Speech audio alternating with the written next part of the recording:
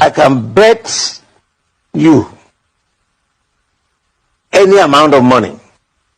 Let Bola bring out the certificate of his primary school, his secondary school, and the university he attended. We want to see them. Because I remember in 1998 or 1999, when we had the elections, you know, Afikuyomi was the one, when they raised and pulled his papers that he filled to INEC,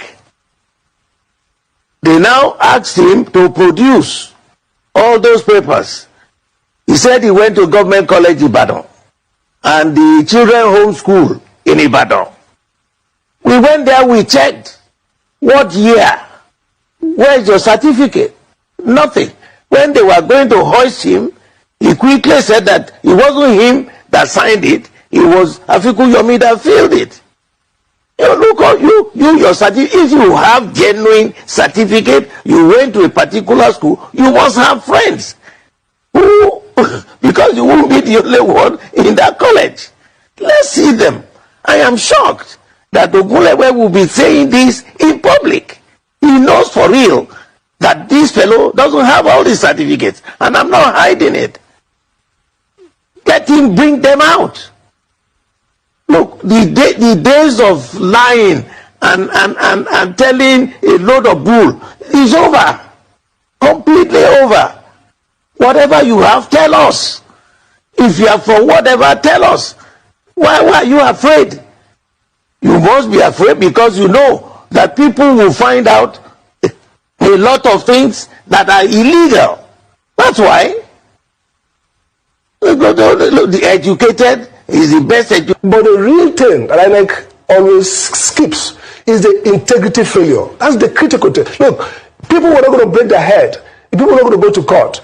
Have you seen, look at the electoral cases, look at the cases in court. None of them is about voting started 30 minutes after schedule. Nobody really goes to court to challenge, logistic failures. When you go to court is, the votes was 40 for A, 80 for B, INEC and the officials change it and put, that's what you're going to hear. The key to INEC is not addresses integrity failure. For example, the act says you have the power to disqualify. Why will you allow somebody who has fake certificate to process? You have all the time. You are doing consultation, meeting with your road transport union. Why not first do that? If you look at the US, anywhere in the world, you file your intention to contest election. The regulator use that intention to do a probe.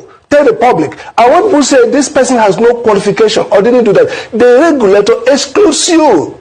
Now, INEC will play dead brain, flood the whole place with people who are not qualified, fake results everywhere, fake certificate. Then after election, they start meeting with road transport workers. Look, the key missing thing in this election was failure of integrity that was either deliberate or based on ignorance. In 2019, in this arise, we debated it and say, INEC is more of a regulator. You cannot do election where you now outsource every of this crisis to the courts. You have simple things you can establish. Who is qualified to run? That's the beginning. Who has the papers to run? Who has made wrong entry? Who has not filed his papers within the time allowed? Those things are strict liability. You exclude them, election continues. So INEC bungles everything deliberately and then starts a showboating. Meet with road transport worker, meet with garage sellers, meet with newspaper printers. That's not the job. The real thing that is at stake in this election is integrity. And integrity is critical to economic development, to democracy. You cannot surrender the regulatory power of the state in order to allow few individuals access power and achieve their political ambition.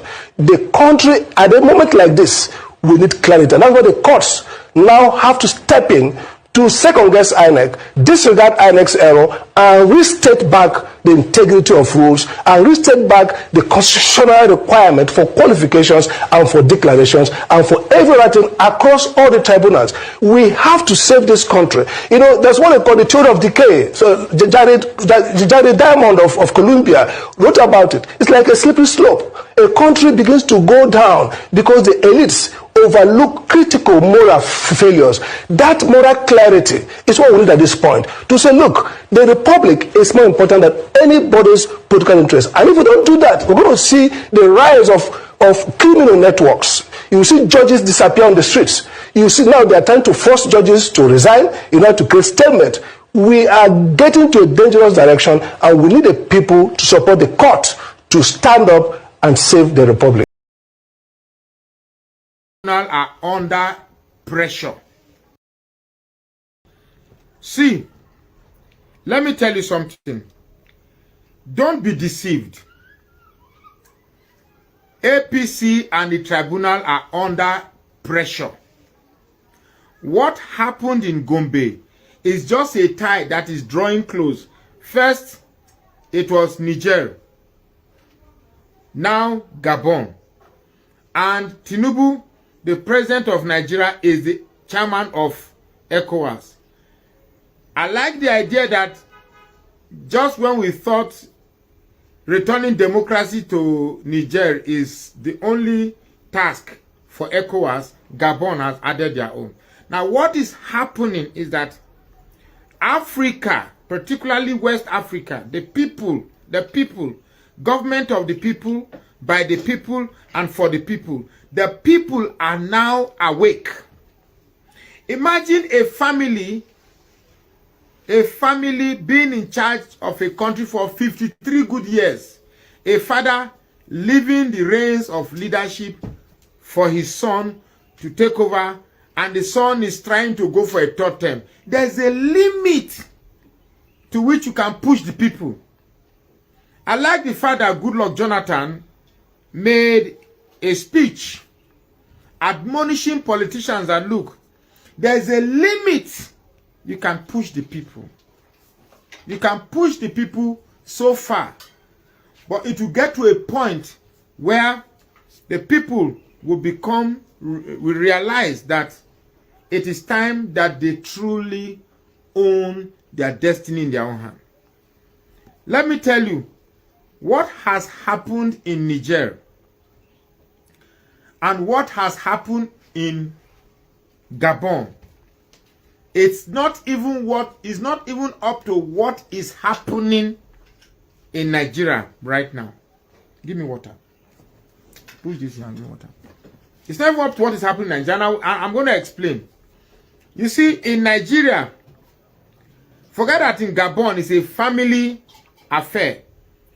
In Nigeria, it's a cabal affair, a group of people who believe that Nigeria belongs to them. And power must be exchanged. And power must be exchanged between these people who believe that they own Nigeria. And these people that believe they own Nigeria, if you look at people that have been ruling this country from Abacha, Babangida, down to where we are today, is the Northwest and the Southwest. Shonikon, Obasanjo, now Tinubu, God forbid anyway. It's just these two people. So, and one thing I noticed with Africa, we don't have that consciousness that, okay, if this thing is done to me, will I have accepted it? Let's say I did one video and I asked a simple question. I said, let's say it was Peter Obi that rigged Tinubu out. Let's say it was Peter Obi that rigged Tinubu out. I'm sure they would have been killing Igbos in Lagos by now. Or let's say it's Peter Obi that rigged Atiku out. And it's very obvious it is rigged the way Tinubu rigged his own. Now don't get me wrong, every president has been rigging. Every president has been rigging. But this Tinubu one, he overdid it. He overdid it. I like the fact that there's a video I watched. He said, look, if the people are with you, you can touch it. You can see it. You can feel it. You can hold it. You can carry it along. Here is a president that was declared by INEC. Yet, there was no jubilation anywhere in Nigeria. Even in the Southwest, people didn't come out to jubilate. Except his bandwagon of touts and religious bigots and tribal chauvinists. These are the people just lurking on Facebook pages trying to see who is supporting Peter Obi. Mumu man, useless man. These are the people who said before that IPOB are so insulting, Nnamdi Kanu and his supporters are so insulting. Today, the Tinubu supporters have taken over insults. I receive insults every day from Tinubu supporters. I want to thank all the Yorubas who are not tied down by this tribalism. I want to thank them. It's only grace. If you're a Yoruba man and you're not supporting Tinubu, it's just the grace of God. And get us straight. We obedience are not doing what we are doing because we have any reservations for Yoruba people. Never, God forbid, if my mind remotely think that.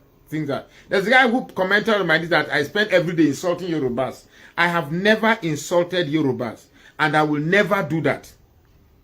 But you see this Tinubu matter, with the antecedents that trailed to where we are today, where Yorubas are asking Igbos to leave Lagos, where Yorubas are saying that if you are not coming to vote for APC, don't come to that polling unit.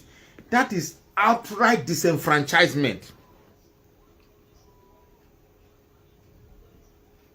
We, the obedient, we went and campaigned, soliciting for love and vote for our candidate. We never threatened anybody.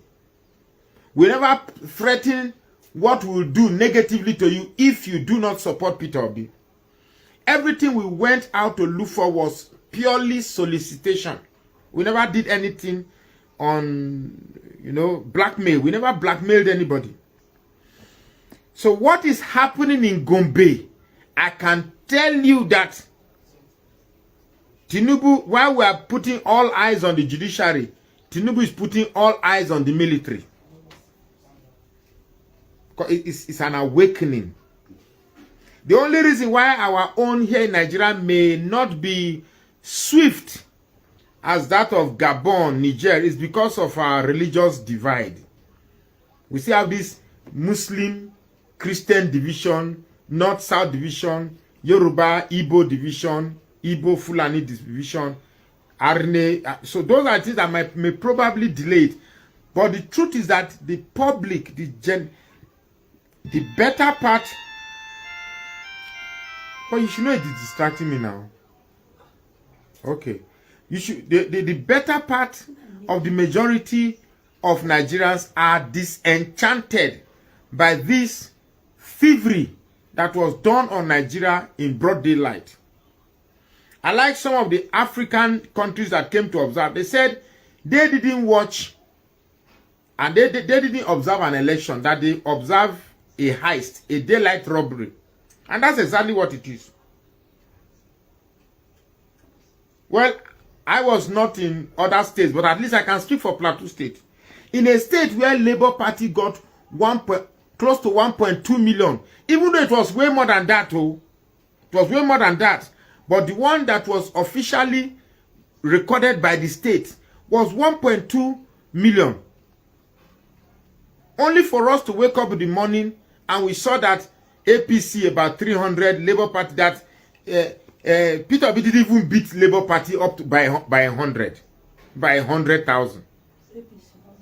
And that Labour Party didn't even beat APC by up to 100. That's a lie. Except it's under Plateau State result, not this one. That because the people of Plateau came out deliberately to prove to give APC a point, to show APC that look, we want to prove that power belongs to the people. Now, I think it was Babangida who said that look, what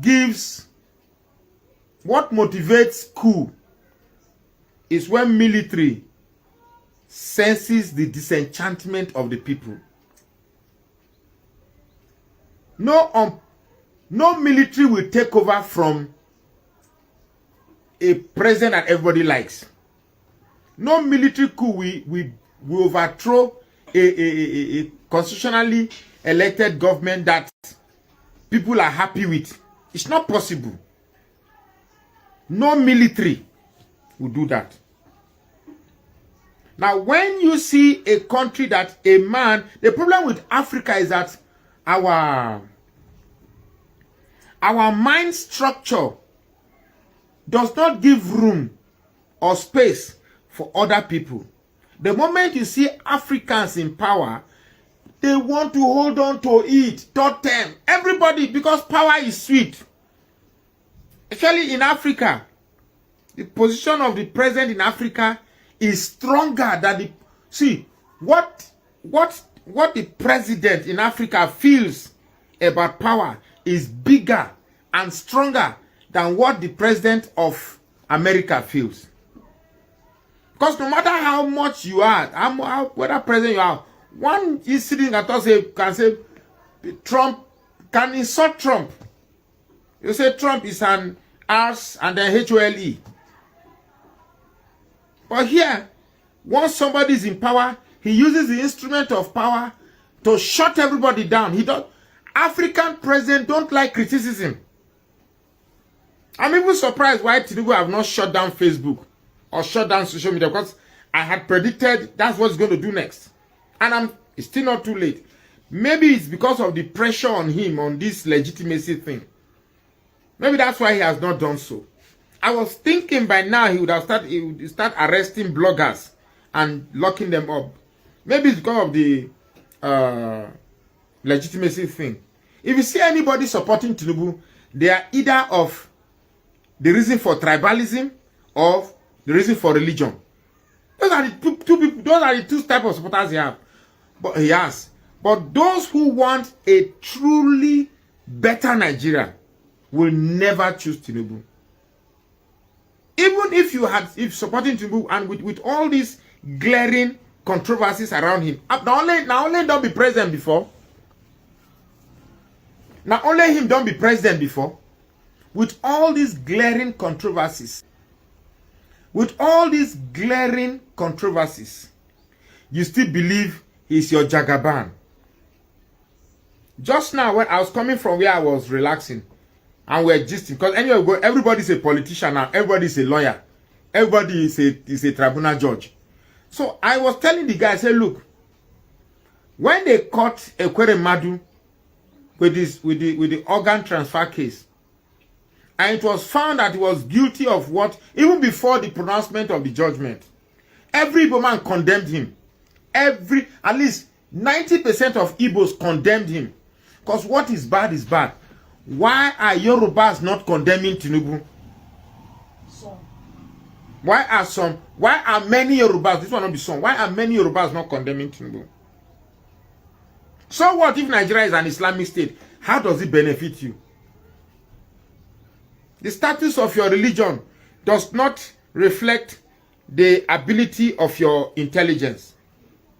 The status of your tribe does not reflect the ability of your intelligence. In fact, quite frankly, that toga of intelligence ascribed to... So the whole idea that set... Because if you are educated, education is not a factory that molds you on how to make money. Education is not a factory of that molds you on how to speak English.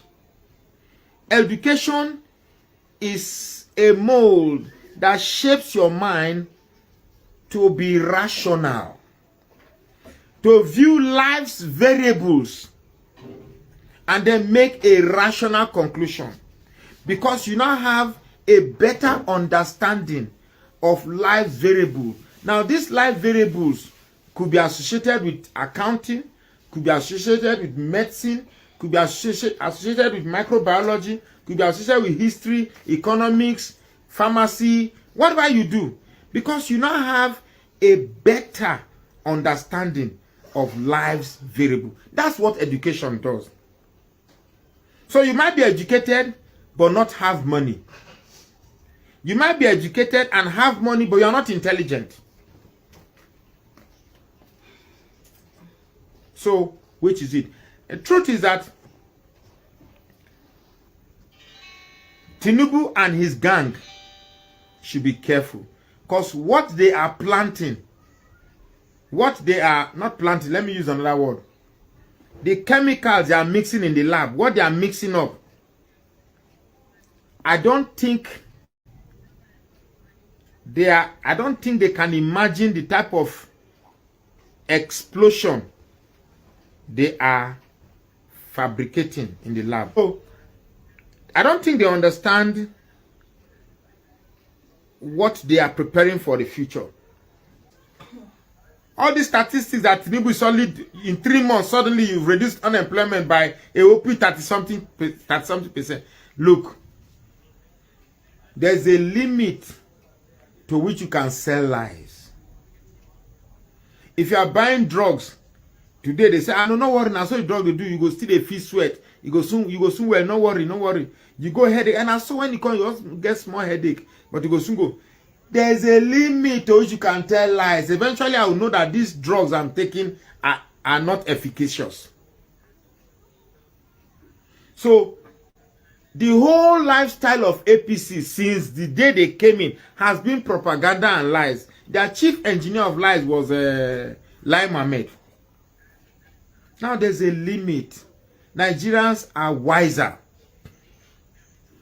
You set up an electoral system that says for purpose of transparency, so that the people will be assured that what they voted is what is announced. To prove that that is real, go to IREV to verify that what you did is what we are announcing.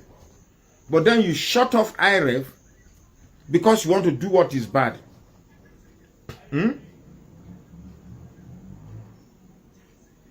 If I'm doing something in my house and I open my curtains, it means I want people to see what I'm doing. But if somebody is passing and now shut the curtains, it means I want to do something secrecy. And nothing good is done in secrecy. Good deeds require light so that people will see. Evil requires darkness so that it can be hidden. So whatever is hidden is evil. If you are going to do good, of course, you don't mind if light is on you. Only evildoers embrace darkness. Only evildoers embrace darkness. So, what is happening in Gabon is a clear indication that Africa is now revolting against bad leadership. And to say the truth, it is bad leadership that has brought Africa to its knees. Leaders who have become slaves to Europe. Leaders who Europe used to plunder the wealth of Africa to Europe. Now, we know we are not science-oriented because the type of education they give to us is an education that teaches us how. But Western education never teaches you why. Okay, so board mass, bracket of division, multiplication, addition, subtraction. So you don't know, okay, you learn mathematics and you don't put that mathematics into use to invent anything. You learn engineering, but you don't put that into anything. So all the science students that we have don't invent anything. Okay, even if you can't invent anything, there's gold currently being mined in Zamfara. You mine this gold in their raw form and you take it to Dubai. Dubai now use the same. How much is a raw gold? Maybe I don't know how they measure gold, but I understand that a kilogram of gold should be around maybe, I don't know, a couple of months. But Dubai will buy it and now make a gold wristwatch and sell the gold wristwatch like 100 times the amount or the quantity of gold that they pay you for. So if I come to your house and buy flour. Okay, flour. I can't buy flour for your place. And I buy the flour, let's say at 20 naira. And I go and make bread with that flour. And I come back and sell it for you for 100 naira. Don't forget that I gave you 20 naira. Now you want to buy that bread back from me. You are going to give me 100 naira. That the 100 naira includes the 20 naira I gave to you. So in other words, you gave me your flour free of charge. And even gave me 80 naira on top. In other words, we are giving Europe our raw materials and even paying for them for giving away our raw materials. I'm sure I'm not being too complicated because I read accounting in school. So I'm trying to use simple language that will make you understand.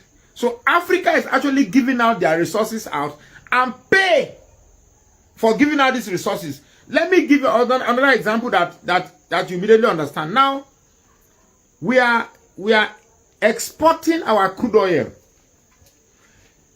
This crude oil is used to make premium PMS, petrol, kerosene, aviation fuel, Vaseline, candle, coal tar. I think there are about 30-something products that come from crude oil. Abi? There are about 30-something products that come from crude oil. Now, they say you sell a barrel of oil for like maybe $100 or so. A barrel of petrol can probably produce kerosene, produce petrol, produce this thing, produce that. Yet, after paying, let's say $100 for a barrel, we eventually use about $300 to buy the finished product back to Nigeria. So in other words, what this simply means is that we gave them one barrel and added $200 on it. So if you see Africans in debt, you cannot understand where Africa's indebtedness is coming from. You are not making anything. We have crude oil that we can refine. Who says we can't refine our petrol and export the finished product to people who want it? Since we they export petrol, Nabi, shall we export petrol? It means a countries where they export, where they need demand, where they in demand for petrol. So why can't we refine and sell to people who need it, just as we they buy it too?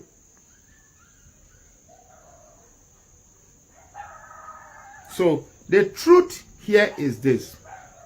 The truth here is this.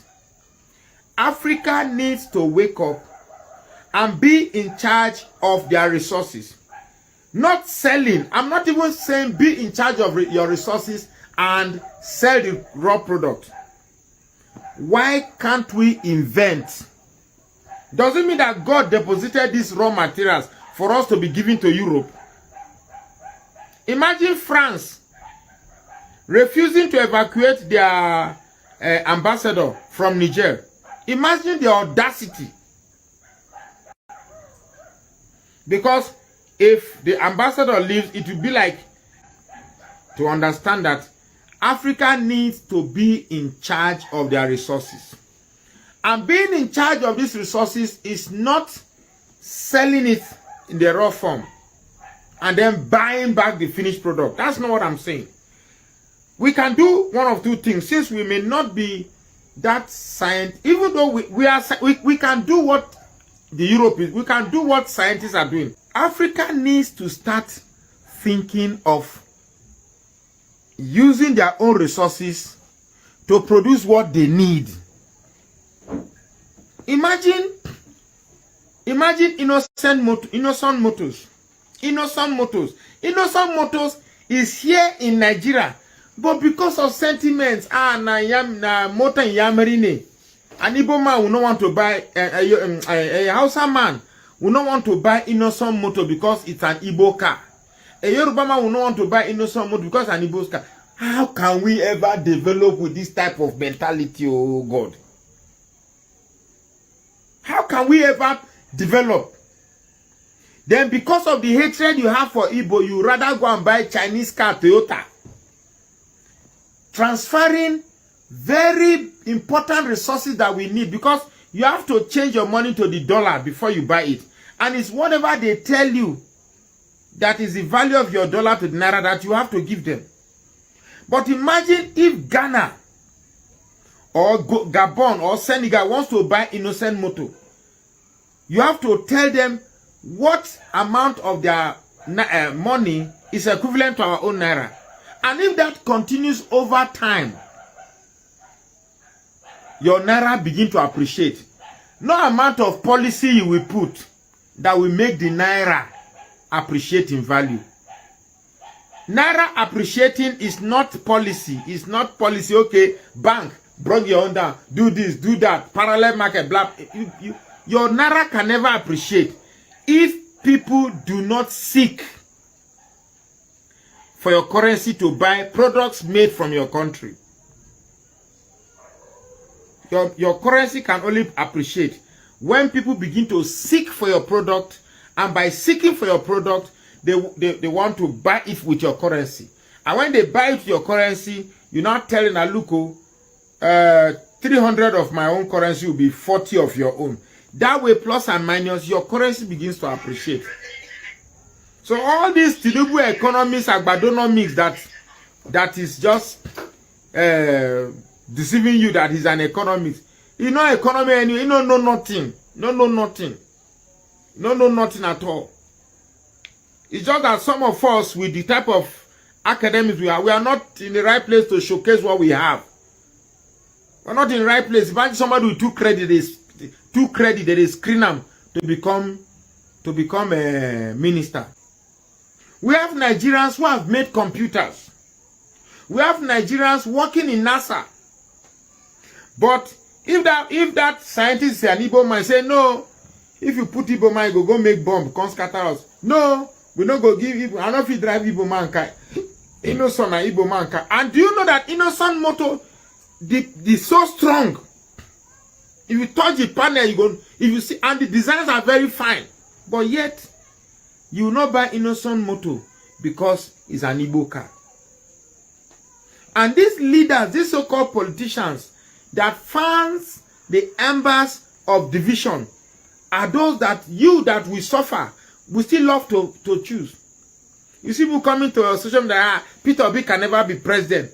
How does it better? How it better your life?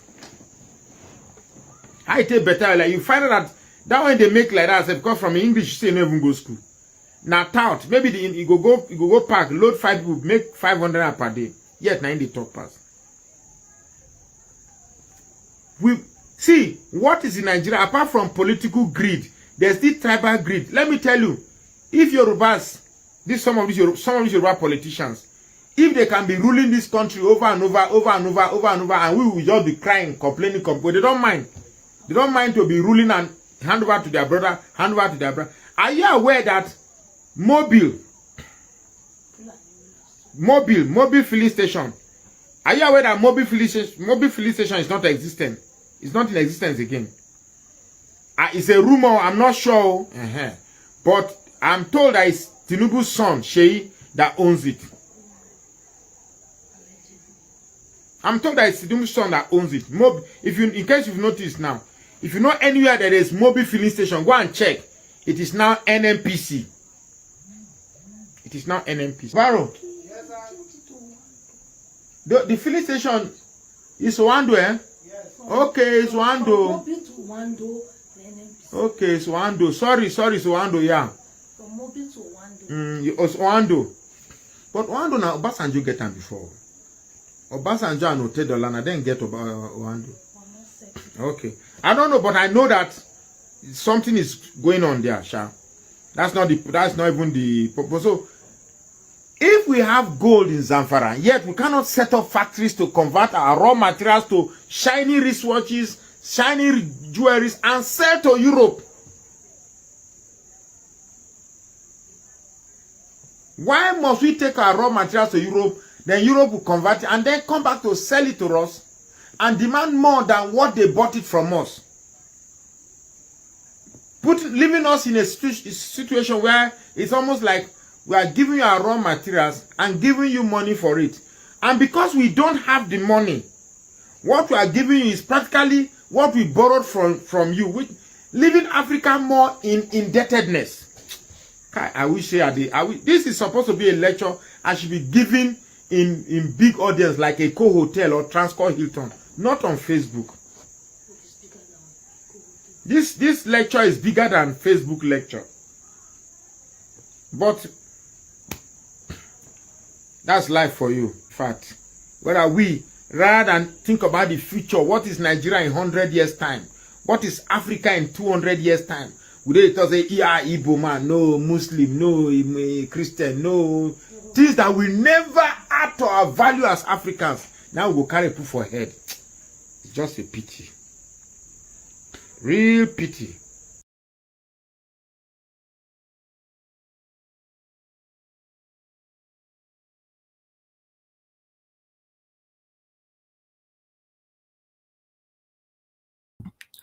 All right, my people. Good morning, good afternoon, good evening to every one of you. Yes, we are going to continue. Don't worry. I have a couple of presentations for you. Happy Thursday to every one of you right there. Today is 31st August 2023. Yes, today is the last day of the month, and tomorrow is 1st of September. May God Almighty bless us and make September better than every other month that we have passed. In the mighty name of the Lord Jesus Christ. It's good to be back here again, my people. I can see lots of you right there. Thank you very much for joining us. Please help us to press on the like button, help us to share. I appreciate every one of you right there, my people. May God bless you all. Thank you. I would like to quickly appreciate a couple of you again. Mother of all, Mommy Diaspora, good evening to you, Mommy. Thanks very much for joining us. We appreciate you. We love you. Thank you very much, Mother Patricia Tagujomi. May God bless you. God bless every one of you right there. I can see Clara. Thanks for joining us. Madam Helen, I can see you. BTV Nigeria. Thank you very much. God bless you all. CXL, I can see you as well. Thank you, my people. Desmond Igbins, I can see you. Favor. Thank you, my wonderful people. Press on the like button and help us to share. Washington Omorigi is right there. Michael and Emaro is right there with us. And I got a super chat from Stella Imasemedo. Thank you very much. I really do appreciate you. Thank you. Say thank you for all you do, Mr. Elvis. May God continue to empower you. Amen to that, and to you too for your continuous encouragement, guys. Press on the dollar sign, support what we're doing here, encourage what we're doing. May God bless you all. The reason why I have to come in quickly right now, despite that I've showcased almost every name right there already. I can see Madam Nena just coming in. Good evening to you, Madam. Thanks for joining us, Mr. Chuks Obibweze. Mr. Chuks Obibweze, with a verse for you, because we'll never see for this panel. According to my calendar, for the past 2 years, you never entered this panel. You know, in fact, we need to imply some charges now. Our May people will not company. We go charge you 1,000 naira. Let's say 1,000 naira.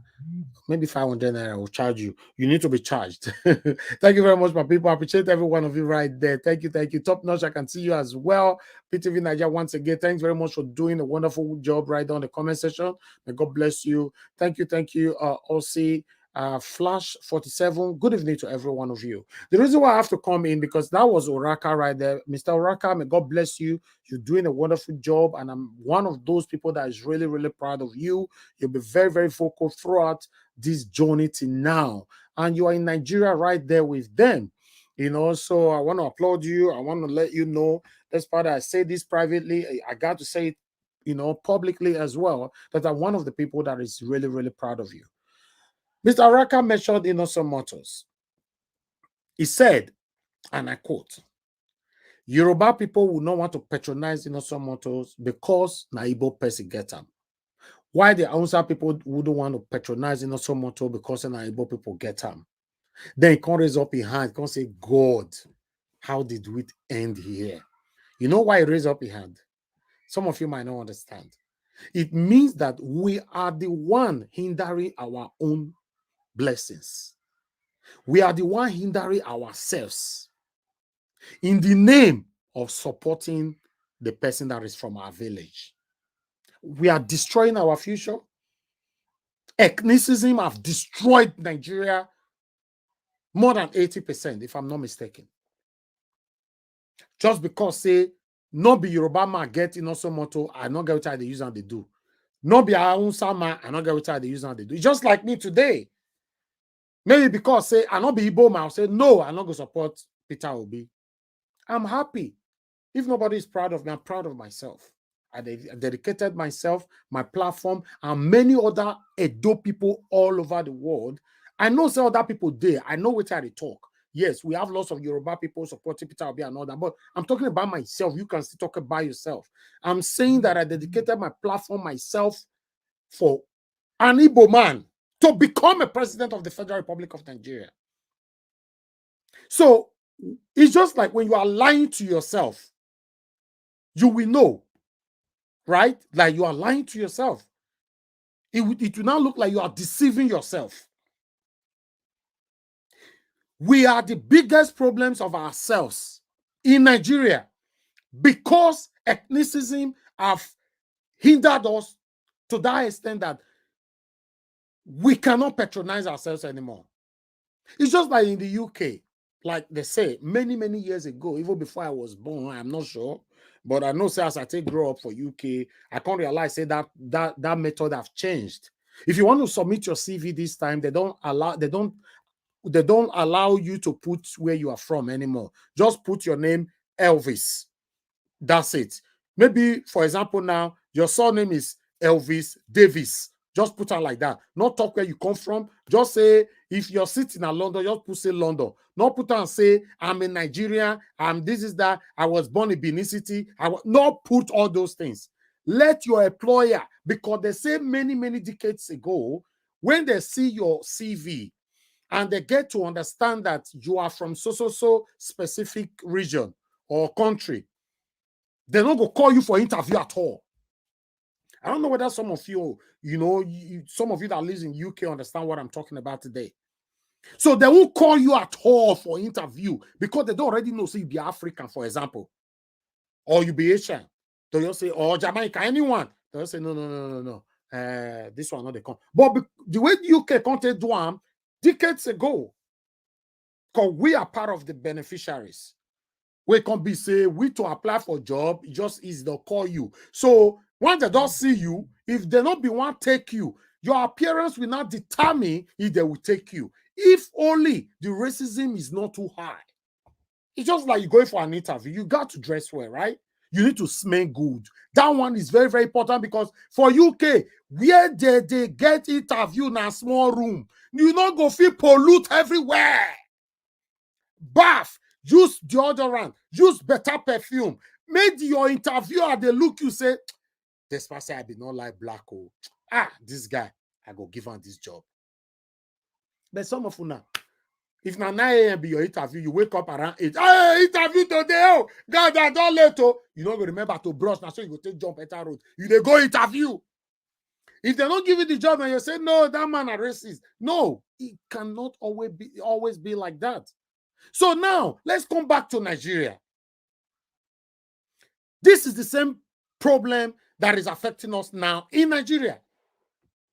Who do the car? Igbo man. No. It's just me, I can testify to that. If I comment on some platform right now, the way that they attack me, all these Igbo people don't come again. They'll come to my under comment, they'll fire me.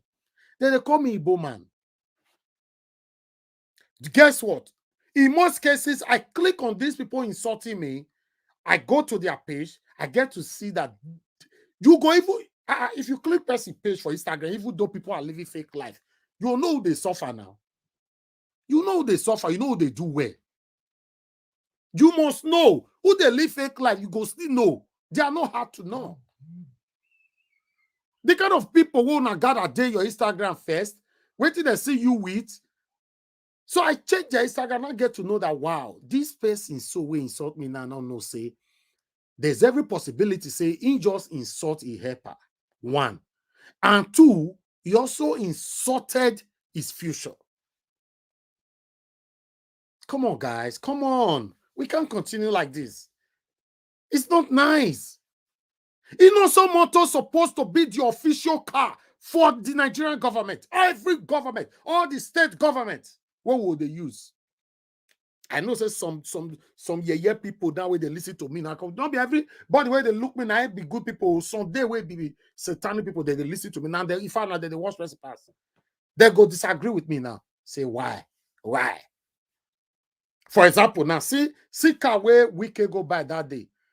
They said that some people said it's about 300 million. So say now 280 million. So let's do round figure 300 million. If that money, because a foreign car, let's us, that money don't go. It don't come up for Nigeria. If that money they use and buy in also motor, the money will remain with us. It's just like satanic politician that is stealing our money. They'll go leave Nigeria, they'll go and build skyscrapers, mansions in another man's country. Then you and I, we are crying for hospital. We don't have a world-class hospital in Nigeria. In all day. If any hospital still even near, na private, in all day. We don't get world-class university. If any university they were still near, na private. Maybe that's Ahmed University, Igbenedion University, or Bensi Dausa University, and many others. What a shame. We are hindering our own blessings, our own opportunities in the name of ethnicism. No, now my village conference must rule. Now our turn. And now our turn, they so Gary they eat. Now our turn. Eh? Now our turn, oh. Now our turn. Now wow. You see, there's no way you and I will complain where we not go fit throw mat, go to meet some of our elders. Because some of our elders are the satanic people that cause the problem that you and I are facing today. Some of you will disagree with me. You know, truth is very, very bitter. Truth is bitter. Some of our elders, many of them will create this wahala way full everywhere so they don't die, tele. They don't come out, leave the wahala where they create, make you and I the face and they go. They don't die. Tell their children when they grow, come. No, if you see Igbo man, no, not like them. If you see Yoruba man, not like them. If you see Edo man, not like them. If you see Hausa man, not like them. They don't die, come out. You and I see they fight each other, they go. Tradition. Many traditions don't expire. Tele. I'm just still carrying for head today. It don't expire because some of the tradition where they create, I don't understand. Okay, tell me now. Many of you where they listen to me, so are you not part of the tradition where they create that year? Because me knows I grow, come hear them. Although I not practice it one day. Say man or woman not feel bath for one bathroom. I don't know whether I don't hear that one before. Me somebody, I make me the post link. Oh, when I say no post link, my panelists, if the help what they do for me for a year, forget. Somebody for don't answer me since now. When I don't hear that one before, say man and woman not feel bath for one. They not feel shower for one bathroom. When I hear that before. Okay, if maybe that year tradition still dated today, that year tradition, all of them where they watch me now, where they are abroad, where you for the bath? Tell me. Because as you get wife, you must build your wife house, build your own house, or build one house, everybody get their own bathroom, you will get your own, they lock them, take it, go work, come back. Because you they follow some year tradition. Not all our traditions, but many we don't cause the problem with you and I they face today. Then what about our religious leaders who are specifically focusing on one area in the Bible? They will threaten you with the Bible. They will put fear for your body with the Bible.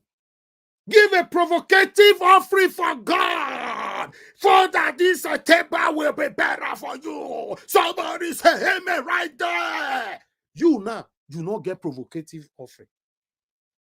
The small way you get now, if you want to go offering, you can't hide them. You hide them. If you reach inside the bus, you can't choke your hand for inside the bus before you release your hand. Make it fall put. Make people not see the 100 naira where they your hand.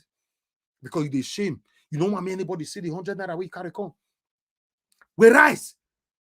My brothers and sisters, God blessed you on that 100 naira where you give. Now man, now human being make you feel say blessing not follow the 100 naira where you give. No, God not send them that message. Say if you give 100 naira as offering, say he not go bless you. He not send them. So a lot of things have caused the problem that you and I are facing today in Nigeria. Until today, many of us are still divided. Divisions amongst all of us in Nigeria. We are fighting ourselves. All of us. Jealousy, hatred, everywhere. It's just like as I have this platform, everybody want to have a platform, for example. If everybody get platform, for example, how it's just like somebody, how do I put it on? Everybody, somebody gets supermarket, they do well with the supermarket, everybody must have supermarket. Right? Who can they do all that job? Jealousy everywhere, we hate ourselves. But look, Oibo, today I was talking to somebody. One of my friends that is studying here. He bought something and he needed to return it back after it's more than like 20, because normally the rules was 28 days. You know, he wanted to return it back and it was already like 30 something days. Now I tell him, say, normally at 28 days, he can't look the receipt. Now he did the receipt 28 days to return. Now I say, anyway, for me, sometimes if they pass 28 days, I'll return, they say they take. Now I say, just go and try. He can't go try. He can't call me back. Say, they take him. Now I say, they take him. He said, yes. He said, they ask and say, what do I can tell? They say, no, he not fit him. Now he return and oh, okay. The same way you go buy something 28 days later, you return it back. Even when some of them don't use and go party, go everywhere, you return it back. They are still better than us. Try it for Nigeria. Go one shop, wear trouser. You never come out for the shop, don't enter inside their changing room, wear the trouser, come and pull and say, I know they buy again. See the face of the person where they sell them. See the eye where you go to look you. You go, your first star say, madam, you know, say you not go buy. Now early money be this. You can't put your this thing enter inside a trouser like this. I don't understand. You know, so you know they buy, not bring bad luck come here this morning. We are always aggressive. We want to save money, and the money we still cannot save it. Nigeria is still backward. Now we pray pass for the whole world. Nigeria is still backward. Nothing is working in the country. We got to change our mindset. The same way we are tackling the satanic government, we got to tackle ourselves as well. I'm telling you, not be only government spoil Nigeria. Government spoil Nigeria. You and I spoil Nigeria. I don't first talk on before. What about you where they listen to me now? You live abroad. You go visit Nigeria. You don't get abroad, or you get American passport, you get British passport, or you get your driver license. Or as you reach Nigeria, welcome to Munitala Mohammed Airport. From airport, you don't behave like animal. You they drink alcohol, they drive for Nigeria. Wait till you know, so you know if you do for country where they come from. We have a long way to go. So I got to come in for waiting our big brother talk just now. Say, you know, someone to dead there. Nobody, because in Igbo man get them. By now, we're supposed to be proud. He also talk about gold. Our raw gold with the cheap and go another country. They can't give us peanuts. The peanut where they give us, they'll come make and you turn that gold to make wristwatch and everything. We will constantly carry our wife or our girlfriend, our husband, our boyfriend. We'll come carry him. See a tough plane. Let me take you to America, UK, or Dubai. You go buy a goldy wristwatch. The same gold where we sell raw. Now they tell me the golden wristwatch you go buy for Percy. Or that ring you want to go buy for wedding, anything. You see, we are just backward stylishly. We are not even noticing it. To be honest, we don't have refinery in Nigeria because they have given that power, bestowed that power to one single person, Dangote. Buhari fraudulently inaugurated Dangote's refinery. Till today, the Dangote refinery is not working. They announced last time, we still talking for yesterday, now 2025. Now it go start to the work. Probably, they even put the word probably. If it be 20 terere, we don't even know. But guess what? All these satanic government, they are living the best life ever. Everything you want to talk about in life, they get them. Their children are driving on Lamborghini. Go to Abuja now. May you go Abuja, go see the lifestyle. Every Saturday, there's one we call car race. It happen for Lagos, but it happen more on Abuja. Car race. Can't see better cars for streets. Politicians' children. Mopo go full everywhere. Car race, Lamborghini, Bugatti, Ferrari, Porsche. Then you wear your days one room for a jegule. You're the from that side, they insult me. Say, live on, Ibo man, live on. Now, little person will support Tinubu. Although I praise this guy when I play for now, so he support Tinubu, but he don't come and can't tackle Tinubu. So he don't care. He want a better Nigeria, and I make him support Tinubu or whatever. But since he so, make Tinubu get out of there. I'm saying to talk him. I go plan now. My people, we can't get nowhere if we continue to hate ourselves. To be honest, we got to be there for ourselves. We got to encourage ourselves. We got to support ourselves. We got to love ourselves. We got to patronize ourselves. For example, now, if I say many people like my video, I go beg. In fact, make I drink my coffee first, make you not go cold. You can not verse. I know say I don't reach UK now 24/7. For where I did Nigeria that day, and style content the drinker style. If you drink now, your body go the hot. But as I don't the UK now, so no wahala.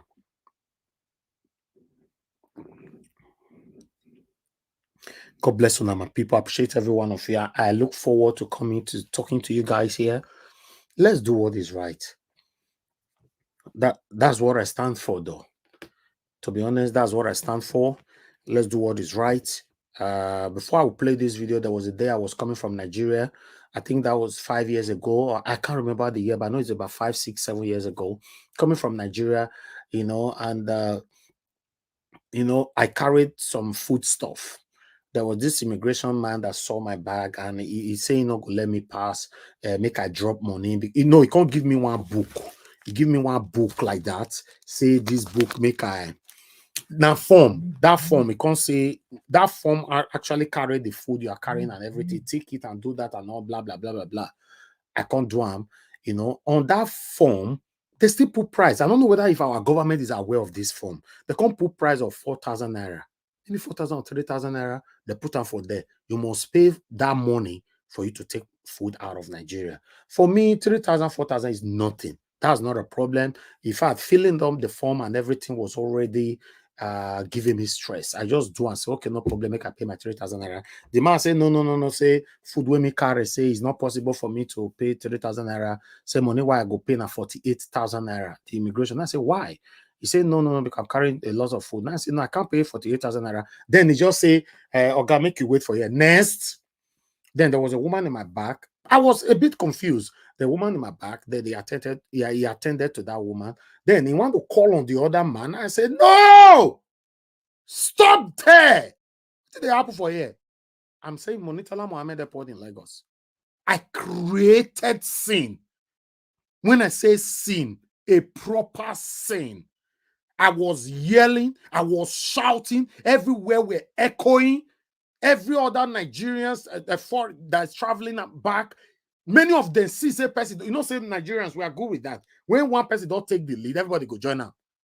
Say what? Nobody. You are not attending to nobody anymore. Are you telling me I don't have the right to take food that I bought with my money back home? So somebody come from upstairs, their boss, their main boss, woman at that time. The woman was telling me to calm down, please. Calm down. What's happening here? Please calm down. And the woman, they talk to me, they shy. Say, no. Your voice is too loud. Please calm down. Mopo, everybody don't come. This, that. I was yelling. I talked to them. This is the reason why we are backward today. Our immigration officers, they like to extort us every day. When you land, they want to extort you. When you are leaving, they want to extort you.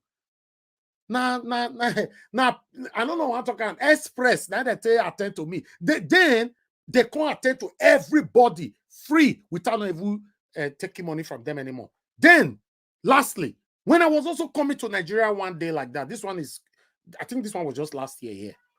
Last year or last 2 years, yeah. No, last year. It was last year. When I arrived, I paid for there's a place you go to pay for trolley. Normally, you know, I was coming from Dubai. Yes, I was coming from Dubai. So when I was coming from UK, I paid for that same trolley, 150 naira. So I went to Dubai. So as I was coming from Dubai straight to Nigeria, they now asked me to go back there and get a trolley, which is a normal thing. I've done that so many times. So as I reached there, the woman come tell me, say, the money is 1,650. I can't say, how? Maybe the way I take dress, I don't understand. How? I can't say, okay, no problem, 1,650. Don't increase. Say you don't increase. Oh. I said, but when? He said, don't take. I said, but I traveled out of here not even up to a month or two ago. What's happening here? May not be like say my luggage don't come. And you know, say Nigeria, you look your left and right, oh, not to make mistake. I can't pay that 1,650. Then this woman can't give me 2 receipts. I don't ever talk this story for you. I don't know whether some of them remember. They can't give me 2 receipts. One receipt carry 150 naira. The other receipt carry 1,500 naira. So as me they wait for luggage, my eye not finish for my receipt. Me could not vex. Me they look my receipt. I go look like this. I they wait for luggage. I go look like this. I they wait for luggage. I go look like this. I they wait for luggage. I said, what it could be all this? Because okay, as my luggage come, I can't go back there again. Because excuse me, I pay 1,600 naira for a trolley. Why? He said, the way I raise my voice, the woman can say no, including a porter. I think it was a porter she used. People they push trolley for you. Now porter they call them. They get it. We call them. I believe yeah, that's the name. And I said, did I ask for a porter? Not be only me they push my trolley. So did I ask for any? The woman said, I started raising voice again. Guess what? They returned to cut everything short. They returned back my 1,500 naira and the receipt. They can't tear them. And every other person's where they wait for their luggage, where you hear my voice, all of them come back to that trolley small kiosk. They return everybody 115. Everybody, more than 50 people where they don't collect that money from. I don't know. What are you guys going to learn from this? Now, what happened to me, they talk. So I don't talk about what happened medical care and all that for Nigeria the other day, right? But what do you supposed to learn from this? Some of you don't want to talk. You don't want to cry out what is happening in Nigeria. Nobody want to talk and all that. Because everybody is waiting for one person to take the lead. It's just like NSAS started from Edo State. That where other states say, it don't happen, everybody can't join. Now, so they be. So if you be that person, we brave, we go start them. I bet you more Nigerians go join you. We can't continue like this. Not working. Nothing is working in Nigeria, for Christ's sake. Thank you very much, my people. Let's listen to this. No, please, we're talking about the fresh animal, the mention crab. Let us be sincere, don't be serious in what we're talking about. Look. So, look. Ashwadi never had one poster in Rivers. The president, yes. Ask any APC man that said he put up Ashwadi poster one day. Ask. So, I don't like to talk about some of these things. Ashwadi had campaign in Rivers, yes. If you said the government has, yes. I received him, yes, very well. Yes. I made a statement that was it hidden? Didn't I say what Rivers people would do? And we did it, and we're happy for it. So, you see, if you're a governorship candidate, you will see campaign. You saw when we were going after our governorship campaign. Did you campaign for a PDP candidate? Now the year wait wicked they tell and say they not campaign for Tinubu for Rivers. Say no posters was posted in Rivers. Some of you might not understand this. This is a confession. This is confession. Telling you that we don't do it for inside house. That is what I mean. No campaign. Despite that Tinubu came, yeah, okay, I want to contest or whatever, yes. But we do them. I talk to my people and we do them. That's what he said. Which of the people? Which of the people? Nigerians, we could not let this one slide though. This opportunity not go come again. In fact, me personally will never be part of it again.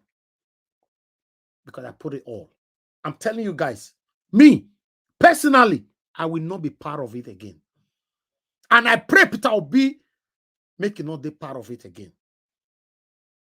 Even though I already know Peter Obi, for any reason, is not declared the winner. Peter Obi is not coming back for the second time. Me, I will not support anything in Nigeria again. I will just live my life. Because I've seen that many of us are gullible. Many of us are confused. Many of us are praying. We are speaking in tongue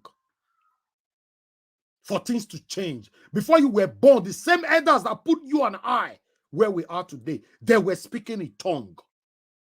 Nothing changed. Rather, get worse.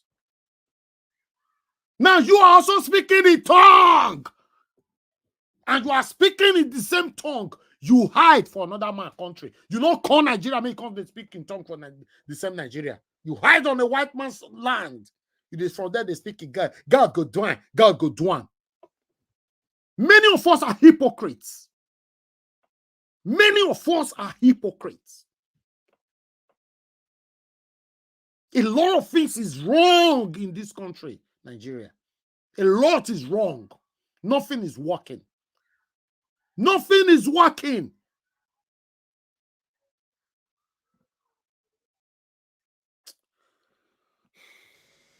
Did we campaign? We are not seeing it live on television every time.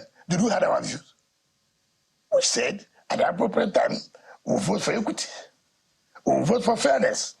We'll vote for justice. And we have voted for equity, fairness, and justice. And we owe nobody any apologies at all. Honorable Minister, yes. I'd like to anchor this interview on this one.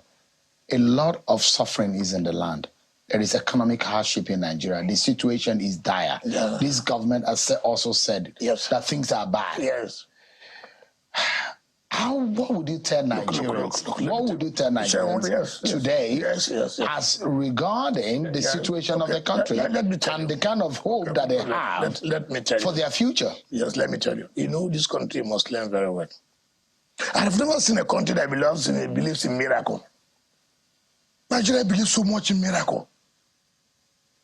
Miracle. Maybe because politicians. No, it's not true. You are part of the problem we have.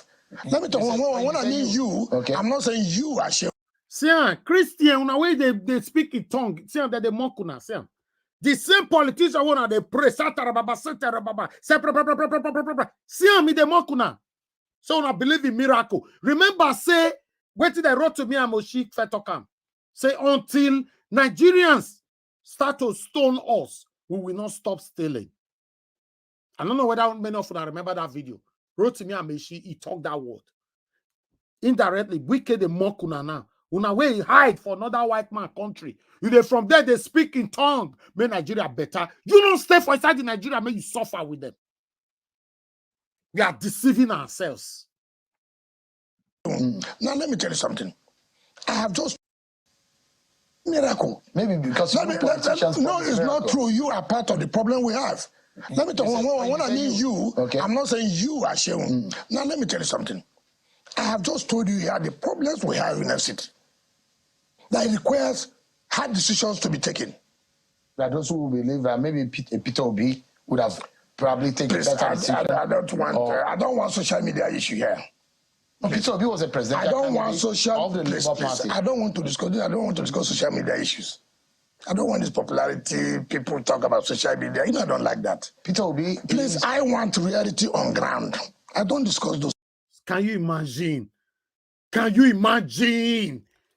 Peter Obi is a social media issue. I want reality on ground because, listen, guys, the way things are going, judiciary, Nigeria judiciary, save our lives, save Nigeria. Because the confidence in these people, it shows something is going on. Peter Obi, who clearly won the 2023 presidential election, is now a social media issue. So what will be the outcome of your judgment? Can you imagine? That is the height of disrespectfulness. They will now come tell me tomorrow, maybe by God's grace, Judiciary can't do the right thing. Peter Obi is now sworn in as the president of the Federal Republic of Nigeria. Me or come sit down here. They hear Peter Obi, they tell us, say, we have to let the past go and focus on the future. God forbid that statement. Many of you will hate me from that day. Now, don't I go no say fighting for Peter Obi is not because I love Peter Obi, because I know he's the man, the right man for the job. So once he entered there from the very first day, now we'll go start to the checkmate him because he gets some statement we will not go take for this channel. But remember, if you're not part of us when it gets to that time, if you create a vacuum, you will be replaced. Many people left when I supported Peter Obi. They are replaced today. Don't tell us, say, no, the past that's caused the pains, the excruciating situation that you and I find ourselves today. We'll come here, say, let's forget the past. Which past are we forgetting? We'll never go there, Sha. Because the way, we'll never go there. Let the judiciary pass the judgment first. Peter Obi is a social media issue. That those who believe that maybe Peter Obi would have probably taken that. I don't want social media issue here. But Peter Obi was a president. I don't want of the Labour Party. I don't want to discuss social media issues. I don't want this popularity. People talk about social media. I don't like that. Peter Obi, please, I want reality on ground. I don't discuss those things. And I don't discuss about presidential candidates any longer. I discuss about the economy, the president, what he has to offer. I don't want to. If he would have been better, Nigerians would have voted for him. So this is who Nigeria voted for. And that's what I'm concerned now. So you believe in Bola Tinubu? Not about belief. It's more than belief. He has the capacity. Just give him support. Pray for him. Nigerians don't like people who take decisions that will help us at the long run. You have a lot of cabals, but it's trying to step on toes. Those cabals will also not let go. Wike, I would have temporarily prayed for Tinubu if maybe Tinubu arrests somebody like you and put you in life imprisonment. Yes, I'll give him kudos. 2, as he come in, he arrests Buhari, he put him in life imprisonment. Then I'll say thank you. Despite that you are dead temporarily, thank you. No, you don't supposed to be speaking. You don't.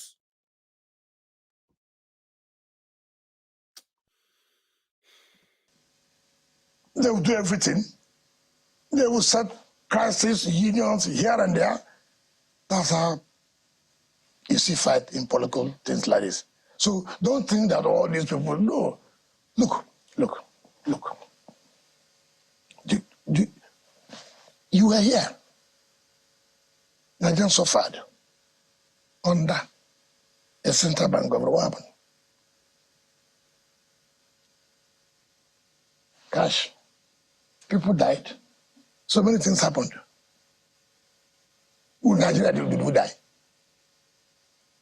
Did we die? Why not give the president the chance? Give him support. Change our attitude.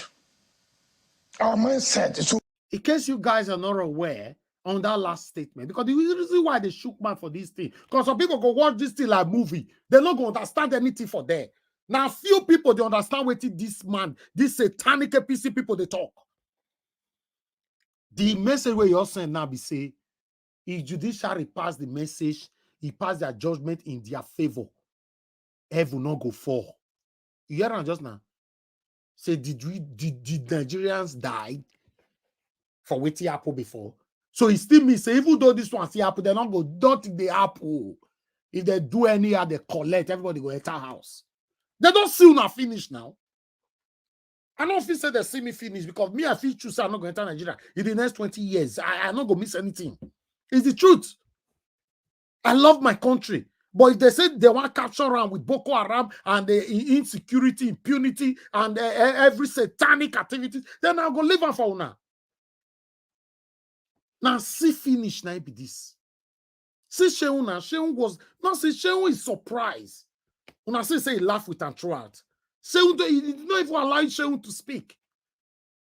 Some of us don't criticize Sheun. Today now you will criticize him. Because the question where he's supposed to ask, he asked all of them. This man answered all of them with confidence. Bad. We already have a mindset.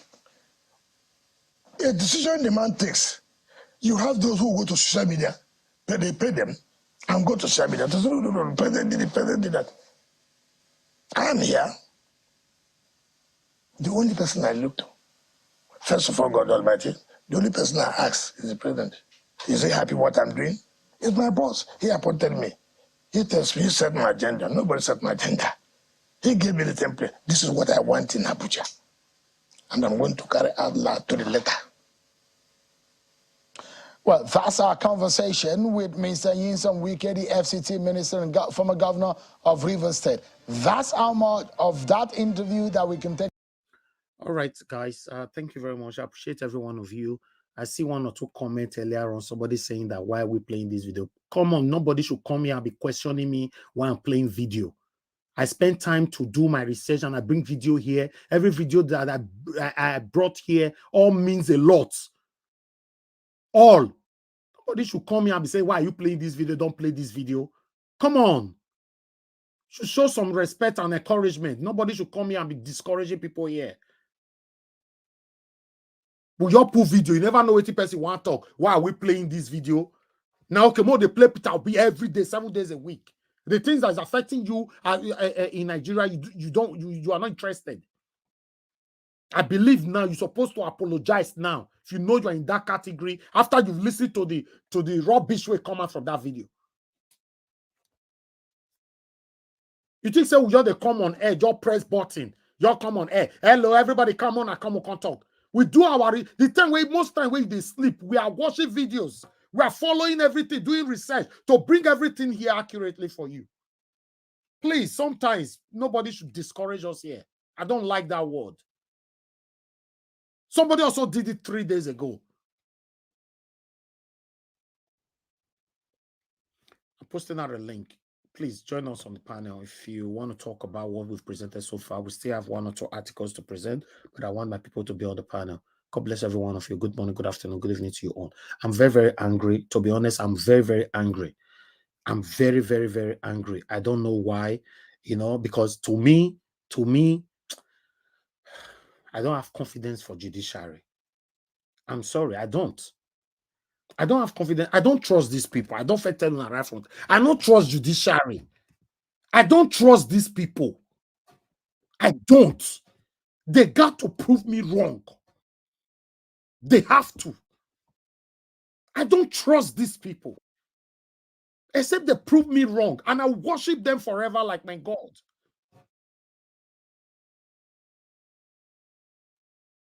Una hear wetin we can talk. Let me accept people in first. Give us a mandate. I can't see you yet. Mr. Henry, I can see you right now. Black Panther, I can see you. Thank you very much. Madam Nena, I can see you. Give us a mandate. I don't see you already. Madam Patricia, thank you very much. Oga Felix, yes, I can see you. Who is behind? Frank Emmanuel, I never see you, sir. Thank you very much. Please, everybody just... Okay, thank you, sir. I don't see you already. Thank you very much. Let me just bring everybody in sharply, and let's take it from here. Mr. Edwin, thank you very much, sir. I don't see you already. You can off your camera if you want, but I've already put on the screen. Guys, press on the like button. Help us to share. Beg. Now, beg at the beg. I'm not going to let our voices go far. This is not a joke. It's about your future and the future of your children. It no matter whether in America or UK or wherever you born them. It go affect them directly or indirectly if Nigeria not better. It's the truth. It will affect all of us. Let me quickly acknowledge my people on the panel, my people, then we can move on. 30 seconds. Please mute yourself now. Somebody just unmute themselves again, and you are playing something on your background. Give us a mandate. Good evening to you, sir. Thanks for joining us. Hey, Mr. Elvis. Good evening to you. Thank you very much. much. Panelists, good evening to everyone. People on the comment section, greetings to everyone. Welcome here again today. We are how to do this. Please hit on the like and share button as we are here. Exactly. We'll get to other talks later on. Thank you. Thank you. Thank you very much. Thank you. All right. Oga Henry, thank you very much for joining us, sir. Good evening, Mr. Elvis. Good evening, the panelists. Good evening, everybody. I'm just looking forward to talk to this madman today. Thank you. Thank you, sir. Black Panther, it's good to have you on the panel, sir. Good evening to you. Good evening, Mr. Nigerians. Thank you, sir. Thank God you don't join my anger. Oh, this political ballot snatcher is the one talking, Abi. God go soon do justice to him very, very soon. Thank you, Mr. Nigerians. Thank you, sir. Thank you very much. Madam Nena, thank you very much. It's good to have you on the panel. Good evening to you, ma. Okay, you're not there right now. Just move on. Thank you, Mr. Can you hear me? Okay, we can hear you now. Thank you very much, ma. Hello, can you hear me? Yes. Okay. Yeah, thank you so much, Mr. Elvis. Honestly, I'm so pissed off. Like, listening to Wiki, I am so super angry. Anyway, thank you so much. God bless every member of Niger Watch family. God bless you all. Thank you. We'll have time to talk. God bless everyone. Thank you, ma. Thank you very much. Mother Patricia, good evening to you, ma. How are you doing today? Good evening, Mr. Elvis. Good evening to all the panelists. And also, of course, to the people on the other side, which is the commentators or comment section. Please like and share this broadcast so that I can go far. We need to appreciate what Mr. Elvis is doing here. All the effort is making to carry everybody along. So do your part to also share the link and like, and also contribute, financially to support the channel. And of course, let me greet Mommy. Mommy, good evening. Thank you for all that you do for us. We love you. Thank you. Thank you, Mother Patricia. God bless you, ma. Oga Felix, good evening to you, sir. It's good to have you on the panel. Are you there? We can't hear anything. Good evening, my beloved brother. To all the panelists, comment section. How are you? Thank you. Can you hear me now? Thank you. Yes. We don't hear you already. You can hear me now, right? Yes. Okay. No problem. Thank you, sir. I greet everybody. All right. Thank you very much, Mr. Frank Emmanuel. Good evening to you, sir. How are you doing today? My beloved, we are going to address this madness, these criminals. We are going to address them accordingly. Just calm down, okay? Good evening, good afternoon, all of us in the panel, and those listening around the globe. God bless you, sir. Thank you. Mr. Edwin, good evening to you, sir. It's good to have you on the panel. Good evening, Niger Watch. Thank you very much. I followed everything. Your anger can never be underestimated and underrated when we follow what has been happening. My dear brother, I'll tell you one thing. Don't take paracetamol for these people. For what God will do with them is coming close to them.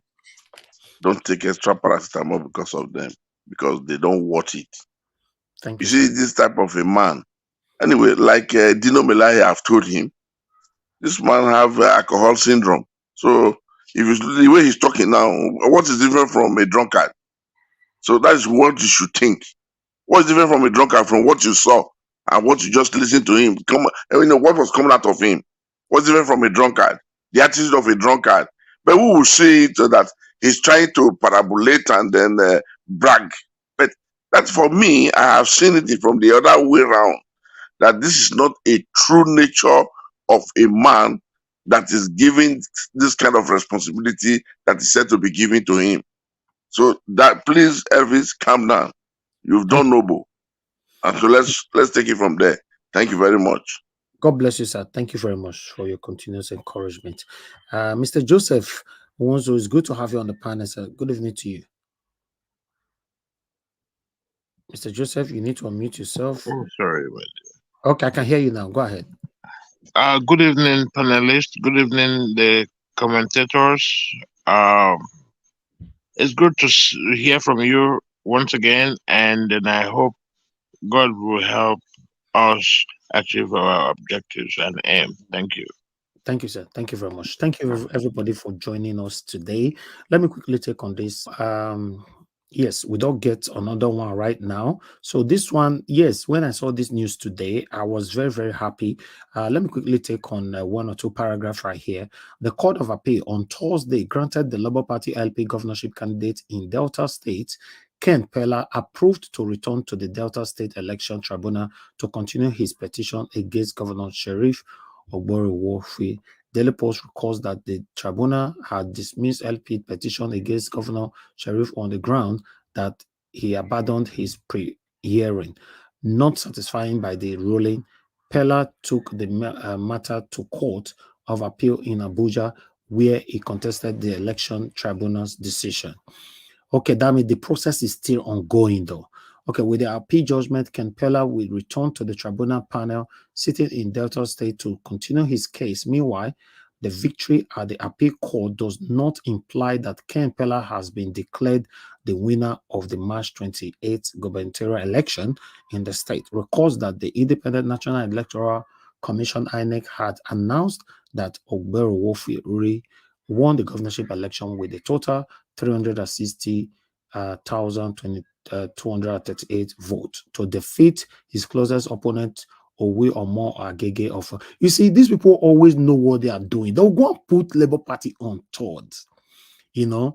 But meanwhile, I think this is a step forward. It means that he's not yet declared the winner, you know, but they've given him the opportunity now to have a step forward. That's another good news right there. But like I said before I started this article, if they allow it to stand, yes, if they allow it to stand, because remember, Tinubu is already there right now, and Judiciary, with their body language, only God knows what is going to happen. I don't trust these people. They are part of the reason why I'm not happy this evening. I'm not discouraged in any way, but I'm not just happy because I cannot trust my judiciary. That's the only thing. And it's very, very annoying. I'm not discouraged in any way, but it's sad that you cannot trust your judiciary. It's very, very sad. Even though our principal is very, very confident in this. Anyway, let's move on, my people. I would like us to maybe I might play other video later on. Let everybody keep to time today. Okay, let's just take on the beginning of this video right here, in case anybody want to say anything about it. We already talked about it yesterday, but Arise, you know, I would like us to hear the analysis for 5 minutes. Then we can start talking. I wanted to play it longer than that, but let's just listen to at least 5 minutes of it because it's already right here on the software. Let's listen together, guys. Press on the like button and help us to check. Currently, we have over 1,000 people watching us, and we have 341 likes. Thank you very much for those of you that have liked the video, but at least we should be staggering at least 500 by now. 341 is not bad, but let's take it to at least a minimum of 500 if we have over 1,000 people already watching us. Thank you very much, my people. May God bless you all. Let's listen to this video quickly. I really want to hear from you guys because for me, you know, it's good to see other people's perspective. Let's listen to this. Thank you. Now God bless you, my people. Let's take a look at the video of ousted Gabonese president in our next story. President Ali Bongo Ondimba pleading with his friends all over the world to rally support for he and his family following the coup in Gabon. I'm Ali Bongo Ondimba, president of Gabon, and I'm to send a message to all the friends that we have all over the world to tell them to make noise, for the people here have arrested me and my family. My son is somewhere My wife is in another place, and I'm at the residence. Right now, I'm in the residence, and nothing happening. Nothing is happening. I don't know what's going on. So I'm calling you to make noise, really. I'm thanking you. Thank you. This one say make una make noise. You see these satanic people. You see them. When you catch them like chicken, now then you know say now they fear pass. He say make you make noise. So as you would imagine, this video has been trending, and I think something else has been trending is hashtag make noise, make noise. And Dr. Batti had asked that what kind of noise, and I'll come to you, Dr. Batti, shortly. But before then, let's take some reactions to the video from social media. We had this tweet here from Kate Henshaw saying, so this Ali Bongo man that is asking people to shout, inserts shouting, wow, wow, wow. His father ruled for 42 years, he 14 years. Next, I'm sure would have been his son. Africa, my continent, crying emoji. Hand must touch all of them. Are the citizens stones? Well, good question there, Kate Henshaw. Dr. Batti, I'll come to Danny's message last, but let me come to Dr. Batti for his response and reaction to this. Well, I'd asked earlier on that what kind of noise does President Bongo expect us to make, and in what language? You know, is it English noise, French noise, or Portuguese noise, or whatever? But in any case, the point is this. The coup has been condemned generally by the EU, the AU, ECOWAS, Canada, US, and other African leaders and European leaders have condemned the coup, including France. But the point here is that, look, democracy is becoming even more fragile in Africa instead of, a consolidation of democracy. And the argument has been put up that a number of points are responsible for this. One, reckless politicians, reckless politics in Africa. Two, a situation in Africa, as I pointed out, quoting Farid Zakaria's 2003 book, The Future of Freedom, about the spread of illiberal democracy, particularly in Africa, whereby what you have are autocrats organizing elections, perpetuating themselves in office, without the necessary institutions that can provide the checks and balances. In Gabon now, we're told that the chair of the Electoral Commission has gone into hiding. He dare not show his face in public. And the coup makers, they've said, look, the election was flawed, it was also fraudulent, and that election will not be allowed to stand. So African leaders must take their cue from what is going on in Gabon.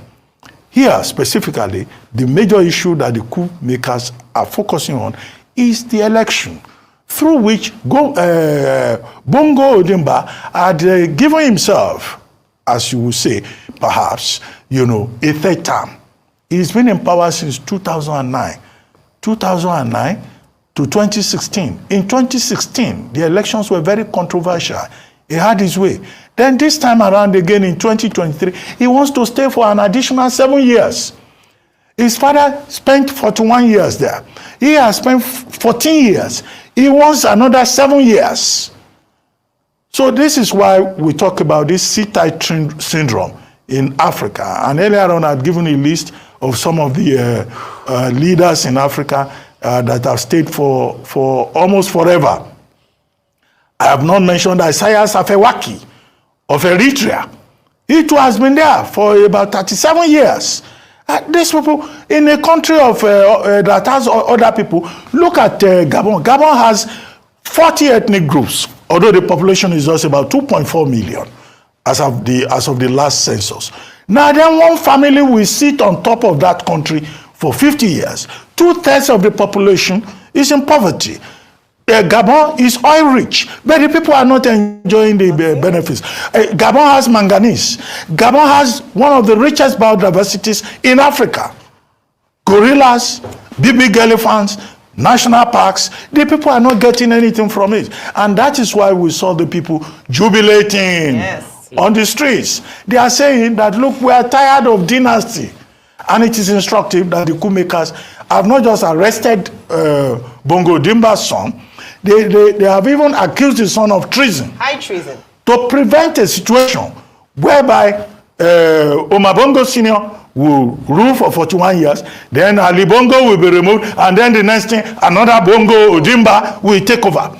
They are sending a message about dynastic rule. And I hope that Chodoro Mbasongo in Equatorial Guinea is paying attention, because that's another country where a dynasty has been established over the population in that country. So it's a teachable moment for Africa, what reckless politicians have done, and the people, you know, embracing an unconstitutional takeover of power.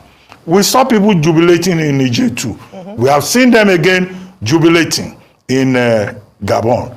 African leaders need to wake up.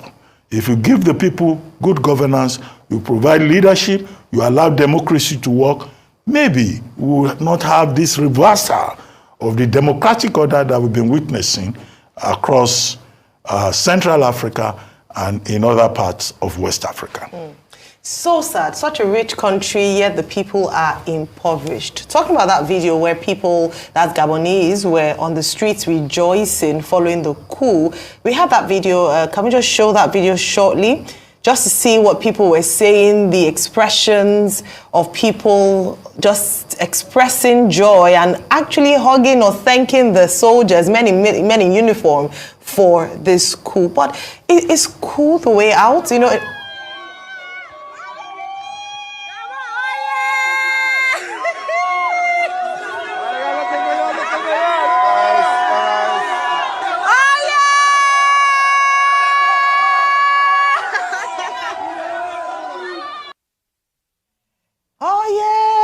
they're happy. Before I come to you, I want to take us back to this video that's now come up. It's re-emerged following this coup of a time when the Gabonese president, ousted president now, Ali Bongo, was sitting for fireside chat at the Side Business School in Oxford University in October 2018. This video is now trending again because, of course, what's happening in Gabon. He was asked a question about term limits in Africa. So here's the question. My question relates to the question of democracy within your own country and on our continent more generally. Being at an institution of educational excellence, one of the core theses of democracy is that term limits are one of the key ingredients to ensuring that a democracy thrives. And that is a principle that is seen within the Constitutive Act of the African Union, for example. And yet, for all the progressive reforms that you've introduced economically, some of the, in my view, regressive reforms is to remove term limits for presidents in your country. Do you agree with the thesis? If so, why did you introduce the term limits? What you say, it all sounds nice, but it doesn't work like that. First thing, I did not remove term limits. I did not. And we don't have term limits. Term limits, I would say, frankly, that sounds sexy, but it ain't working. Because when you go into your second term, you no longer have any authority because people know that you're leaving. And your second term is a completely loss because it starts problems for your succession and people within your own party, and they start, fighting, and no one listens to you anymore. And we've discussed that, with various African leaders, and they all conclude to the same. Now, why is it still applied? It's because some African leaders think that, it's going to please you guys here. That's why they do it. But they really don't believe in it, because on the ground, they see the difficulty, And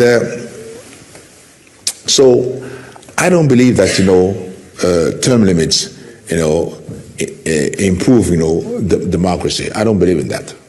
And we've seen that, in many cases in Africa. That's not really. So why didn't Tinubu address this video? Why didn't Tinubu address these people that have been in power for the past 50-something years?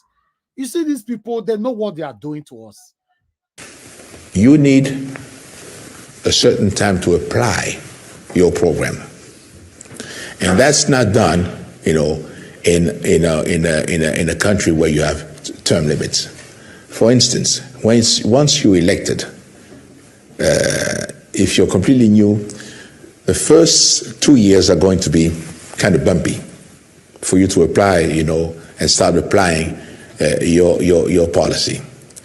And then as you start implementing, you have to think of your re-election. And that means that if you have tough measures, Words on marble by President Ali Bongo in 2018. 5 years, or how many years later? Yeah, 5 years later. We are going back, you're revisiting that video where he says term limits don't work in Africa. Rufai, what do you think? For me, you know what made me cringe is the reflection of how warped his mindset is. And these are the mindsets of African leaders, so a lot of them have very warped mindsets. He's talking about re-election. Why doesn't he say that re-election should be based on the performance of the leader in the first place? Why do you need 2 terms if you can achieve what you said to achieve? Term limits. Are you going to be there forever in the first place? Are you not there at the mercy of the people? So why are you concerned about re-election? Is it a must you must come in? If the people say they don't want you, then you go. But you see, that's what the leaders do. They build all sorts of very terrible mindsets. They don't allow the institutions work. They become strong men as against having strong institutions.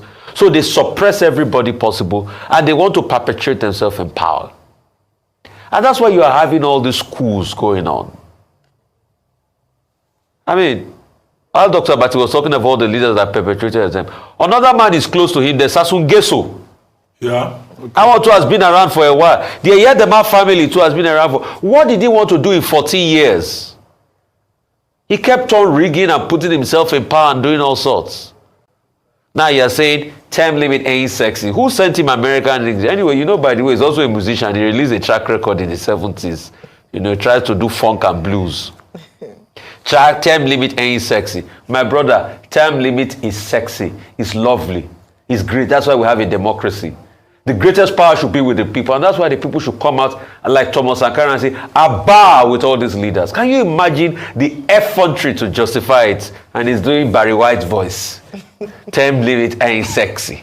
What nonsense are our leaders spewing? He's talking about second term. What nonsense. And that's why I was happy that everybody fought out a very nefarious third-term agenda in this country. What are we doing with ourselves? All right, well, talking about this country, thank you. Let's come back home to Nigeria. So we've seen the Gabon incident and it's still developing. We're still watching things unfold. But here in Nigeria, in the southwestern parts of Nigeria, in Ogun State to be exact, and coincidentally, Dr. Bati and Rufai, that's your state. The local government chairman, there's a video of the local government chairman in Ogun State who had a meeting with the governor, Dapo Abiodun. Let's have a look at that video. Doctors are no. I've only come in to beg you as the father that you are, as the father of all in this case, Excellency, beg you to encourage you. Excellency, tell my that you are that no back. Tell my that you are that no. And so, on behalf of all of us,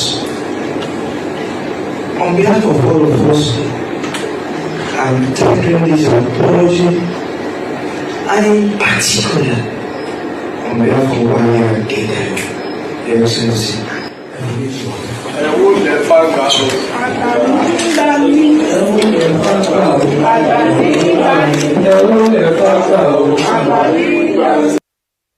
Two days ago, when this video... Local government chairman on their knees begging a state governor. Emerged. People were wondering what's going on here before the audio was then attached. So the chairman led by the Algon chairman, Babatunde Milola Gazal, stormed the governor's office in Abeokuta to beg for his forgiveness on behalf of one of them, that's the chairman of Ijebu East local government, Wale Adedayo, who accused the governor of withholding LG's allocations, stating in a petition dated 28th of August 2023 that Governor Abiodun has not paid a dime to local government accounts as federal allocation in the last 2 years, and that he had denied the local government chairman of the Ecological Fund and other entitlements due to them. Yesterday's paper, Vanguard, had the publication alongside other newspapers. And here is the response from the other local government chairman. Rufai, what do you think? I mean, if there's a case about funds and all of that, I think the appropriate authority should look into it and the matter should be escalated. We've constantly always advised that the state government should ensure that the local government get their money. It's not today we've been having cases like that. But if Governor Dapo Abiodun feels the matter is not true, then there should be an independent panel of inquiry set up to look at the matter, to bring truth to the matter. I don't believe in all of this going to kneel down in front of a governor. It's not done. It's not done. And yes, some people will say it's cultural, but I don't believe this is right. We shouldn't do things like this. Nobody is God in this country. All right. There's an allegation, people reply to an allegation. So if the person made an allegation and other local government chairman do not support him, yeah, they can put it in writing. They can also go visit him and say, oh, we don't support him on it, but up to the extent of kneeling down and begging and prostrating. No, this is an eyesore. This is not the kind of leadership we want in this country. Exactly. Okay. We need a renewal. And please, concerning the allegation, I think they petitioned the EFCC in the petition. Yes, we should look into it. And if the governor is cleared of it, yes, so be it. Except that in this case, the governor of Ogun State has made it. All right, thank you very much, my people. We need to start talking right now. Let me take 30 seconds break. Then when I come back, we start talking. God bless you. Mr. Yakubu, Emma should be fraudster. Are you calling him dignity? Mr. Yakubu, Emma should be fraudster. Mr. Yakubu, how much you collect? Professor, your reputation this smell. Not be waiting we vote, not be you boss like a town hall. Different from Bala Blue. Say if you know like come, make we go to court. 300 billion with no results. Election for Nigeria, I next select. Not be the people decide, now Mahmoud select. Now that they force the people to congratulate. It's so funny, I can't really comprehend. Share na democracy be this. I been a democracy be this. Bala Blue they buga, say nothing they happen. Money they break it, if you buy them all. 2023 we know if you forget you. The most fraudulent election in my country. Mr. Yakubu, Emma should be fraudster. Argument. I leave the rest for the next argument. Mr. Yakubu, Emma should be fraudster. All right, guys. Thank you very much, my people. I appreciate every one of you. Good morning, good afternoon, good evening to you all. I appreciate you all for your time with us. That is all we have for you today. We're going to start hearing from our panelists right now. Please press on the like button, help us to share. Press on the $sign, support what we're doing here. Encourage us. And somebody was also asking for our Nigeria account from the beginning of this broadcast. You know, I'll put that on the screen right now, but it's just going to be short. Please support us with anything that you know you can right there. Thank you very much. I appreciate every one of you. Let's do the right thing. Let's stand for what is right, regardless of whatever it is. May God bless you all, my people. Thank you. Thank you. I can see more people try to join us. Currently, we have a full screen. Give us a mandate. Are you there with us, sir? Yeah, thank you very much for the time. Good evening. Once again, people, greetings to everyone. 8 minutes. Thank you, sir. You said what?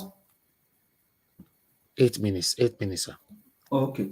So, to everyone, greetings, and President F. Emmanuel, greetings to you. On the average earlier, I think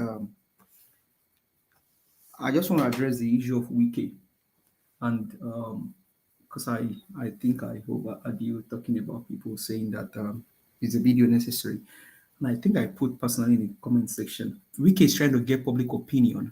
He wants to be in the public. So is there a need for the video?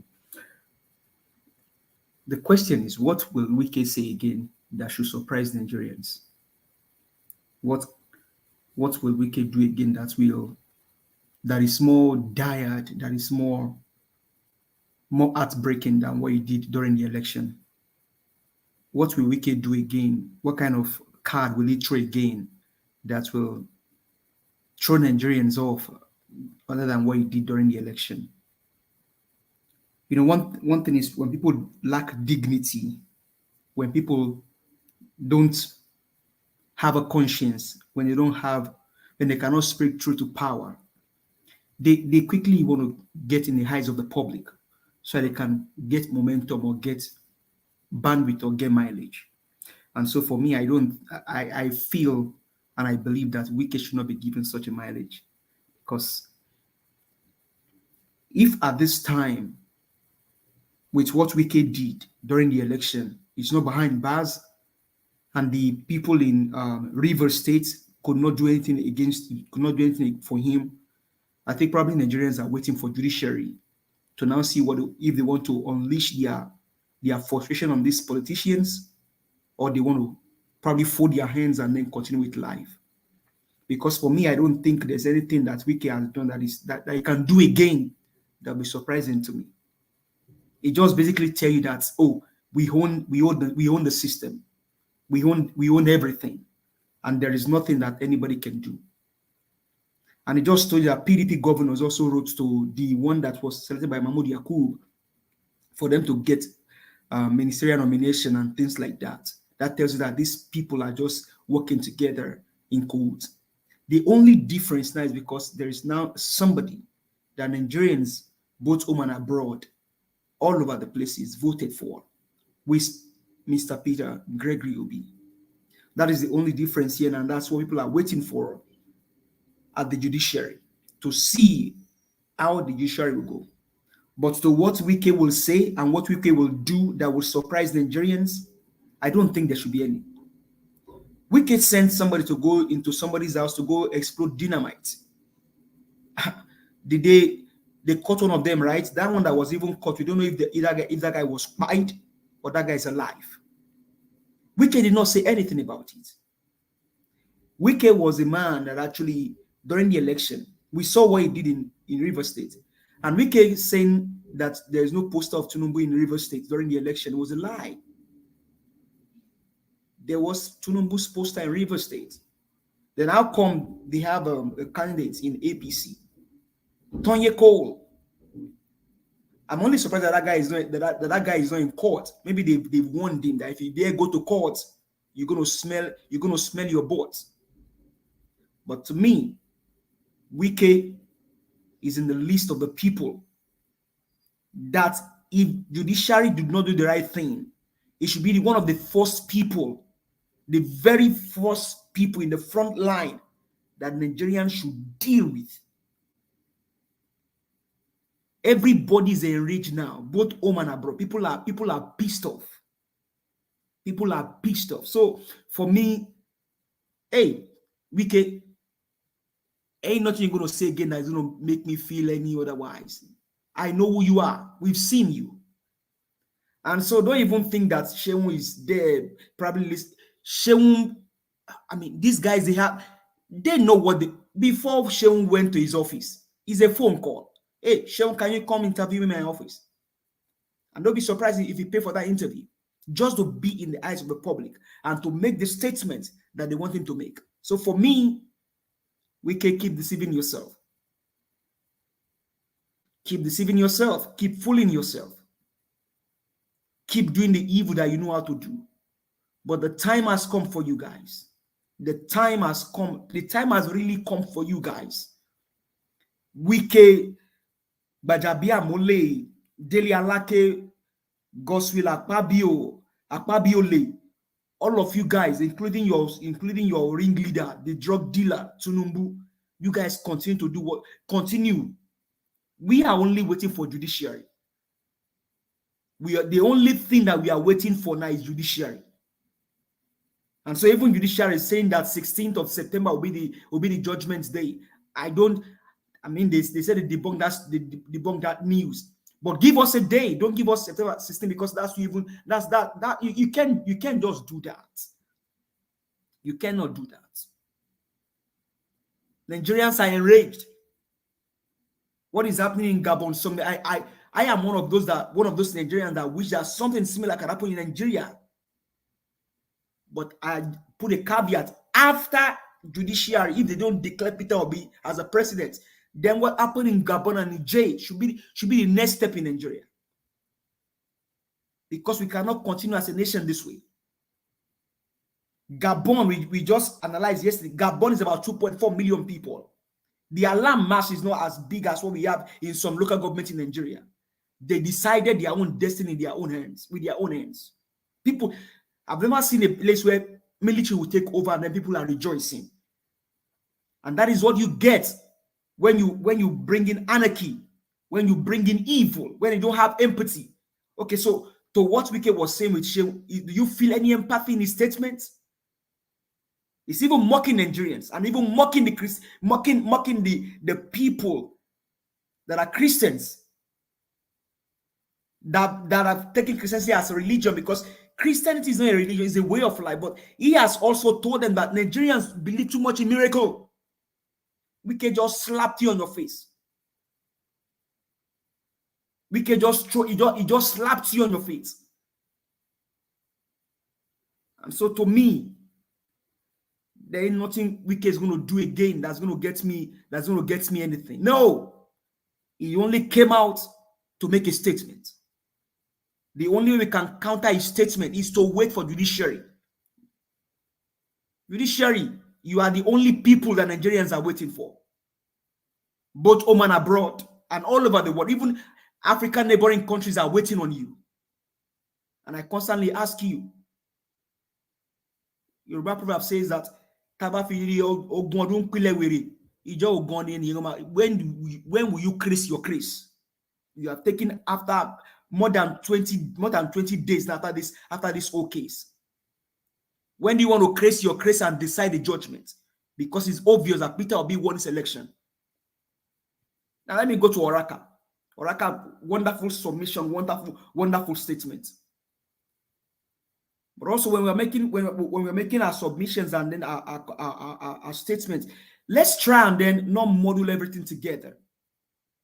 Saying that we like a Yoruba man or Hausa man or even a Do or Igbo man buy some motto. It would have been some Yorubas, some Hausas, some Edorians, some Igbos, buy some mottos.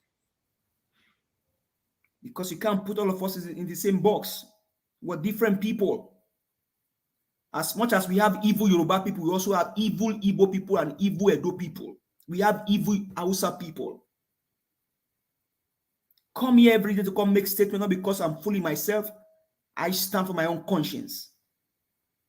I don't care about Tinubu. I don't know him. I don't want to know him. I don't want to have anything to do with him. I don't regard him as a Yoruba person. I don't see him as any.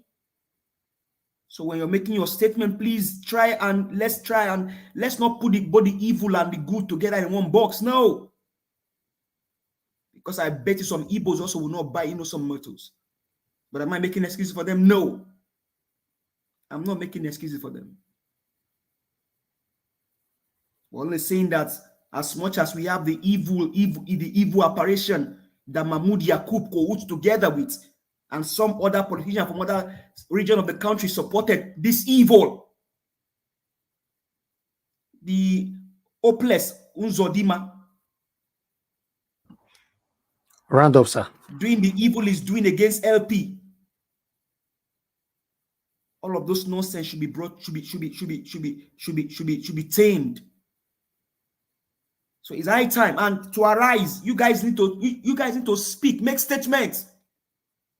All of this evil coup, all of this nonsense going around need to stop. Somebody just carried out one of the greatest civilian coup in the history of humanity by changing the will of the people.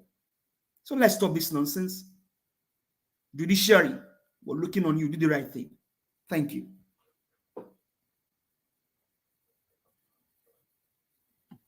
Thank you. My brother, give us a mandate. Thank you. Madam Nena, I can see you be coming in, leaving. Your network, I don't understand it today. All right. Let me come back to you. Let me quickly, before I call on the next person, I'd like to quickly add to what you just said. My brother, give us a mandate. Yes, I guess you were referring to Mr. Uraka. I don't know, because it's only Mr. Uraka that talk about the innocent mortals, and then I re-echoed it. One thing you must understand is that whenever the same Mr. Uraka rained praises on some of the Yoruba people, he said any Yorubas that is not supporting Tinubu, and he prayed for them, and on that particular video. So please, whenever people speak like that, you shouldn't put yourself inside. It's just some. If you know you don't belong to the category, it's better not to fume about it at all, because everybody know that you're a Yoruba man and you'll be standing for what is No, right. when he was making that statement, I think there was a follow-up from you. I always want us to let's. It's not about me being a Yoruba person now. It's also about the fact that we should just let's not put the good and the better in the same box. It doesn't about even I mean he could have even said an Hausa person. What I'm saying is let's use the word some Igbos, some Yorubas, some Hausas, some But Edos, even me myself, I our, use our, some, our right? effort here will not just be in vain. Yes, I use some myself, right? And I believe he did. He did, because he prayed before he started that conversation. He said the Yorubas that is not supporting Tinubu, and he prayed for them, and he continued with that. Please try to listen properly before you react. That's what I'm saying, because you yourself, you might also have faults on your reaction. Because I can testify to that, except if you want me to bring that particular part again, I'll bring it on. Mr. Uraka prayed for all the good Yorubas and good Hausa people and all that, that is doing the right thing. Then he went on, and in most of his video, he's not generalizing. He's not here. I have to say things how it is. And me myself, as you know, I'm totally against people that generalize. I said it, that regardless of whatever that is going on in Nigeria, some people still believe that they will support Tinubu because he came from their village. It's not all, so what are we talking about? So please allow people to be free to speak how they like, as long as they're not generalizing. Is a beautiful thing.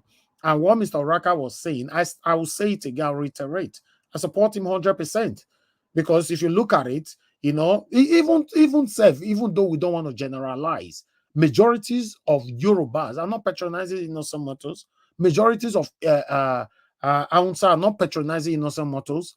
Majorities of even Edo State are not patronizing. The reason why you see Yoruba and Hausa or Igbo come out first when we talk about ethnicity, that is because of how they, designed the country fraudulently to put the same majority, the majority and minority. Who is minority? As far as I'm concerned, nobody's better than me in Nigeria. So for you to put me as a minority, and I believe these guys are sick, because this is how they fraudulently designed the country, and that is why you and we are where we are today. Because nobody is minority. Nobody in Nigeria is better than me. Nobody in Nigeria is better than Edo people. And I don't believe Edo people is better than anyone. So where did they came up with the minority and majority? So for me, we should say things how it is. Nobody is patronizing innocent mortals. If we talked about this before, statistically, if you have to look at it, the people that is patronizing innocent mortal in Nigeria is not even up to 6%. In the whole Nigeria, all tribes. Who is patronizing them? How many times have you visited Nigeria and you drive for a whole 5 hours or a whole day and find we cannot make that a tribal issue. Then I think it's just on the fact that we don't support our locally produced. He didn't make it a tribal issue. You are the one making a tribal issue, sir. No, don't say that. No, he didn't. I know what he said. He didn't. What he said some people will not support innocent mortals because it's not a Yoruba. Mr. Elvis, play it again so that I can hear it very well. Exactly. I'll look for that part. I'll play it again. He says some people will not support it because he's not a Yoruba man. He's not an Hausa man. He raise up his hand, say, "Oh my God, how did we end here?" And it's the fact. Why is the fact becoming a problem right now? Is the fact now? Is it not the fact? Can anybody dispute the fact? Me, myself, I've talked about it before. I showcased innocent mortal on the screen here. Augustine was here with us. I believe you yourself, you were here with us. I was here, but we don't make it a tribe. Nobody made it a tribal issue. You're not getting it. and I don't Let's think we move have on. to flog this, because one No, thing is, nobody, no. even because our locally we don't support our locally produced goods. So let's not say that whether Yoruba or Igbo, we all are to be blamed because we don't support our locally produced goods. Because they said no. it's the major language is there. Major tribe. I will disagree with you. Give us a mandate. You and I know that a Yoruba man would prefer to support a Yoruba man. A Doma would prefer to support a Doma man. Really? And that's why the country is messed up. Let's say things are at risk, man. What are we saying? We know the truth now. Must we argue this? Is it not what that brought us to where we are today? So it's fair to say that the Igbos are the one patronizing Inosom, right? Did he say that? No, based on what you said now. No, Mr. Give us a mandate. Can I say something here? A Yoruba man. Majority of Yoruba people prefer to support Yoruba. You guys are the one. You are not getting what I'm saying based on the statement he's making. Give us a mandate. Did you listen to my speech yesterday about tribalism? If you listen to my speech yesterday about tribalism, you don't give a damn about any tribalism, because when you came from heaven, they did not mark on your head tribe. So I don't see anything. If they say Benin man, they go do Benin woman, and then they go do something for Italy. What the concern with that bull crap? Should I stand on that premises and start fighting like warrior when the country is in dismay? I have said it. All right. No to tribalism and nepotism. What will happen? I will certainly bring that part back again. Let me look for that minutes. But before that, let me call on Mr. my Henry. God. But sorry, did you also listen to my submission some times ago about tribalism, Black Panther? Yes, that is why I'm surprised. Exactly. So we all have to take it. What I'm saying about Oraka is that when he's making that statement, he should say some, not all. Okay, don't worry. I'll bring that part back. Yeah. We'll know where the whole thing is coming from, So maybe he got it wrong. Give us a mandate. But I don't have issues with him talking about tribalism, because you have issues. That's why you're discussing about. You have issues. That's why you are flogging it now. What do you mean you okay? So if you listen to what I said, what you said is some, not all. Yeah, but you flogged that part. That where you focused on. That's why I came in. Well, that's what he said. You and I know it's tribalism that destroyed Nigeria. Let's say it's Iris. It destroyed Nigeria. He put you and I where we are today. It's the fact. Why is the fact hurting us? It's not tribalism that destroyed us. If you are here today because you choose not to be tribalistic, I'm here today because I choose not to be. Are you an Igbo man? And that's why I'm still here, and I'll continue to be here because I don't put tribal in front of myself. But that's what I'm saying. But if you are different, majority of Nigerians are not. They are tribalistic. Let's say it's high majority. Naja Washer. Listen, give us our mandate. Good evening. With all respect, please let us leave this thing, because as we are moving forward, we try to forget what has happened behind. Okay? Because this thing now, the modern Nigerians, the youth of today, the forcing Nigerians of today, they are trying to put this thing behind them. And we should also go and as followed with the way people are now trying to change the narratives on ground. You understand my point now? If I give you the history of what, for example, the former Bende state experienced from Yoruba, you don't think we will agree. But today, most Yorubas are changing the whole thing. And we must not say because we experienced it or it happens before our eyes, we should remain with those. Oh, no, please. We are changing and people are changing. If anybody makes an alter of statement that does not go well, also check in. Maybe it might be one mistake or the other. He might not purposely do this thing because Araka is also the man of the people and he does not believe in tribal sentiment. Please, let's go forward. I am begging you, let it relax. That's why Nigeria Watch has been trying to pull this thing to you, push it to you, so you just let go. But it's like you're not taking it. Please, I'm begging you also. Let us move forward, my brother. You are wonderful in this room. Yeah, can I just say Let's move something forward, also? please. Let's move forward, please. Come on. Okay.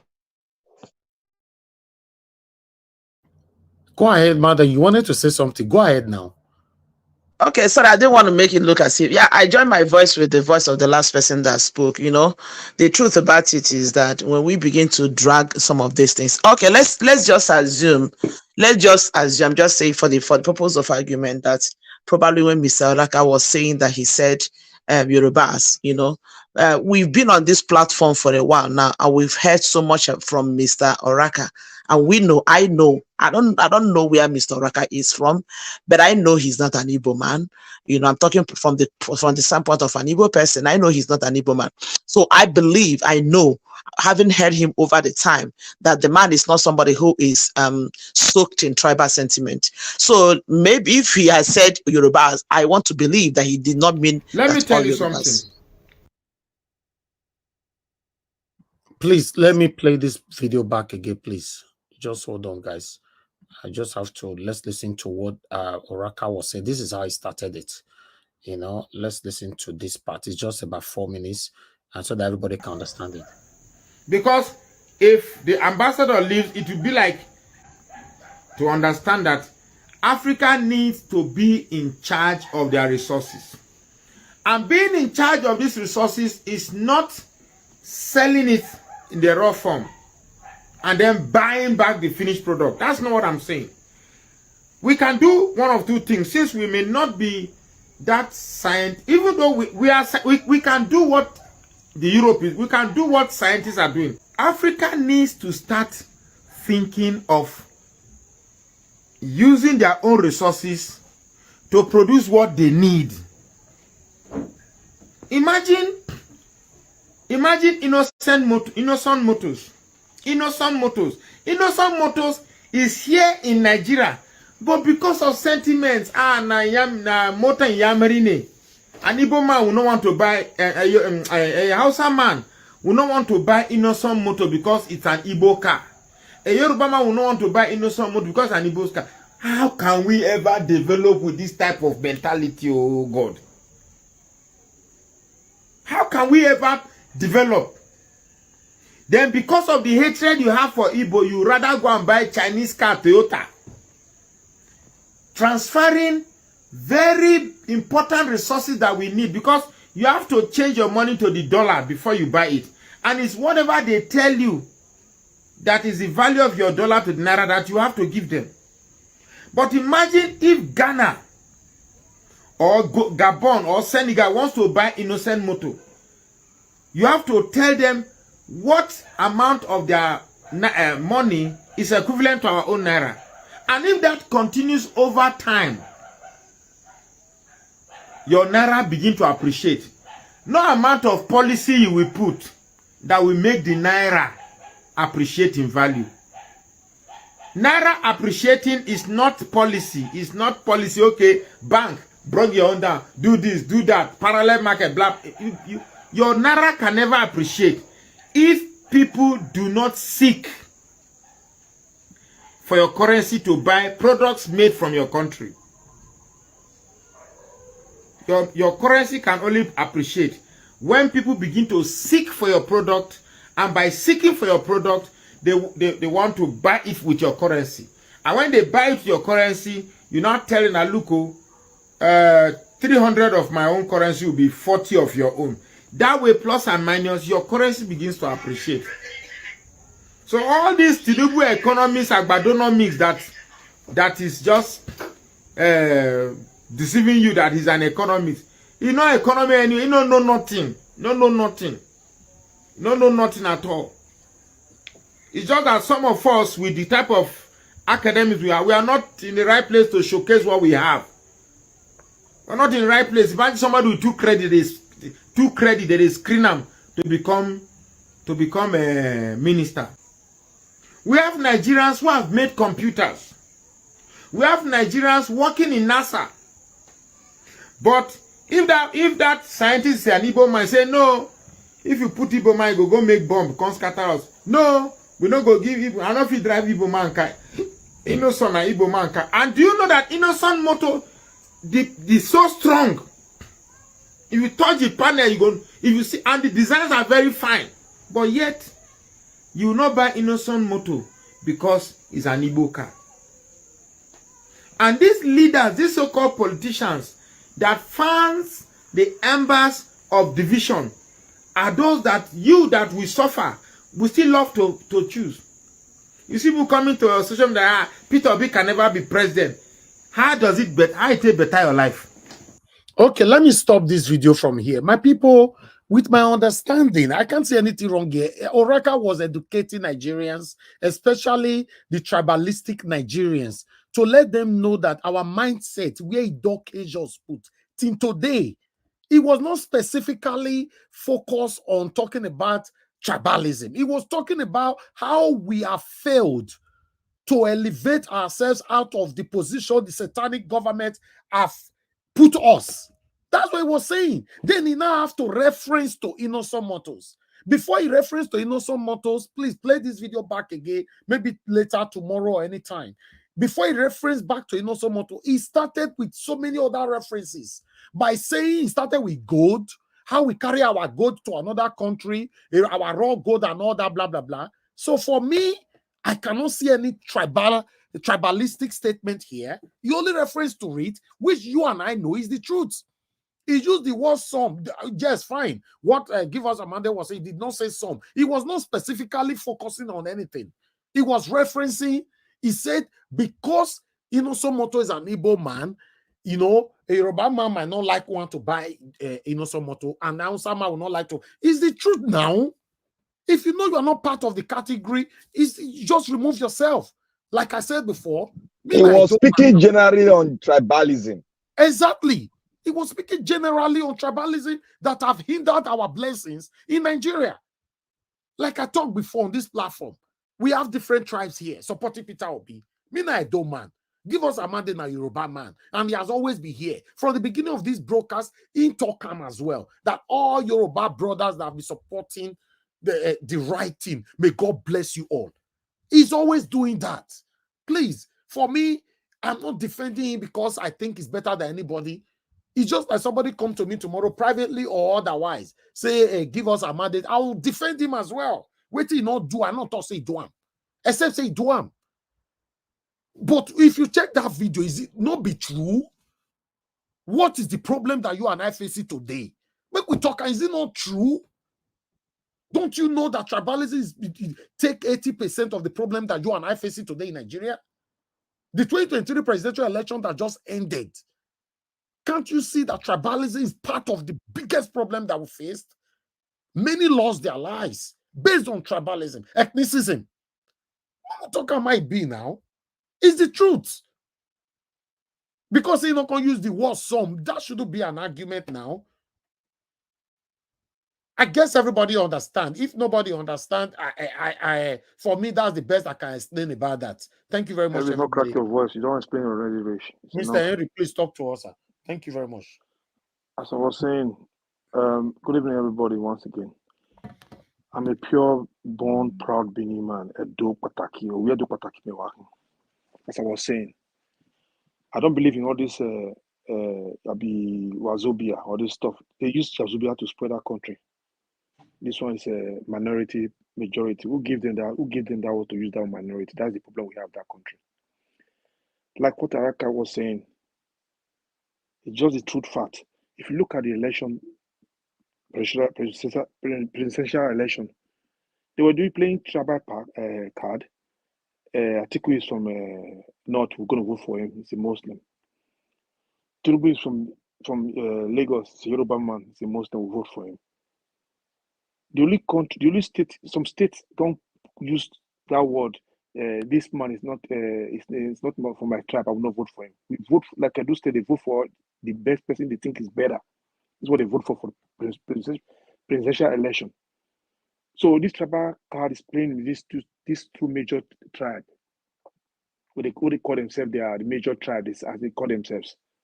They should move from that cycle they generate on their forehead, their brain, that are the major tribe in that country. They should move from that from today. because tribe did not lead anybody to that country, didn't lead Nigeria forward. What this guy was trying to educate us, we should learn to patronize our stuff, our own. Look at if it's supposed to be, if supposing this man, Innocent Moto, belongs to Dangote, everybody would like to buy for Dangote because it's not an Igbo man. This is the fact. Because he hates some of these so-called tribalist, satanic Nigerians have for Igbos. I don't know where they have it from. Let's call a spade a spade. Look at Oyema. I hope some of you listened to what he said about the tribalism they were playing during his airline issue during Buhari time. I guess people go and find the video and watch it. We should come out clean if we don't have this tribal sickness inside we. We should come out clean. So, if it's a country we want to develop, we have to go on local. Americans today go and look at their cars, the government cars, police, whatever. Like German here, they use their own product. You don't have to go and buy Ford to give to police here. No, they don't have Ford here as police cars. They don't have it. You see, the so-called ANEC president, if it's not a tribal man, at this moment now, they should try to buy all cars from local to patronize their own product. So that African countries will be seeing it to buy and will be buying it. What they do, they prefer to go and change money to dollars to go and buy imported cars. You see how backward they are. They don't want to buy it because I don't want this man to be rich. That is the problem. Some of these Eastern governors too, and those state governors too. If we want to patronize our own, want to make our country progressing, the more you patronize your local, the more they employ more people, the more the economy is growing. This is what this man is trying to tell we Nigerians. We should try to support our own. Every Western country support their own product. Except it's a cost for you people that don't support your own. Just like we support Peter Obi, we know he's the best from all the candidates. We know he have what it takes to change that country for better society. I'm not an Igbo man. I'm a Bini, pure brown Bini. But I supported Peter Obi with my full chest. My parents too, my brothers too, they supported Peter Obi. My niece, my nephew, my family supported Peter Obi. So if you still have that tribal sickness in your mind, you should go and put it somewhere else and flush it off. Let me go to the crazy thief, alcoholic, Wike. Wike should be a lawyer, they said. It's a shame for education. When they say Wike is a lawyer, it's a shame to be educated. How can this man be a lawyer and be speaking like this? He just came out to rant like always. If Nigeria is a country that is existing, Wike should be in bar, locked up for a long time. And if he's supposing the River State people are seen vibrant, Wike should not have left that River State for what he did. Governor Basiki cannot do something like that and they start coming out and making noise like that. They will know, they will tell him. If he have the guts to come out and start be boasting, calling God, do Wike know God? Do Wike know what is God? And he's the one who's telling you people who said looking for miracle, prayer. He's laughing at you people. All you know is to pray to have a good governor. You have to pray to have a good government. You have to pray to have a good light. You have to pray to have good road. Are you not tired of prayer? You people should hold your local government, your governor, your president accountable for their failure, not by going to church 7 days a week, fasting and praying. It's not helping you. You have to move your butt. Wike, when Obi come in, Wike gonna find. I guess gonna run away from Nigeria because the time is getting close. You can see him in his face. He's scared. Wike is afraid. Don't know what's going to happen. This is how they say about Peter Obi. The other one, the Cardinal Rat, Rufai said, you're not going to have, for the campaign, you're not going to have any, more than 200 or whatever. He was shocked. Upon their arranging all their tribal stuff, nothing happened. Lagos, the same thing. Nigeria voted for Peter Obi. The whole world knows it. The whole world knows it. Edo State is the headquarters of Obedient. If people don't know, you should know now. We are the headquarters of Obedient. Go and mark it. Go and find out how it happened. We are never tribalist people. We vote for the right person. We are rebel. June 12th. Marco and find the issue of June 12th. We are rebel in June 12th. People don't get that time. We should leave this tribal issue and face the reality. These criminal elites, thieves, corrupt politicians don't want to live. We have to take it by force. We should not let them have sleepless night. We should be their nightmare. Wike is just saying this just to rant, to fight his fear, because they don't know what is coming. They are all panicking. They saw what is going on in Africa. They are all panicking. So I know you can see in his face, it's aggressive and he's scared. He knew when Obi come, all this their turn by turn Nigeria Limited will not happen no more. Let me go to this crying baby, telling not me, I'm not included, telling you people, those who support this corrupt system, people should cry to their friend. You should make noise to their friend. Because I'm not included, because I'm not supporting corrupt people. When he was enjoying with his father, did he make noise? They should make noise to his friends. The so-called friends, they should make noise for. Do they practice what Gabon president is practicing in their country, like France, Canada, whatever? They have to rule for more than 53 years, himself and his father. Do they practice such things in their country? The answer is no. And he was bragging that the short term is not sexy. It's not. Can you imagine? He was so confident. He don't even see this thing coming. He don't even know this thing was coming. I wish he knew that time. Could have just stepped down. He was still even sick. He still want to be president. He have a stroke. You see how greedy and selfish African leaders are. I don't feel sorry for people like that.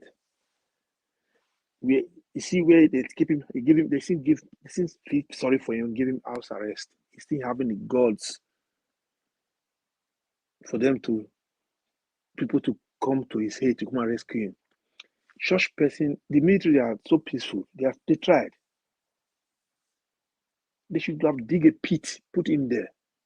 They should put him there. Let the citizens come and watch him free of charge. They have to pay to come and watch him. There are about 2 million citizens. 2 million. Mr. Henry, please round up 1 minute, sir. Okay, they are just 2 million. And the wealth they have, if they have to share every income to the citizen, they'll be living like Dubai. What they did, just the family business. African leaders don't deserve respect. They deserve things like that. Those ones who don't want to change. This is a wake up call for all of them. Those who stole our mandate now should ready to drop the money back and just go in peace. That's it. And the so-called judiciary should do the right thing and go in peace. Because we are watching. We are watching. And we are tired of waiting. The clock is clinking. Just like on Nigeria was saying, I have 1 minute. It's clinking. They should not make any mistake. Because let me reserve it like that. Thank you. All right. Thank you very much, Mr. Henry, for your submission. God bless you, my brother. 1 minute. I have a caller. Thank you, Madam Deborah, for calling in. Please talk to us. 2 minutes. Good evening to you, ma'am. Yeah, good evening, Mr. Nigeria Watch. Good evening to everyone. Just want to make a quick contribution to the broadcast. Go ahead. 1 minute it was left. Just sickening. Yeah,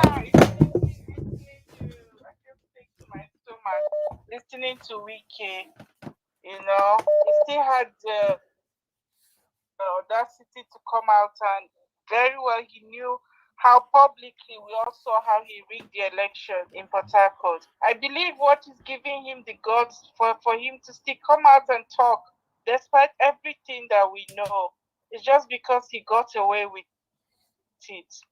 This is the more reason why there should be accountability. Exactly. When a country where people commit crime and just get away with it without any accountability, that is what is giving them the confidence to come out on air and talk as if nothing is going on. It's just a shame. I'm really looking forward to when these people will be held accountable for the atrocities that they are committing. And this is what is giving them the confidence to come on air and talk about crime and feel less concerned. And he's talking anyway. I just don't know, but I really hope that something will put an end to this nonsense. Thank you. For Wike to come out and talk like this, he will be surprised what will happen, because everything that has a beginning definitely will have an end. Thank you, ma'am. Thank you so much, Mr. Nigeria Watch. God bless you, man. Thank you very much for calling in. Thank you. Let me quickly pick another call. Thank you very much. Love of God is my strength. Thanks for calling in. Please talk to us, man. Hello, good evening. Thank you, madam. Thank you very much for calling in. 2 minutes. Okay, thank you very much. Yeah, good afternoon, everyone. Quickly, panel and on the comment section. Good afternoon. Good evening, sorry. Yeah, I really want to talk about Wike. Wike is really taking the piece. Nigerians, let me tell you, let us talk to ourselves. God will not come from heaven to help us. Anybody that is waiting for God, I'm sorry, I'm a believer, a strong believer for that. That God will come and do anything. We are just wasting our time. God has done everything for us. He has given us the land for us to subdue. He has given us, every one of us in that country, the resources for us to live well.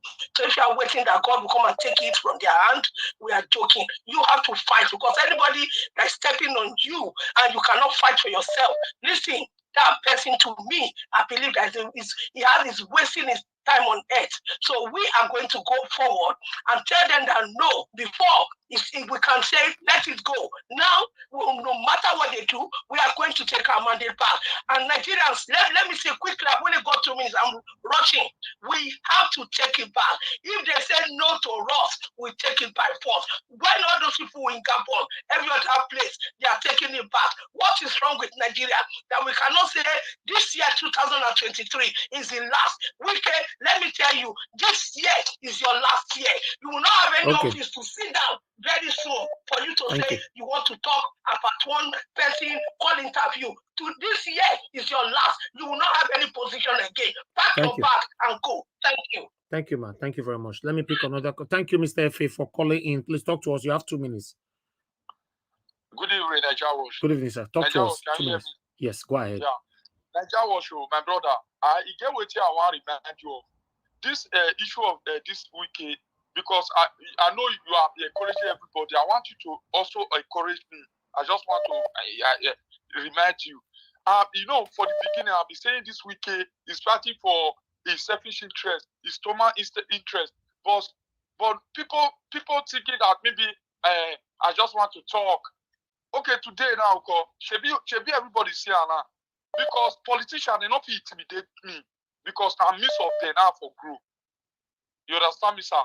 So the issue of we can call the talk for media like this, it's just a talk because it's still a fight for his master, Tinubu. He's a betrayer. He betrayed a PDP.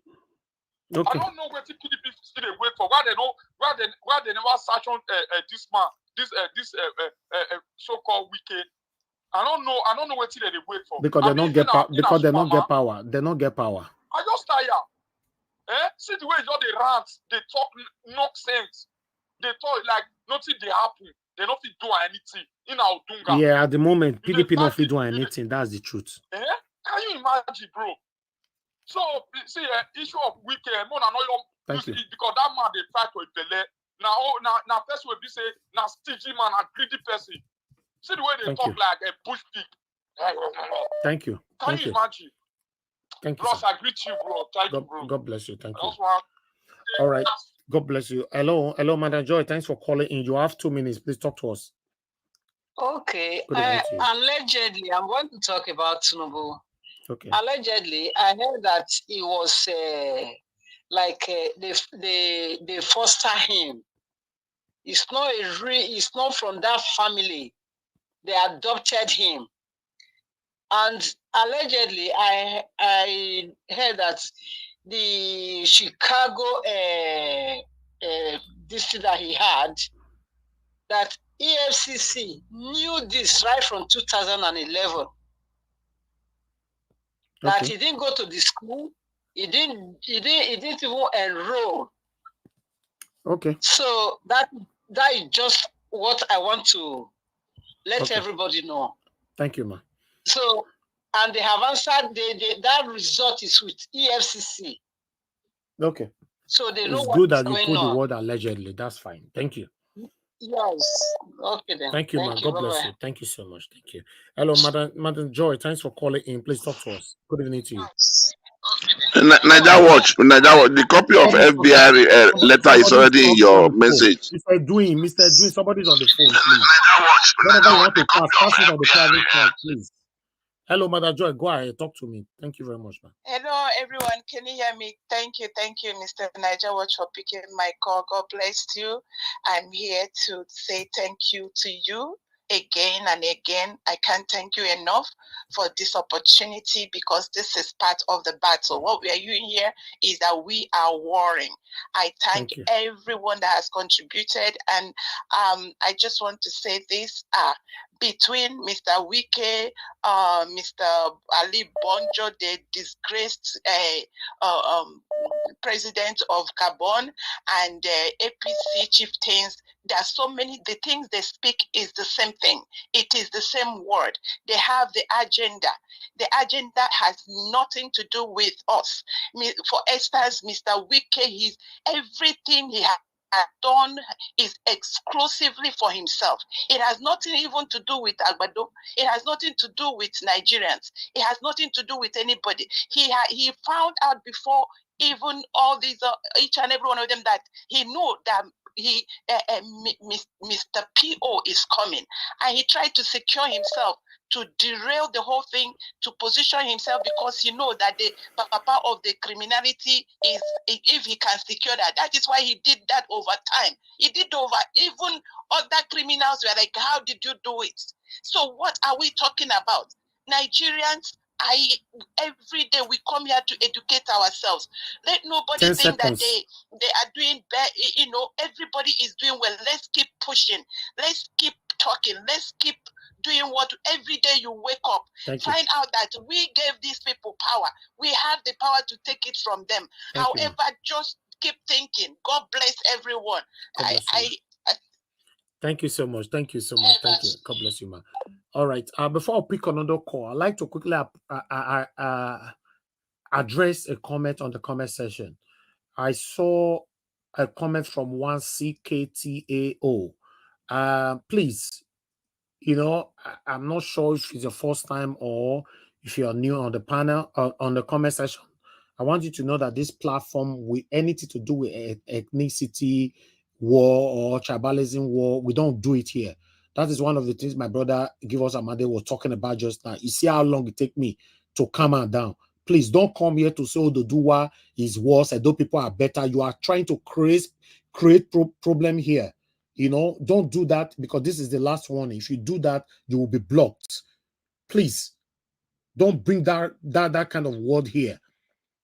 You cannot hide under the name of CKTAO and be attacking Oduduwa. You know, please. It's unacceptable, and it's the last warning. Thank you very much.